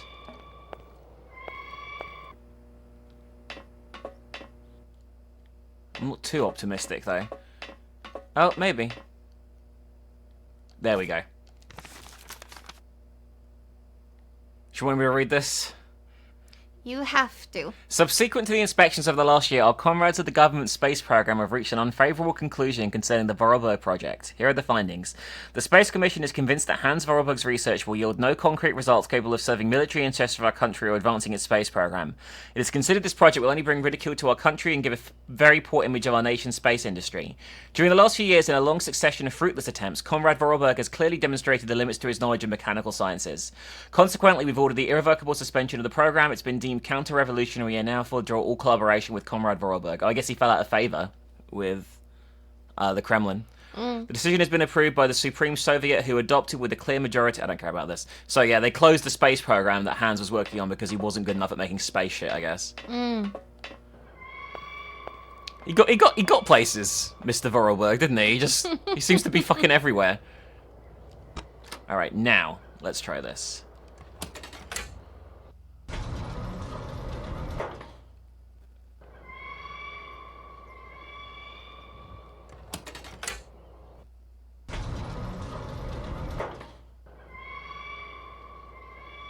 Alright. I'm going to leave that for a second.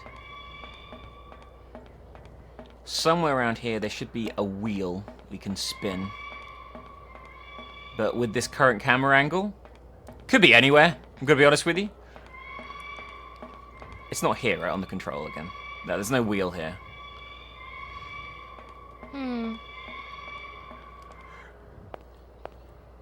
I'll see it eventually, I'm sure. Here. That looks wheelie. Wheelie good.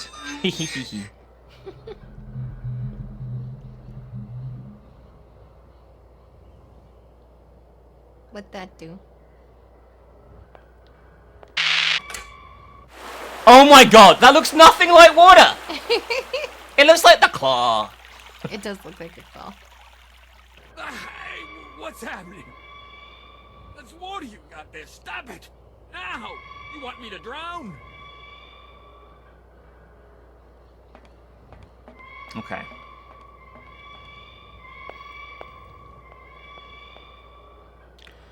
We'll be back and talking to him in a second.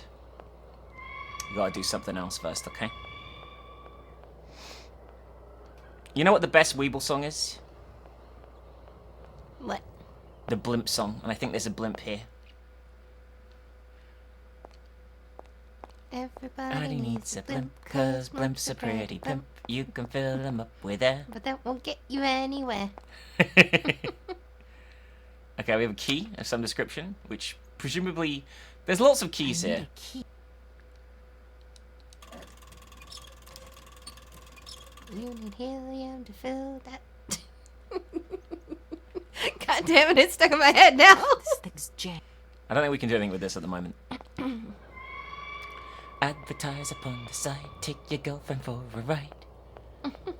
I know you're not my girlfriend, you're my wife. But would you go for a ride in a blimp with me? Or would you be too scared?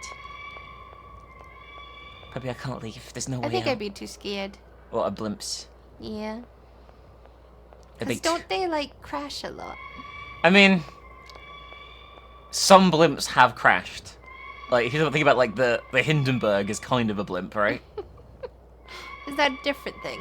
It's an airship, a Zeppelin. Like this? This is actually a Zeppelin. Do we have a key for this? We don't. We don't have keys for any of this shit.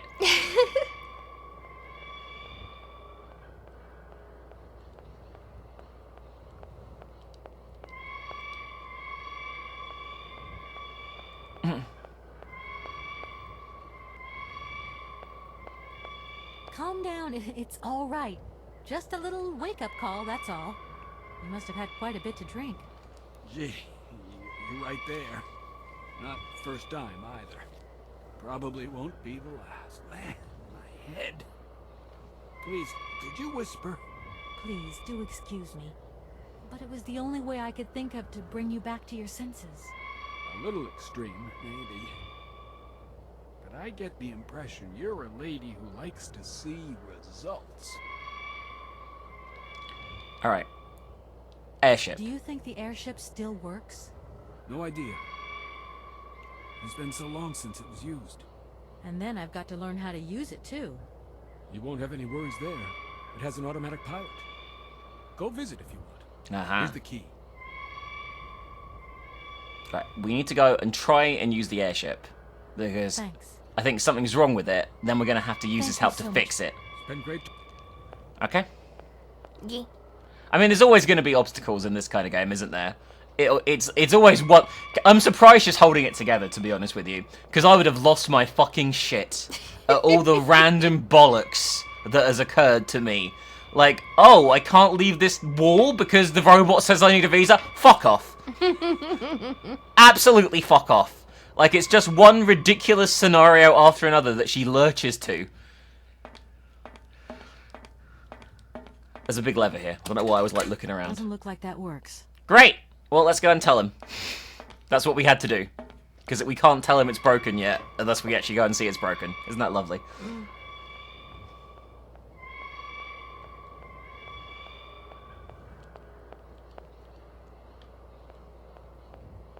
Alright. Where's he gone? He's probably in his house. I hope he's in his house.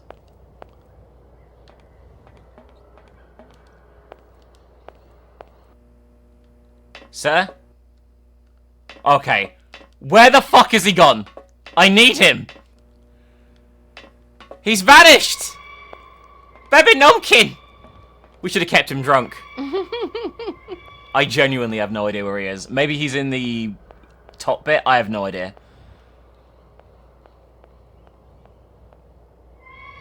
Oh, here he is, just walking around like a dickhead. There you are. I was looking for you. I've managed to trigger the autopilot mechanism, but the airship still won't take off. Do you know why? Maybe. I've got some idea. But you look like you're a pretty good mechanic. Let's just say that since the start of the journey, I've managed to get by and get to know Hans of Arlberg's strange contraptions. Okay. I have a deal to make with you. I've been living in this dumb launcher site for years. And I've always said that one of these days I'm going to the stars on that flying wing. And I'd better make that trip before vodka stews my brain. But I gotta know how it works. And you look like you might have some clue at least. If you could help me get to the stars, I'll tell you how the airship works. What do you say? I got a deal? He does want to go to space. Why not? I'll see Why what not? I can do for you. There's a massive chance of you dying. And you're still probably under the influence. But, sure, why not? Why not, Bebe Nomkin? We need to repair this panel first, okay? Da-da! Da-da-da-da-da! What's that from? I don't know. Rugrats! When? It was every episode. It's like boo boo boo boo boo boo boo. Well, I know the but not the... Listen, I'm a genius, okay? Blood testing apparatus. What the fuck?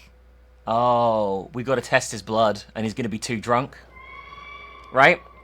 Oh, I to bet. fly, it won't let me launch it. I bet without a good blood test. Comrade Boris, I need a few drops of your blood. Excuse me? To get the centrifuge going, we'll need to analyze the pilot's blood. If you're going to the stars, you've got to be in good health, you see? That's why I need a blood sample. It won't hurt. There's two things a good soldier is always ready to do. Drop his pants and spill his blood. Go ahead. Jesus Christ. I'll only be needing your blood. My pleasure, ma'am. Was he talking like an American soldier? I have no idea. Just stick a blood right in my coat and fine. I'm guessing it's going to be rejected because of high content. Mm-hmm. And we're going to have to come up with another blood sample.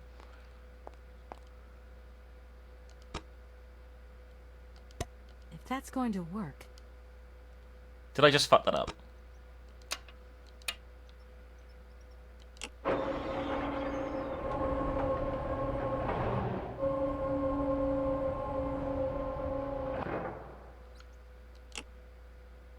Blood sample refused. Alcohol level too high. Well then. We pricked our... Oh, we did... We're cheating. Yes.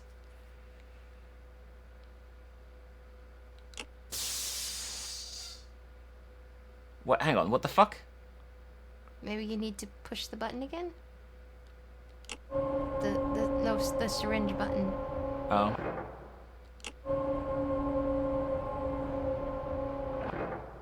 Okay, I think I figured out how it works. Get settled in, let's go. Did it skip that bit? I guess, maybe? Oh, he's in the centrifuge. Where did he get in? I don't know.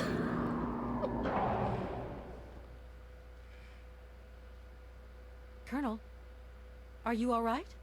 Never been better.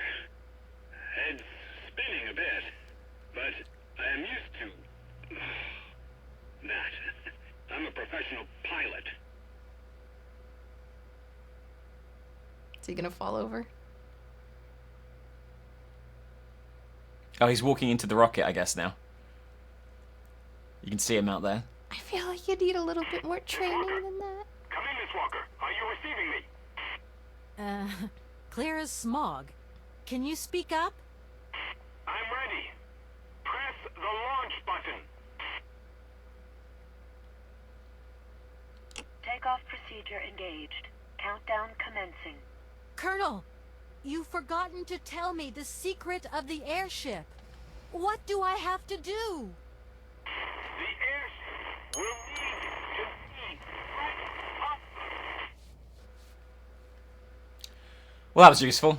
I feel like you should have forced him to tell you before sending him to his death. 9, 8. We just watch his... He hasn't got a helmet or anything! 5, 4, 3, 2, 1, 0. We have liftoff.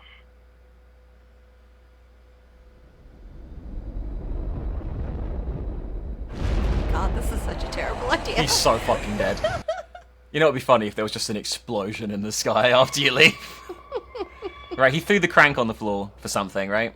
Yeah, we need to crank the airship, because of course we do.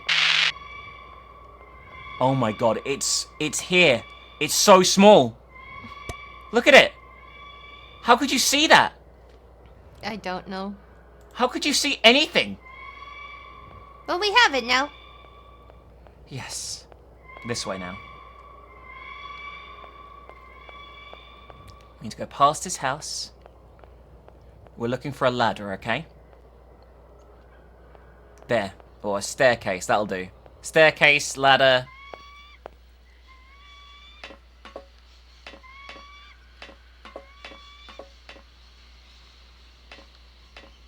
If that's going to work. Okay. We need to crank this.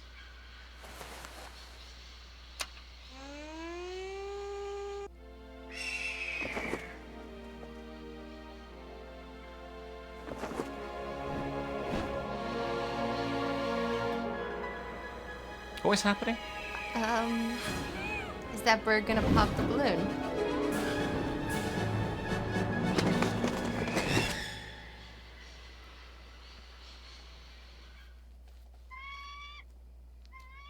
What is the purpose of that? I think the reason the balloon wouldn't start is genuinely because there were birds around it. I feel like I did not articulate that whatsoever. But there was a lot of birds around the balloon, right? There was. Let's see if this fixed it. If it has, we know it was the birds that were the problem. If not, we're fucked, because I've no idea what to do.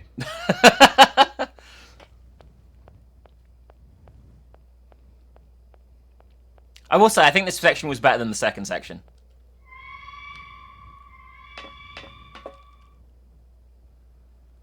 Alright. Yep, that was it.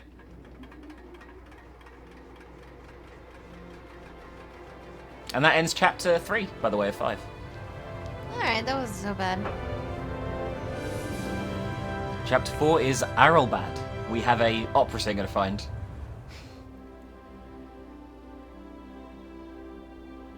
Poor Oscar, just sitting out. No hands. He's not poor, he's not poor! He's a weirdo! He don't got no hands! Well, it's a robot, he'll get over it!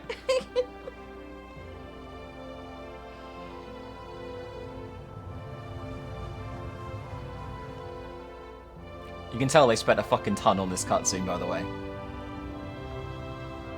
They were like, yeah, let's make this look fucking gorgeous.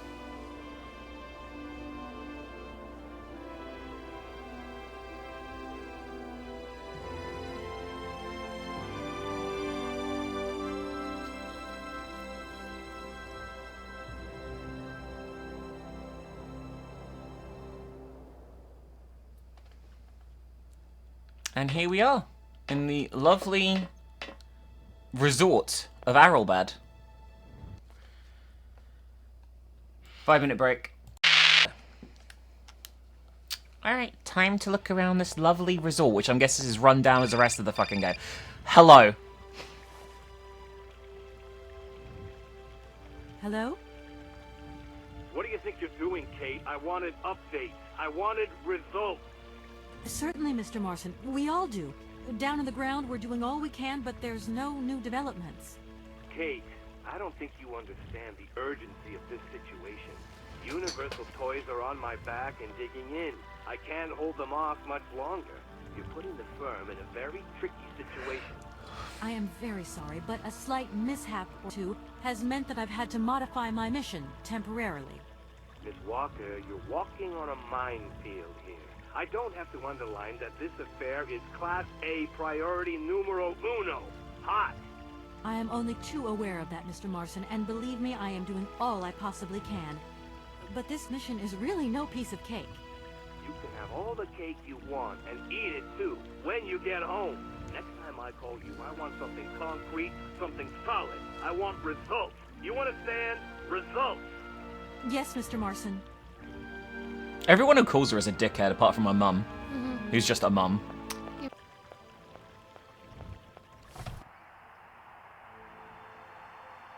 Good morning, sir. Good day to you, ma'am, and welcome to the Hotel Krotsky. I don't expect you've made a reservation, have you? Well, no matter. We've got a few rooms left with a sea view.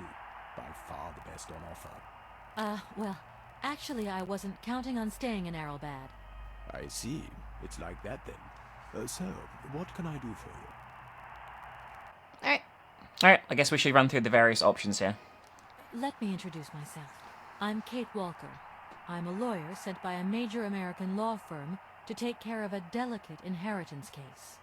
Ah, very pleased to meet you, Miss Walker. Felix Smetana at your service. I'm the receptionist of this establishment. Between you and me and the brick wall, I often play the role of general manager here, too. Ah, these days the place ain't what it used to be. This hotel is truly incredible, though. It's kind of sumptuous in an old-fashioned way. You should see how sumptuous our suites are. For more than a whole century, they have accommodated some of the world's greats. Would you like to take one? No, it's okay, thank you. I'm not staying. I've got to get away. I'm expected. Right. Well, in that case, I don't see what I can do for you. I want to meet someone who lives here. That's very inconvenient. None of my customers said they were expecting someone. You can't just turn up like that. We've got a very strict policy. In this day and age, the hotel ain't too open to, impromptu visits from any Tom, Dick, or Harry. Please, I absolutely must speak with her. It's very important. If it was that important, all you had to do was ring the hotel. People come here to rest, you see, to get away from the world, which ain't turning so good these days. Don't let me keep you.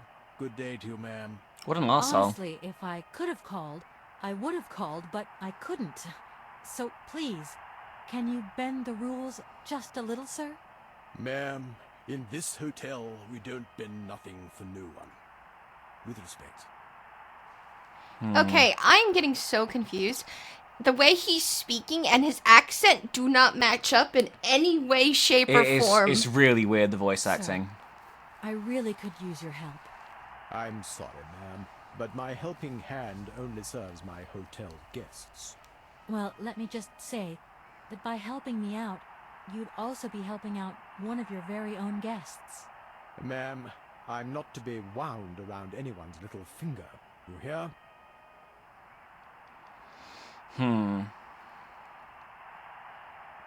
Could you tell me if a certain Hans Vorarlberg has ever been here? On a spa holiday? Yes, that's it. I'm sorry, but our hotel register is strictly confidential. Come on, please. It's not like it's a state secret you're telling me here. And if I just let you consult our register, what am I gonna get out of it? My eternal gratitude? That's just what I was expecting. Adieu, as the French say, madame. Aralbad. It's a real shame that there aren't any guests at your hotel. We had our moment of glory, but now it's all in the past. That's all. Doesn't it make you sad? Why should it? Once upon a time I met the greatest of the great. Now I got my memories. Sweet memories. And then finally, train. Usually I travel on this fantastic mechanical train. Haven't I seen some kind of a station here? Is it possible to arrive here by train then? Of course it is. What were you suggesting? If I'm not very much mistaken, that's your air balloon I see getting blown to shreds in the hotel garden. Oh yeah, the airship. That's a bit different. I just borrowed that to make the round-trip journey to Aralbad. Whatever. You better think about getting it off there, and quick. With that contraption on my lawn, some of my clientele might have a relapse. Okay. Okay. At your service, ma'am. Well, we need to get him away from the front desk so we can steal the keys to get into the hotel. So let's look around, shall we? I guess we're fine with our air balloon getting torn to shreds outside? Probably. We just got some detergent. And you know what detergent makes, baby? Suds? Mm-hmm. I'm forever blowing bubbles.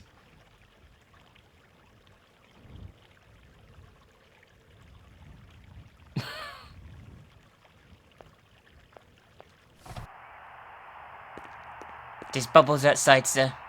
Sir? Oh. I'm not going to read all this, okay? This is just a list of hotels. And this is a chain. That's it. It's a brochure for the hotel. That's all it is, okay? Oh, he won't know. He's still busy watching the thing. Oh, what if we open the curtains?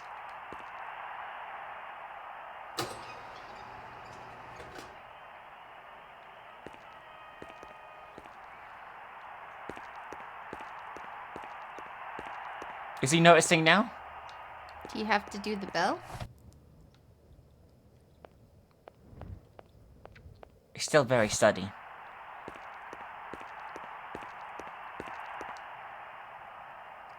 If I can pull this one.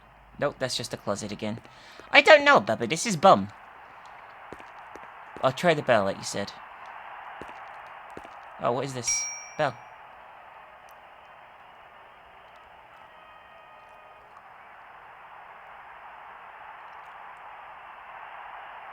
You again?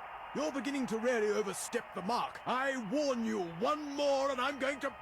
But what the hell's going on There you over go. there? Why is it me gets hell to pay when there's already too much work to do? Well, serves you right for being an ass. This guy's a dickhead, yeah.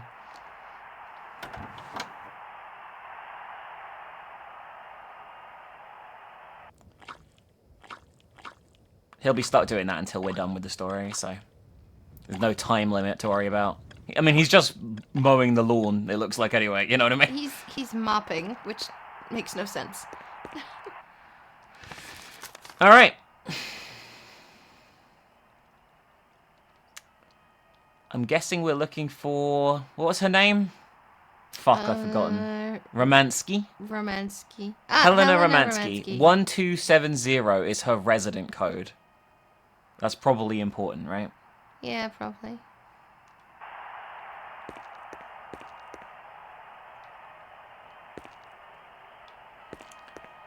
Can we go anywhere else? There doesn't seem to be any keys there, I will say.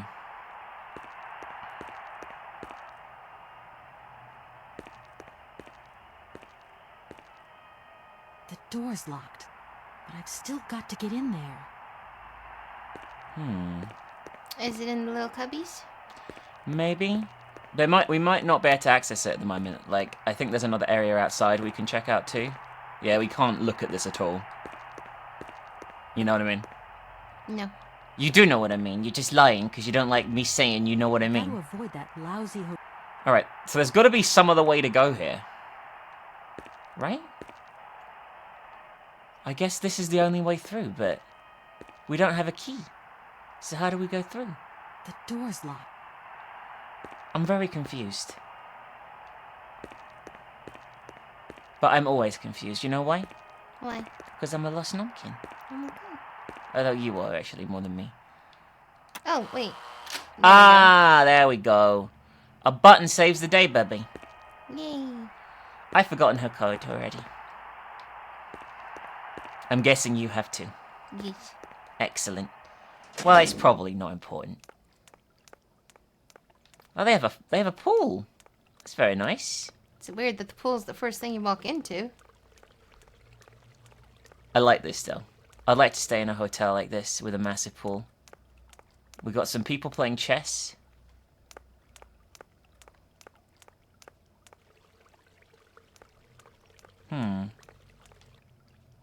We are looking for an automaton. Okay. Okay. Also known as a nomomaton. If they're friendly. If they're bum... I still can't decide, by the way, whether the guy running the factory is human or a robot. Hi. Hello there. Good afternoon, What do you miss. mean? The guy Are with you the hotel hands. barman? My name is James, miss. James, the automaton nurse. I am not a barman. I'm sorry. I didn't want to upset you. If you don't mind, miss, I would appreciate it if you would just be a little more rigorous in the terms you employ in the future. Okay. I'm looking for Madame Romansky. Do you know where she is? 3:30 to 4:30 p.m., Madame Romansky takes her daily constitutional on the pier. Tea is served at 5 o'clock sharp. Is it possible to go see her? As you wish, but do pay attention to the salt wind. Okay. Can you take me to Helena Romansky? Not at this hour, miss. Madam will still be watching the sea at the end of the pier. So? Madam knows perfectly well that during this season I don't go down to the pier. My wheelwork goes dicky under the double corrosive action of the salt and sand winds. Listen, you can hear them sweeping up and down the beach and out to sea. We call it the salt wind here. It'll drive us all crazy one of these days. Come on. Just make a little effort. No, I'll stay here and make ready for Madame in case she needs me. She can be so unpredictable. Such violent swings. That doesn't bode well. Alright. Well, I'm going, Jane. It would be a pleasure to see you again, miss. Alright. We need to go and memorize the number from her desk. Otherwise, we're not going to be able to progress. So, we need to go and memorize it. So let's go and have a quick look again. Oh my god. I still haven't... We've been playing this for 6 hours, and I still haven't got the hang of fucking... anything, really. Helena Romansky. 1270. Hang on, that's when she's a day visitor, though. Oh, it's 1270 there, you're right. Is she on the second page as well? I just want to just double check, you know what I mean? No. What do you mean? Because she's on the first page twice. It says resident. Yeah, she's at the top as well, though, look. Day visitor. Okay, yeah, but behind that it says resident, it says no departure, and it says the access code is 1270. Okay, this is fine. 1270. Can you remember that for me? Sure. 1270. I don't know where it goes, but It's got to be somewhere behind the pool, right? Let's run all the way through, I guess, and check out the other side first of all. I have no idea where I'm going, though. I don't want to interrupt your chess game, gentlemen. Gentlemen. Alright, that door isn't real. Excellent. Is this way real? Oh, champagne, baby. Baby, Nomkin, look. We got a crystal dish. It's just a wine glass, right? Yeah. Still nowhere for the code to be put in here, though. So, I guess maybe through the bar there's something else? I don't know. I mean, have you tried that way? What way? Left? Yeah. I don't think you can go left, but I'll try. I don't know. It looks like there's a Oh, way. you're right! Baby, you're so smart! What was it? 1270.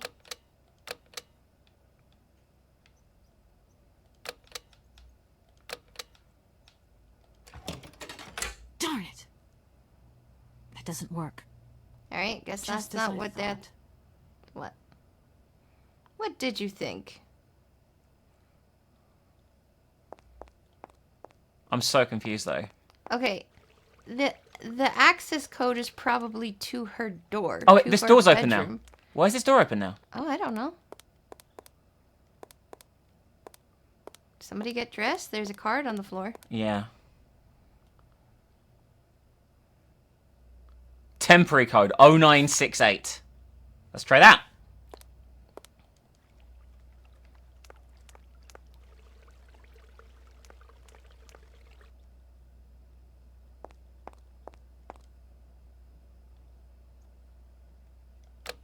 Oh, 9. Not a very good code. What's wrong with it? It's just a number.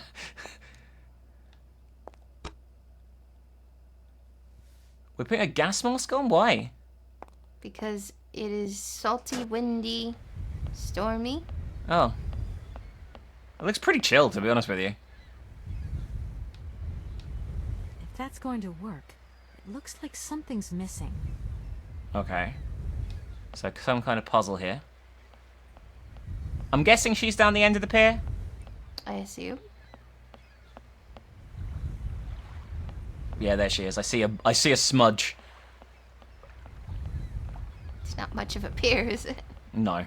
This whole place, the whole country has seen better days, let's be honest. But yeah, I think the air is toxic. Yeah, she's wearing one as well. Madam Romansky? Madam Helena Romansky?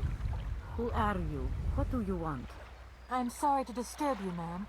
My name's Kate Walker. I've come on behalf of Frank Malkovich. Ah, Malkovich, the old son of a gun. Are you one of his celebrity?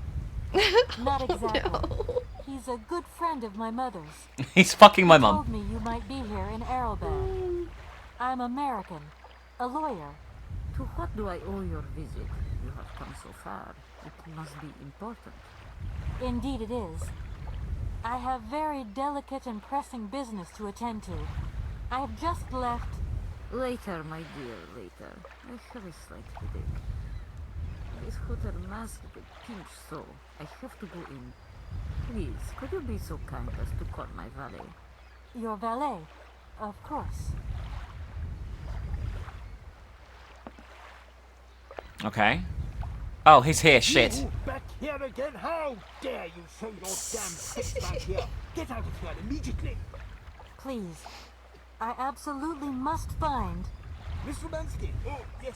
I'm sorry. She managed to lie her way in here. Don't matter how vigilant you are, there's always one. But it won't happen again. She'll be out on her ear before you can say, I hope she hasn't upset you too much. Oh, Felix. Stop being such a grizzly bear. This woman is my guest. She's your guest? But that ain't possible. This scoundrel didn't even know you 3 hours ago. Be quiet, Felix, before you offend someone. Miss Romansky, please. This maniac turned up earlier and tried to wreck the fountain. If it wasn't for the... I said enough, Felix. Please treat Miss Walker with the respect befitting one of my friends. Don't touch and don't swear. I like her. I made myself clear, Mr. Smetana. Yes, yes, crystal clear, Madam Romansky. Please do accept my humble apologies. Very good, Felix. You may This is go so surreal. We just stand around in gas masks.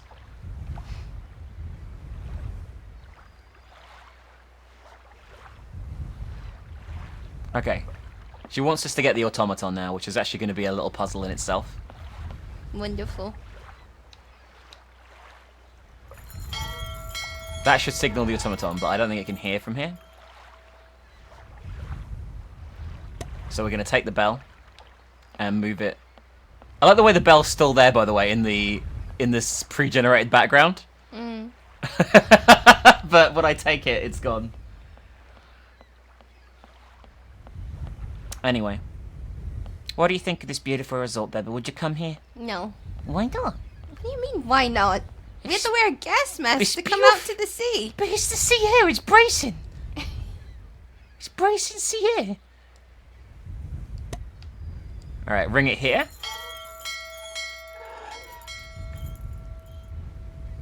Hello?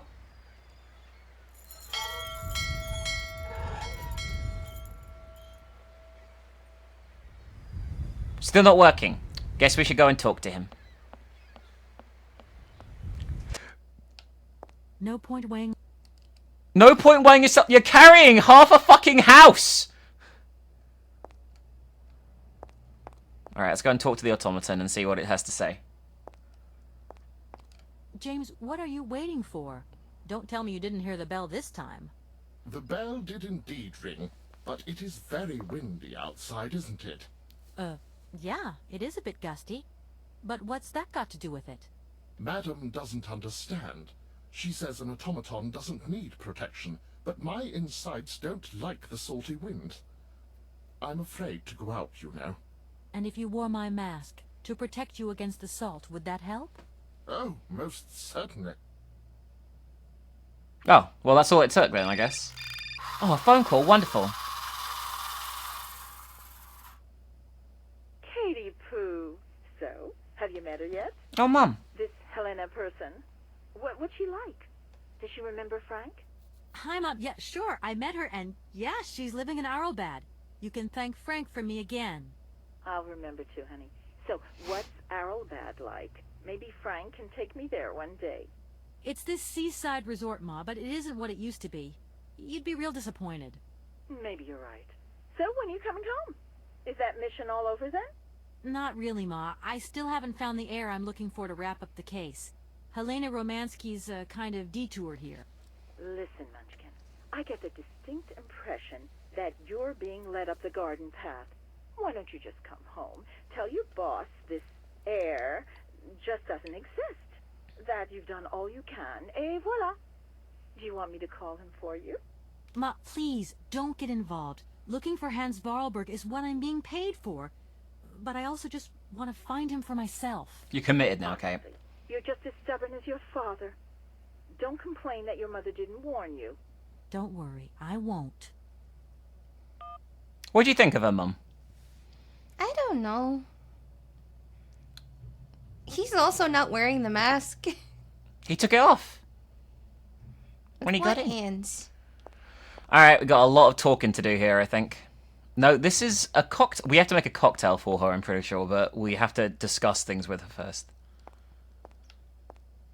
Why can I not talk to her?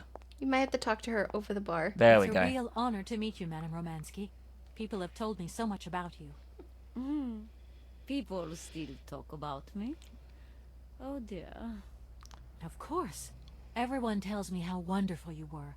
How you were one of the greatest singers of the century. Ah, so I was, my dear. But surely you didn't come here just to dig up the past. No. Alright, let's go. I'm wrapped up in a case at the moment, and because of it I met a certain Mr. Sergei Borodin, director of the Komkolzgrad industrial complex, situated to the northeast of here. Ah, I remember that factory. Oh, a sad city indeed.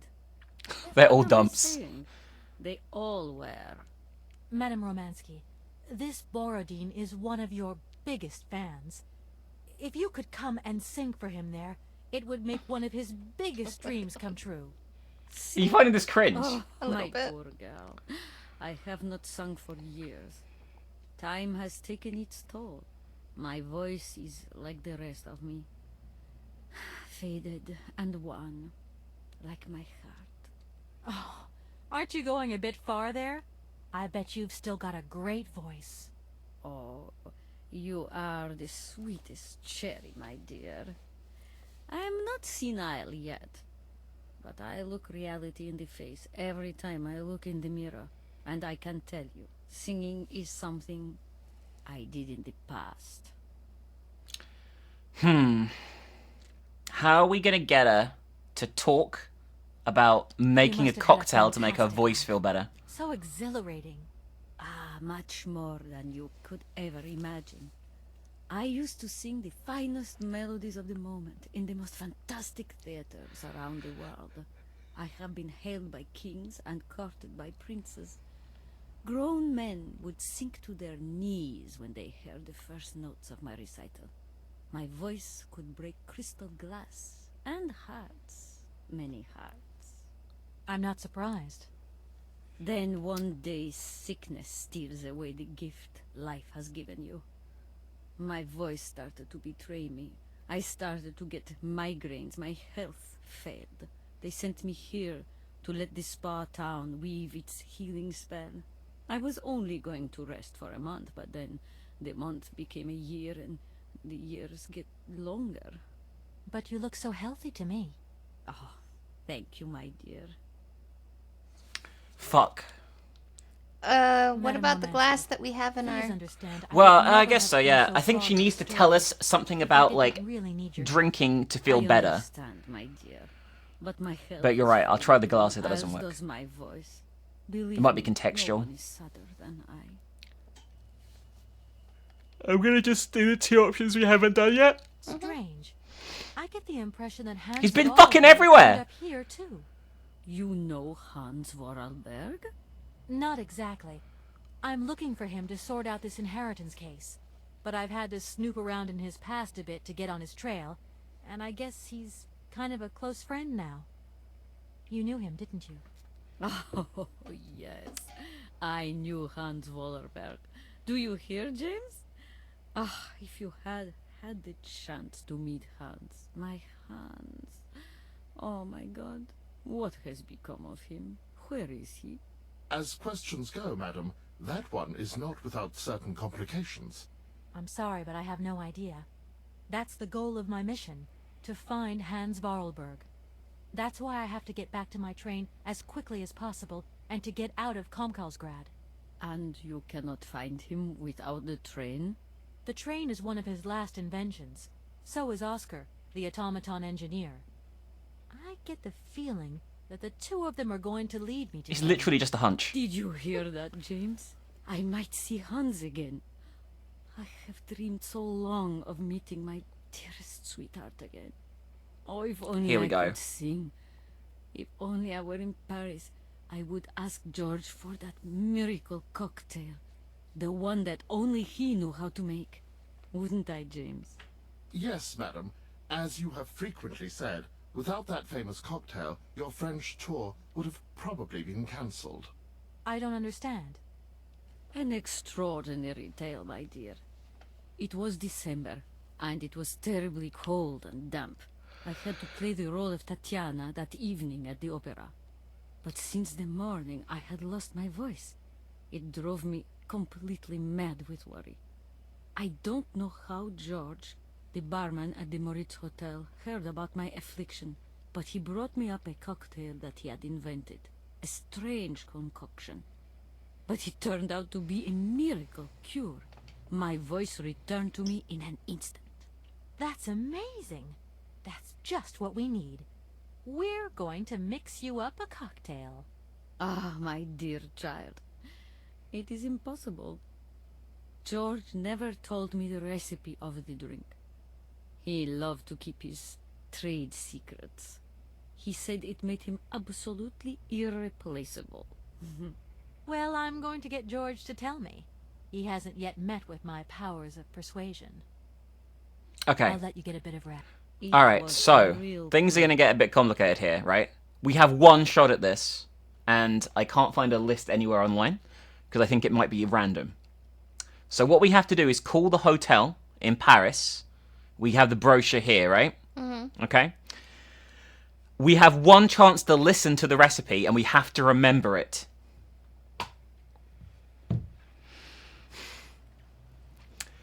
Okay then. So the number is 464-33643. How do I do? Oh, hotel. I guess it's just here.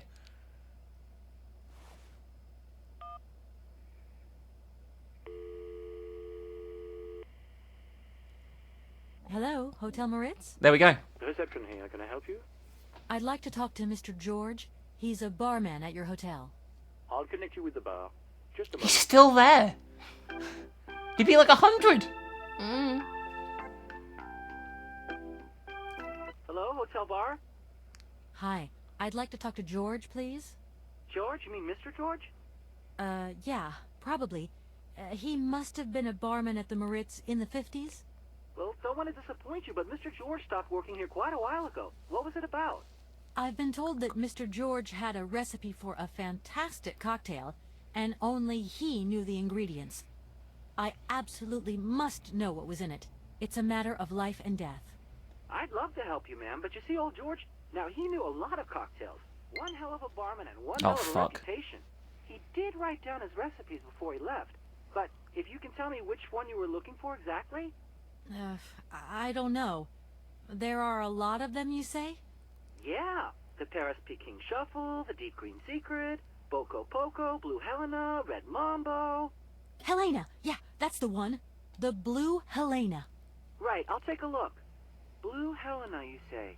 Let's see. Okay. 1 measure of vodka, 1 measure of blue curacao, 1 measure of honey, a dash of lime and ice cubes. Shake it all together, and Bob's your uncle. Perfect. Thank you very much, sir. You have been most helpful to me. Okay. Fuck. I just saved it and a screenshot. Oh, okay, good. Thank you, because I didn't not absorb that. Okay. So what ingredients do we already have? What do you mean, what do we have? Do we have any of them? I don't know. We have vodka. Okay. We need vodka, blue Carousel, honey, lime, and ice cubes. Okay.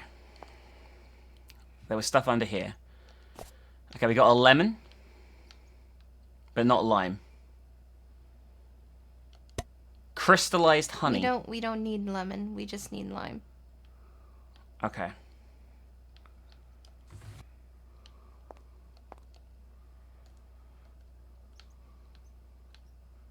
I think, by the way, by lime, it meant lemon. Apparently it's a typo.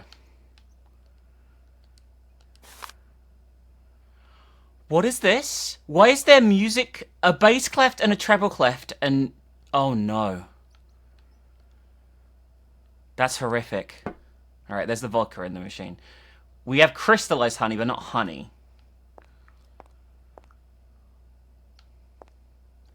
We need to defrost the crystallized honey that we have to make it into proper honey. You know what we're going to use to do that, Bebe? What? Well, I would say a microwave, but apparently the correct answer is a jacuzzi. Because, you know. I mean, I guess it would work, right? Probably, yeah? Oh yeah, it's hot water. You probably have to turn on the hot water. Yeah, I'm guessing that valve at the back. I thought she was going to pour it in. Oh, she's going to be like, this is not warm enough. Doesn't look like that works. Yeah, okay. Well, I thought you just leave it in there for a second instead of, like, dipping it in. There we go. It's bubbling now, Bubba. I like jacuzzis. They're quite nice. When the bubbles touch your bum.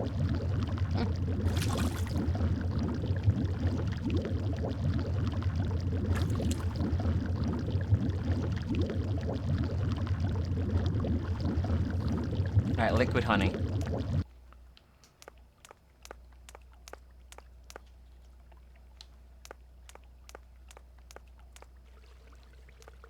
If it turns out lime and honey lemon are actually mixed up, that's a big mistake, by the way.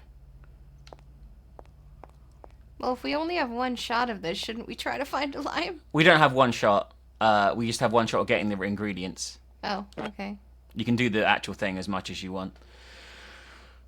Do I use the glass? And if so, where does the glass go? That's the shaker in the middle. I guess we don't need the glass at the moment. Alright. Wow, this looks confusing as fuck. Okay.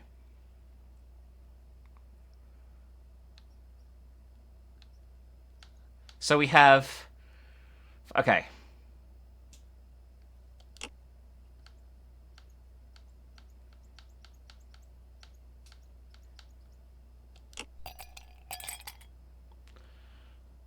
Okay.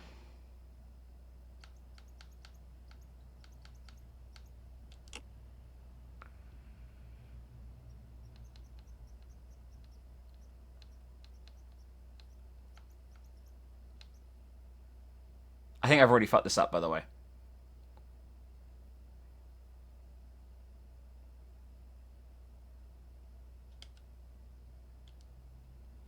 I don't know how to fix it again, though. Restart it. Oh, this is definitely wrong. Oh my god, it's so glitchy. Did you see the cursor there? It was just flying. Oh, look at that. It hates it. Okay, how do I fucking do this? How do I get this out? Maybe serve it. Oh, this will be it. The serve button at the end there. This is not right, obviously. She'll be like, this is gross. Oh, no.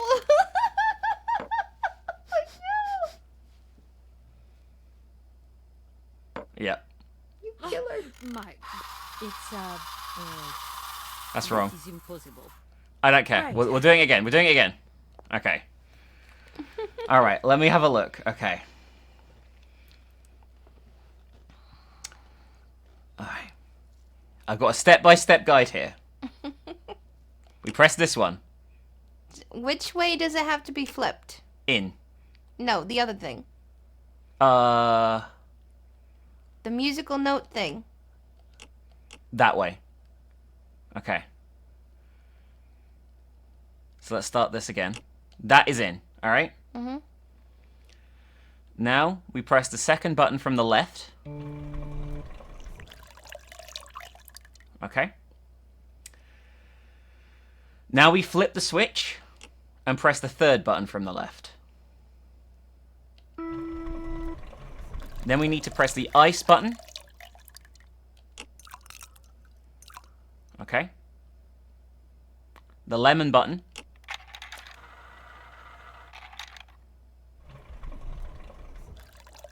Okay. The honey button.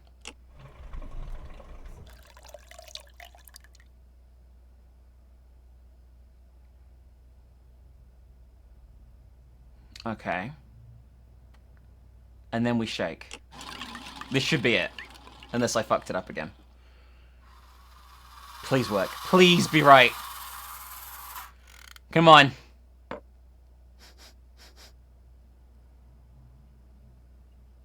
Yeah! Baby, we did it! I would never have solved that in a million years. My voice.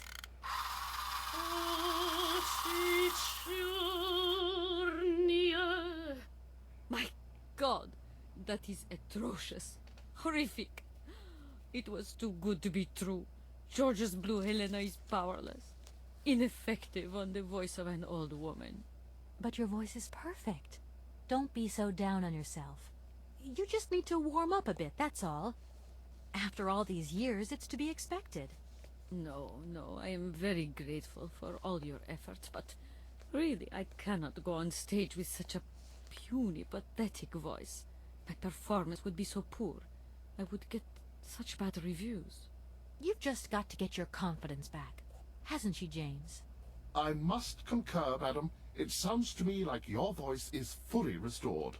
James, be quiet. You are a sniveling little creep. What the fuck? The blue Helena really does have a magical effect. Your voice is sensational. I am not convinced. If my voice has really returned, it is not ready. It is still not powerful enough. I tell you, you're wrong. The Komkolzgrad director is going to be amazed. My dear, how little you know. I remember a time, madam, when you would test your vocal prowess by breaking crystal tableware and decorations. Ah, those were the days. Shards of crystal. I could never do that now. Well, time to try. The blue Helena really does have a magical effect. Your voice is sensational. I am not convinced. I tell you, you're wrong. My dear. I remember. What do I need to do, though? Okay, I think you're gonna have to maybe put it. There we go. Put it on the bar. My voice. There we go.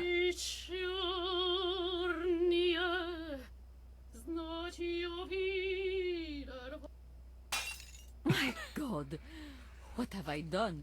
My voice has returned. Did you hear that, James? My voice has returned. Your voice is still as magnificent as ever, madam. But please don't forget, you're no spring chicken these days.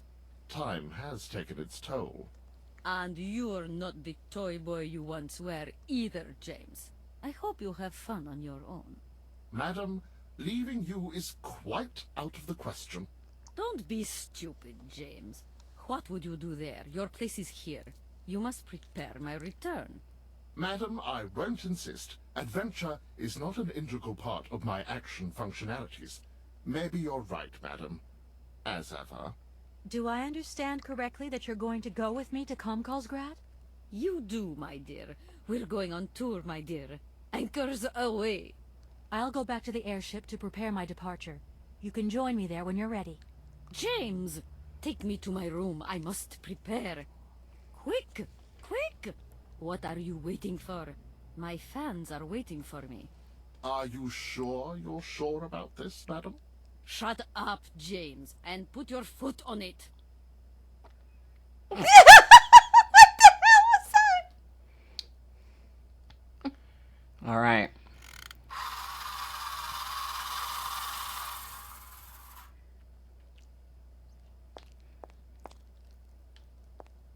Time for endgame, baby. Oh my God. I think things are actually going to get a bit more tense than I would have given this game credit for. But we'll see.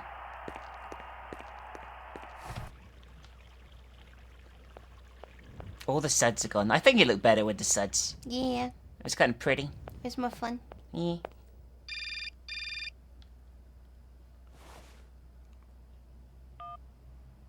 Hello? Hi, it's me, Olivia. Hey, sweetie, what's new? How was it at the Goldbergs, then? Like, alcoholic. Is that all? What's up? Cat got your tongue? Well, tell me what you're up to. How's the case going? How's that Romansky chick? You don't think it's dragging out too long? I haven't had the time to get bored, I can tell you that, but... Hey, Olivia, what's the matter? She's fucking your, Didn't you she's answer fucking my your question? boyfriend. That's so You know what I'm unlike saying? you. Did I tell you I bought this really cool blue silk top? Olivia, what are you hiding? Come on out with it. You've got me worried. Oh, Kate, I'm sorry. I've done something horrible. I can't sleep anymore. I can't eat. I keep wanting to hurl. Olivia, tell me what's going on. Dan! What about Dan? Has something happened to him? You're gonna hate me for the rest of your life, and you'd be right. Oh my in God. your situation, What? After the Goldbergs, Dan took me home. We were a bit, we shouldn't have drunk so much. He came up to mine to have a nightcap, and then, okay, you're gonna hate me. Please hate me. I got it. It's all my fault. I could never tell you that I've had the hots for Dan for ages. You alright, baby? You're my friend, and you were engaged and all, but then we got so close lately, and I just lost sight of what's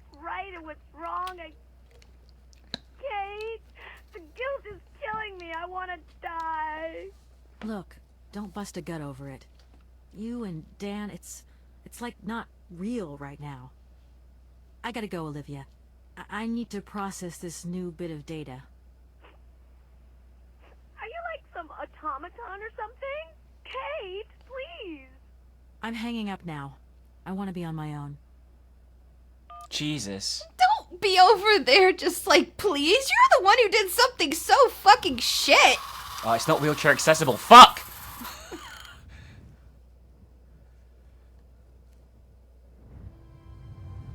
Well, that doesn't matter. Oh man, I wanted a chance to call Dan and say, hey, you're a piece of shit. She might still do that. There's still one more chapter to go with 2 locations. So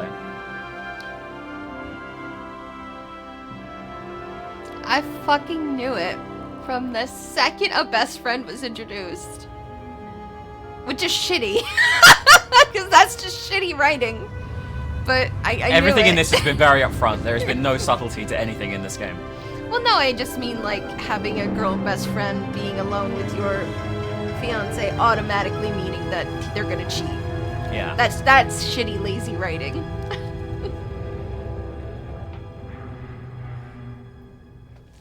All right. Oh, we already performance. That's our hands.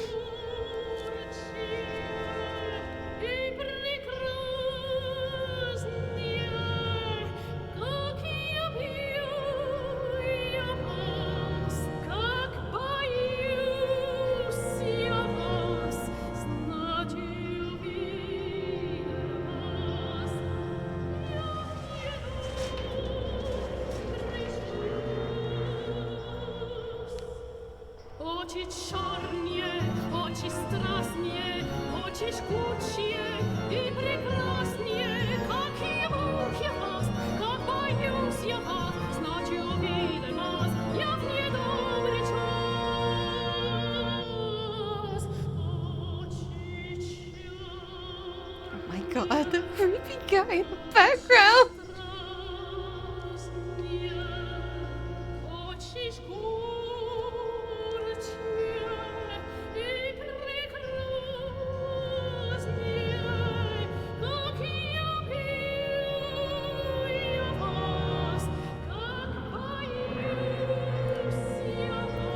Is she gonna die?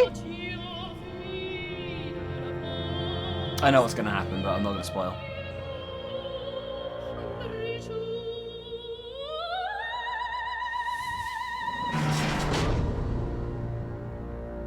We just helped a psychopath.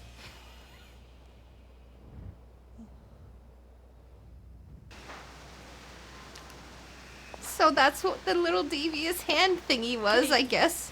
It's way worse than what What is appears. happening? What does this man want of me? He has gone totally mad. Don't worry. There must be some way of getting you out of there, and I'm going to find it. But do hurry up, my child. I am terrified he will return and become dangerous. Okay, I feel like we Romansky. You can trust me. feel like Alright. we lost a half a cutscene right there, but okay. At last, young lady. I was beginning to be It was half a second! I came as fast as I could. Now hurry. Get out of here quickly before that maniac notices. I've got to get Oscar's hands back.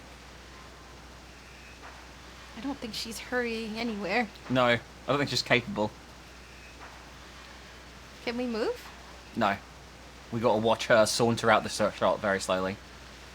Now we can move. If that's going to work. Screwdriver, I'm gonna Yeah. guess? Yeah, we got Oscar's hands back. Alright, time to get out of here. Might not be as easy as it seems, though. Are you all right, madam? My heart has been put to the test here. But it just might hold up. Let's go.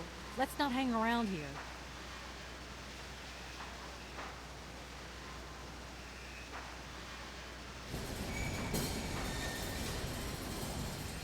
That goes out to the platform.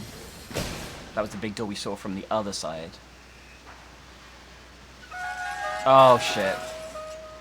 Oh, my God, what has happened now? There he is on the TV. It's like Jigsaw. Nice try, Miss Walker. But you are not strong enough. Not for me. So you can stop playing games now. Return the hands to me.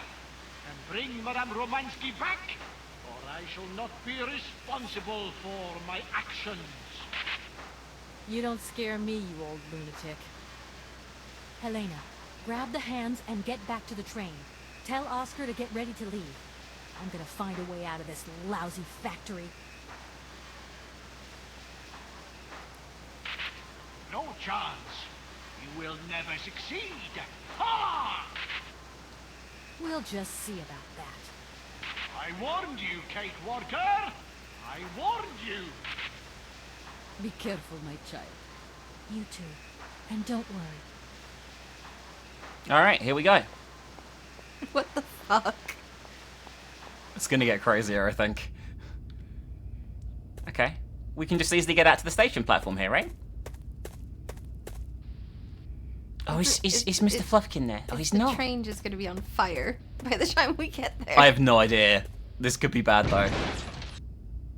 That didn't sound good. No.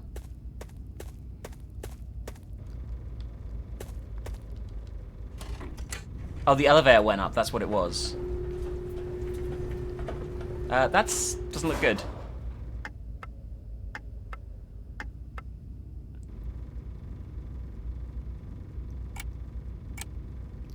That fucking Jason. Jesus Christ. Okay. It blew up. We got away. The walkthrough says she escapes in style. No, she doesn't. She takes a few steps back. Oh, we're already up here again, though. Isn't that useful?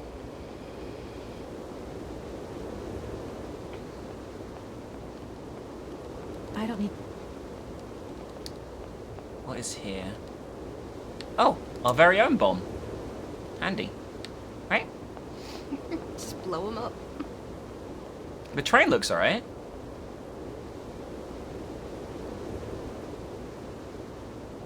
Just all this running. It seems fine, right? Can we just leave?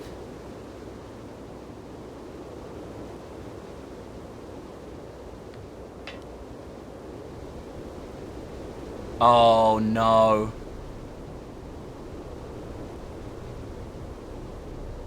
Is it going to attack us with the sickle? Oh, it's blocking. Look, there's things between its legs now. Oh.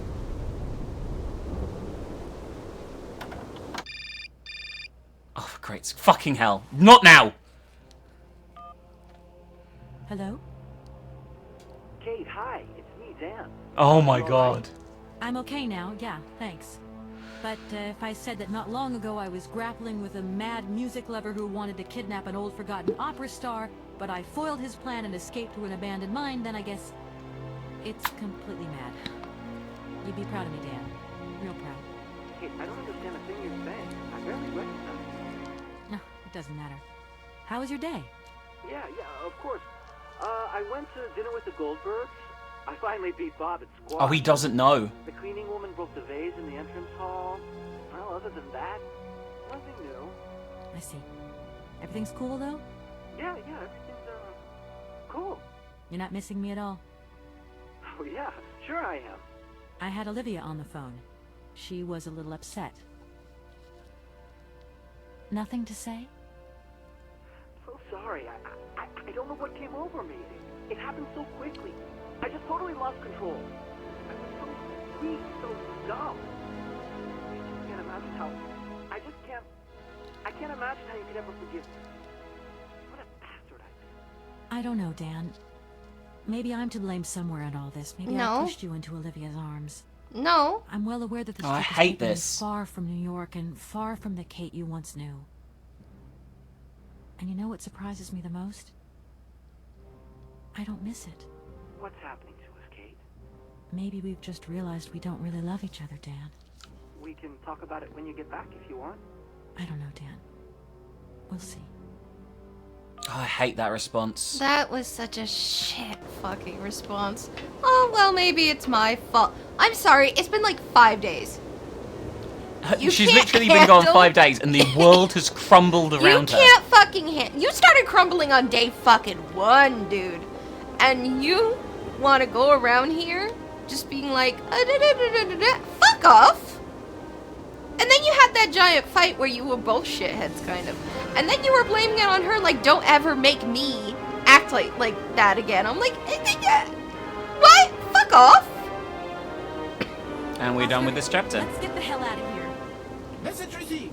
Full steam ahead. He got his hands back suddenly, by the way. Do you notice that? Well, the lady had them.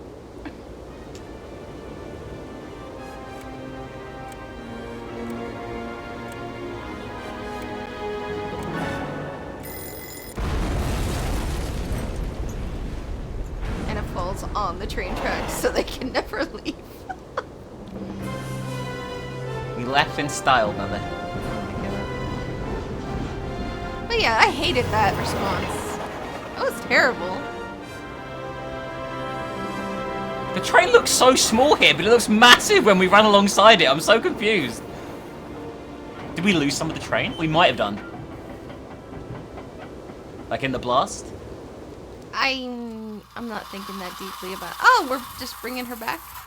This is the last area of the game because Oh. I was right about what I said earlier. Oh, for fuck's sake.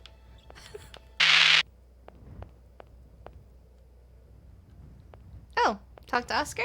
I talked to Oscar briefly. You okay, Oscar? Still in one piece? Humor is a concept outside the scope of my functionality, Kate Walker. You should know that by now. Oscar, come on, quit crabbing. We got out of that dingy city safe and sound, didn't we? And even with a certain style, I might add. Style is the right word. Hey, what are you doing on the platform? That's not like you. I wanted to take a little air and dust away the cobwebs from my joints. This salt wind is terrible, though. I think it would be wiser to return to our nice, warm train. Get a life, Oscar. Oscar, I'm sorry you missed Madame Romansky's performance. It was really something. I don't know. Emotion is a concept outside the scope of my functionality, Kate Walker, as well you know. Sometimes I'm not so sure. Hans? You know, Oscar, sometimes I think we'll never find Hans Vorarlberg. You have manifested a certain spunk and perseverance, Kate Walker. Please do not be discouraged. It's possible you are closer to your initial target than you currently imagine. Yeah, maybe. The weather has changed since my last visit. The wind has dropped, and it has started snowing a little. I was not fortunate enough to accompany you on your first visit, Kate Walker. You abandoned me to who knows what horrible fate in that creepy factory. Oscar, do you know something? You're changing. You might not notice, but you are. Change is outside the scope of my functionality, Kate Walker. He's sassy. I'll be waiting for you, Kate Walker. I just realised, what's our objective? Join Oscar at the station. Oh, rewound the train? I guess we can do that. It takes a second, right?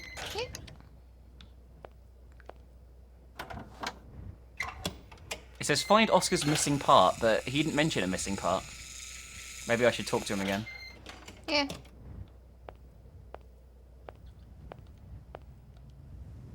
Hello, Oscar. Hello, Kate. I'll do mission help. Oscar, I think everything's ready. We can go now. Are you sitting comfortably? Then we can start the engine and get going. I'll be circulating shortly to punch your ticket. Give me a break, Oscar. Miss Walker! Miss Walker! There we go. Wait! Don't go yet! Mr. Felix, what's the matter now? Has something happened to Madame Romansky? No, not at all. Our favorite diva's fine and dandy. But there's a package for you at the reception. I said to myself, Felix, maybe she's got to have it before she goes. A package for me? But that's impossible. But it's got Miss Walker written on it, clear as day. Why didn't you tell me about it earlier? It's only just arrived, like. Oh, and, well, who delivered it? I don't know. I just took my eye off reception for a moment. The game was on, you see, and there it was, on the counter in reception. Come and get it. Okay. All right, guess that's what we're doing. Okay. A mysterious package, baby. Who could it be from? What would it be about? Stay tuned. We'll find out in a few seconds. It's gonna be a mammoth. Let's be fair. It's gonna be a little mammoth face. Or like maybe... Nope, I got it. It was a mammoth. And a phone call. Better not be Dan. It's gonna be Marston. Hello? What the hell are you up to, Kate? Yep. Mr. Marson, please, do try to understand. Understand? What I understand is this. 1.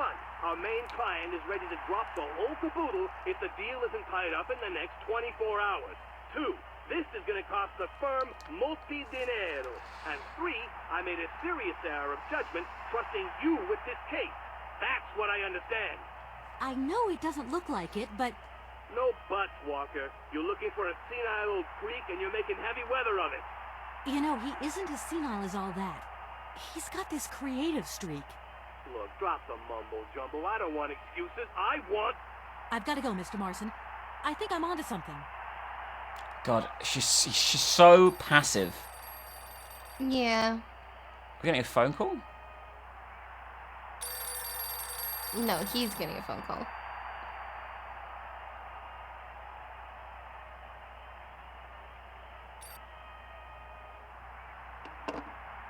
Hello, reception here. Felix Massano at your service. Yes, ma'am. Yes, yes. Yes, she's right here in front of me, ma'am. Immediately. Please, be my guest. Miss Walker, Madame Romansky would like you to join her at the hotel bar as quickly as possible. I'm going. All right, let's go. A few drinks with... I like Madame Romansky, by the way. Yeah.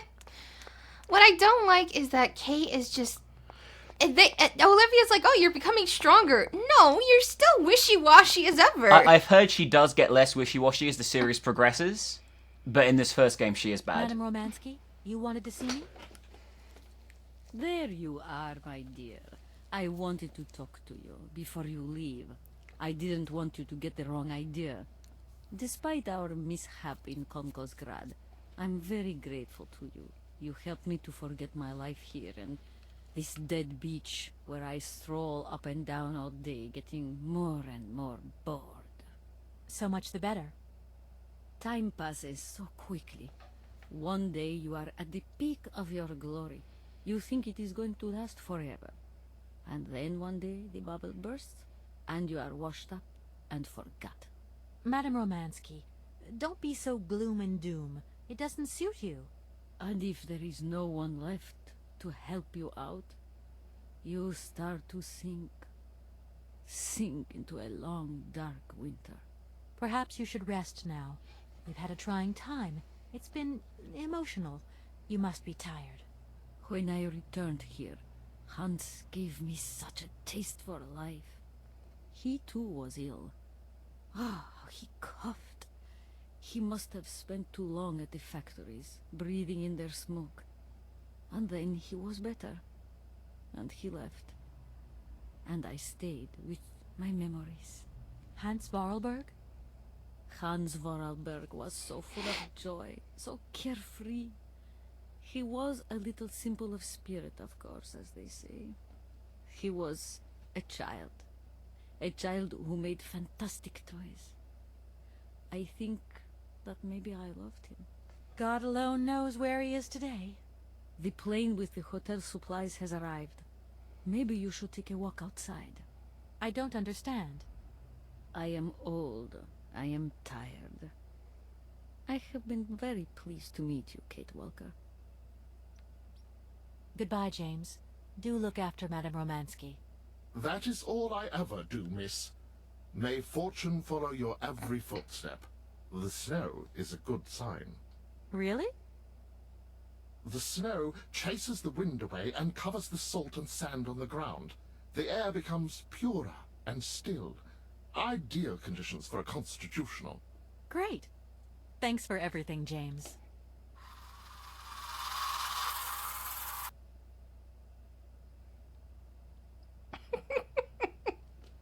Well, I guess we should go and check out the plane, huh?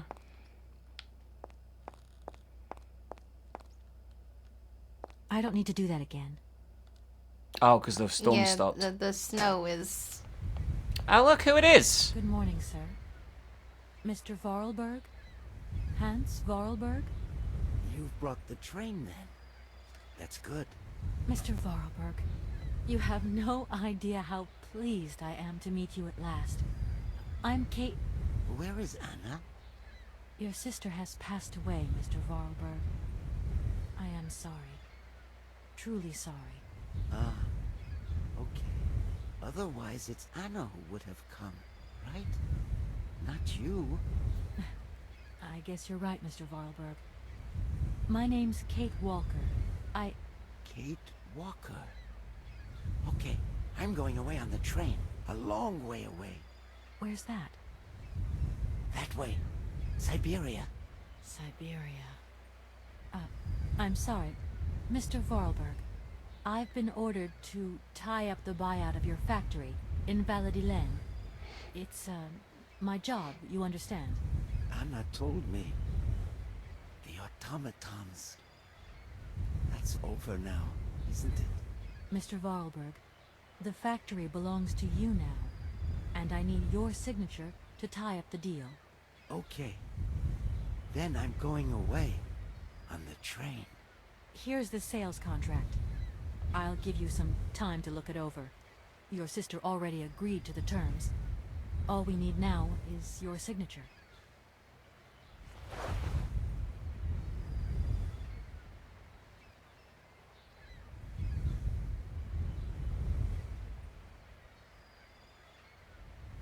What? You've signed just like that? Without reading it? Why would he know to read it? I don't know how to. Oh. In that case, I'll read it for you. No, it's okay. Leave it. I've got to go away on the train, Kate Walker. As you wish, Mr. Vorarlberg. And let me wish you a very pleasant journey.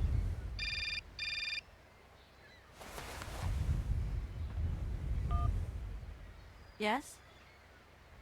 Listen, Walker, I've decided to send over some backup. No need, Mr. Marson. What do you mean? Hans Vorarlberg has just signed. Everything's hunky-dory. Are you saying that... Yep. That Vorarlberg Manufacturing is now the exclusive property of the Universal Toy Company. But... that's great news. Good work. Excellent work, Walker. A real masterstroke. I knew I could count on you, Kate. I congratulate you. Thank you, sir. Right, now get back here as quick as you can. I want those papers on my desk tomorrow. My secretary will organize a meeting with Universal Toys immediately. You'll no doubt want to hand over the contract yourself. And now that I think of it, I've got no one on the Schwann Airport case. Big trial coming up. A real Is she gonna quit? opportunity. The job is yours. My little way of saying thank you, Kate Walker. You're too kind. You have a great career as a lawyer ahead of you, Kate. See you tomorrow. Well done again, and don't lose those papers, huh? That would be the dumbest thing. Sure. Real dumb. Is she gonna throw them away and go on the train?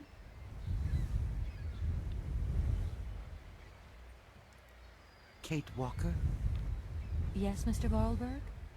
Are you coming on the train too, Kate Walker? No. That really wasn't in the plan. But thanks for offering. This adventure's all over for me now, Mr. Vorarlberg. Too bad. Silly, really. You don't like adventure, do you? I don't really... I mean, maybe there's... It's not easy to say. Yes? I have to go back to New York. They're waiting for me there, you understand? Oh, shit! I understand. The plane. It's going to New York too, maybe. Maybe. I suppose I'd better go find out. Yes. It's more sensible. Maybe. See you later, Kate Walker. Yes. See you later, Mr. Vorarlberg. She's gonna get on the plane. Which makes me wonder how she ends up in the second game or the third game.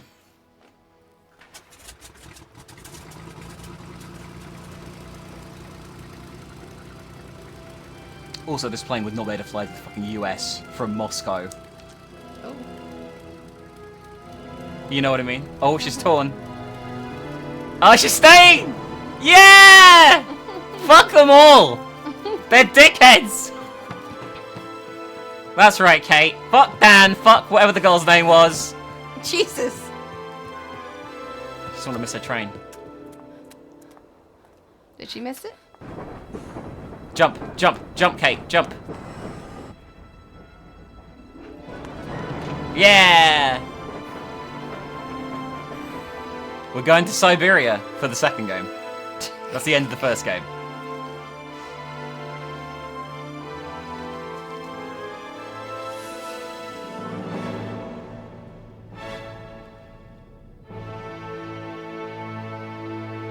You know what's funny? That everything that we did was fucking pointless. Yeah, it was, yeah. But you know what's funny though? What? The comment on this guide says, and at the end of this year, they're releasing the final installment, the second game, to finish the story.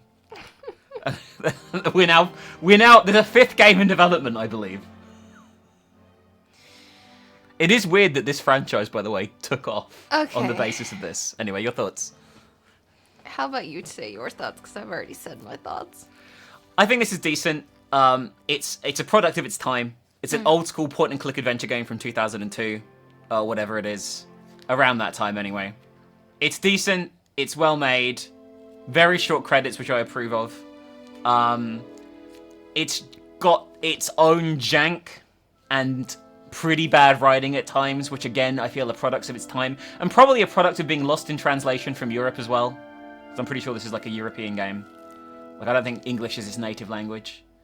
Like, I don't think it's bad. I think it's okay and a decent story. It's a shame that the second game is like it's like 50% of a story, right? Like, which is kind of shitty. I'm not a big fan of that happening. But yeah, like I said, the fourth game is actually the one that won the poll, but then everyone was like, well, you need to play them in order if you haven't played the other ones, because it won't make any sense. So they decided to play this, I should play this one instead. But this was voted for by our patrons, and I hope you guys enjoyed this playthrough. Is there anything you'd like to add to that, or? I mean, you kind of wrapped it up like... Well, I've already said kind of what I felt, but now at the end of the thing, everything that I said before kind of is still valid. It's almost a little bit more frustrating though, because we did so much work to get the signature, and in the end it meant nothing. She fucks off with it. She just runs off with it. She fucks off with it. Like, literally none of it mattered at all. I understand there could be an argument. Well, it changed Kate. Did she change though? Did she? Really? Did she really? Because I was... There was a little bit of change, but at the end, I'm like, it's not a bad game. It's not a bad game. It's not a horrible story, even. And I do agree that it is very much a product of its time. But I feel like there was a lot more potential that was kind of left on the table. But, yeah. Well, maybe we'll play the second game at some point. If you want to get involved in that voting and nomination process, you should head over to our Patreon. There's a link in the description. Hey, if you're feeling super nom and you want to treat yourself, there is a tier on our Patreon now that allows you to pick a game for us to play within certain rules. So go and check that out if you're feeling, wow, I'd really like to see this game play through from these nomkins. Oh my god. And I don't want to wait to see if it'll get nominated or voted for. Yeah, you can just make us jump straight to your game with that tier. Anyway, thank you for watching, everyone. Please make sure to check out the Patreon, and I will see you all, and Krism will see you all. Isn't it nom to have her back? Oh my god. We'll see you all soon for more stuff. Bye, go watch more of our videos. Bye!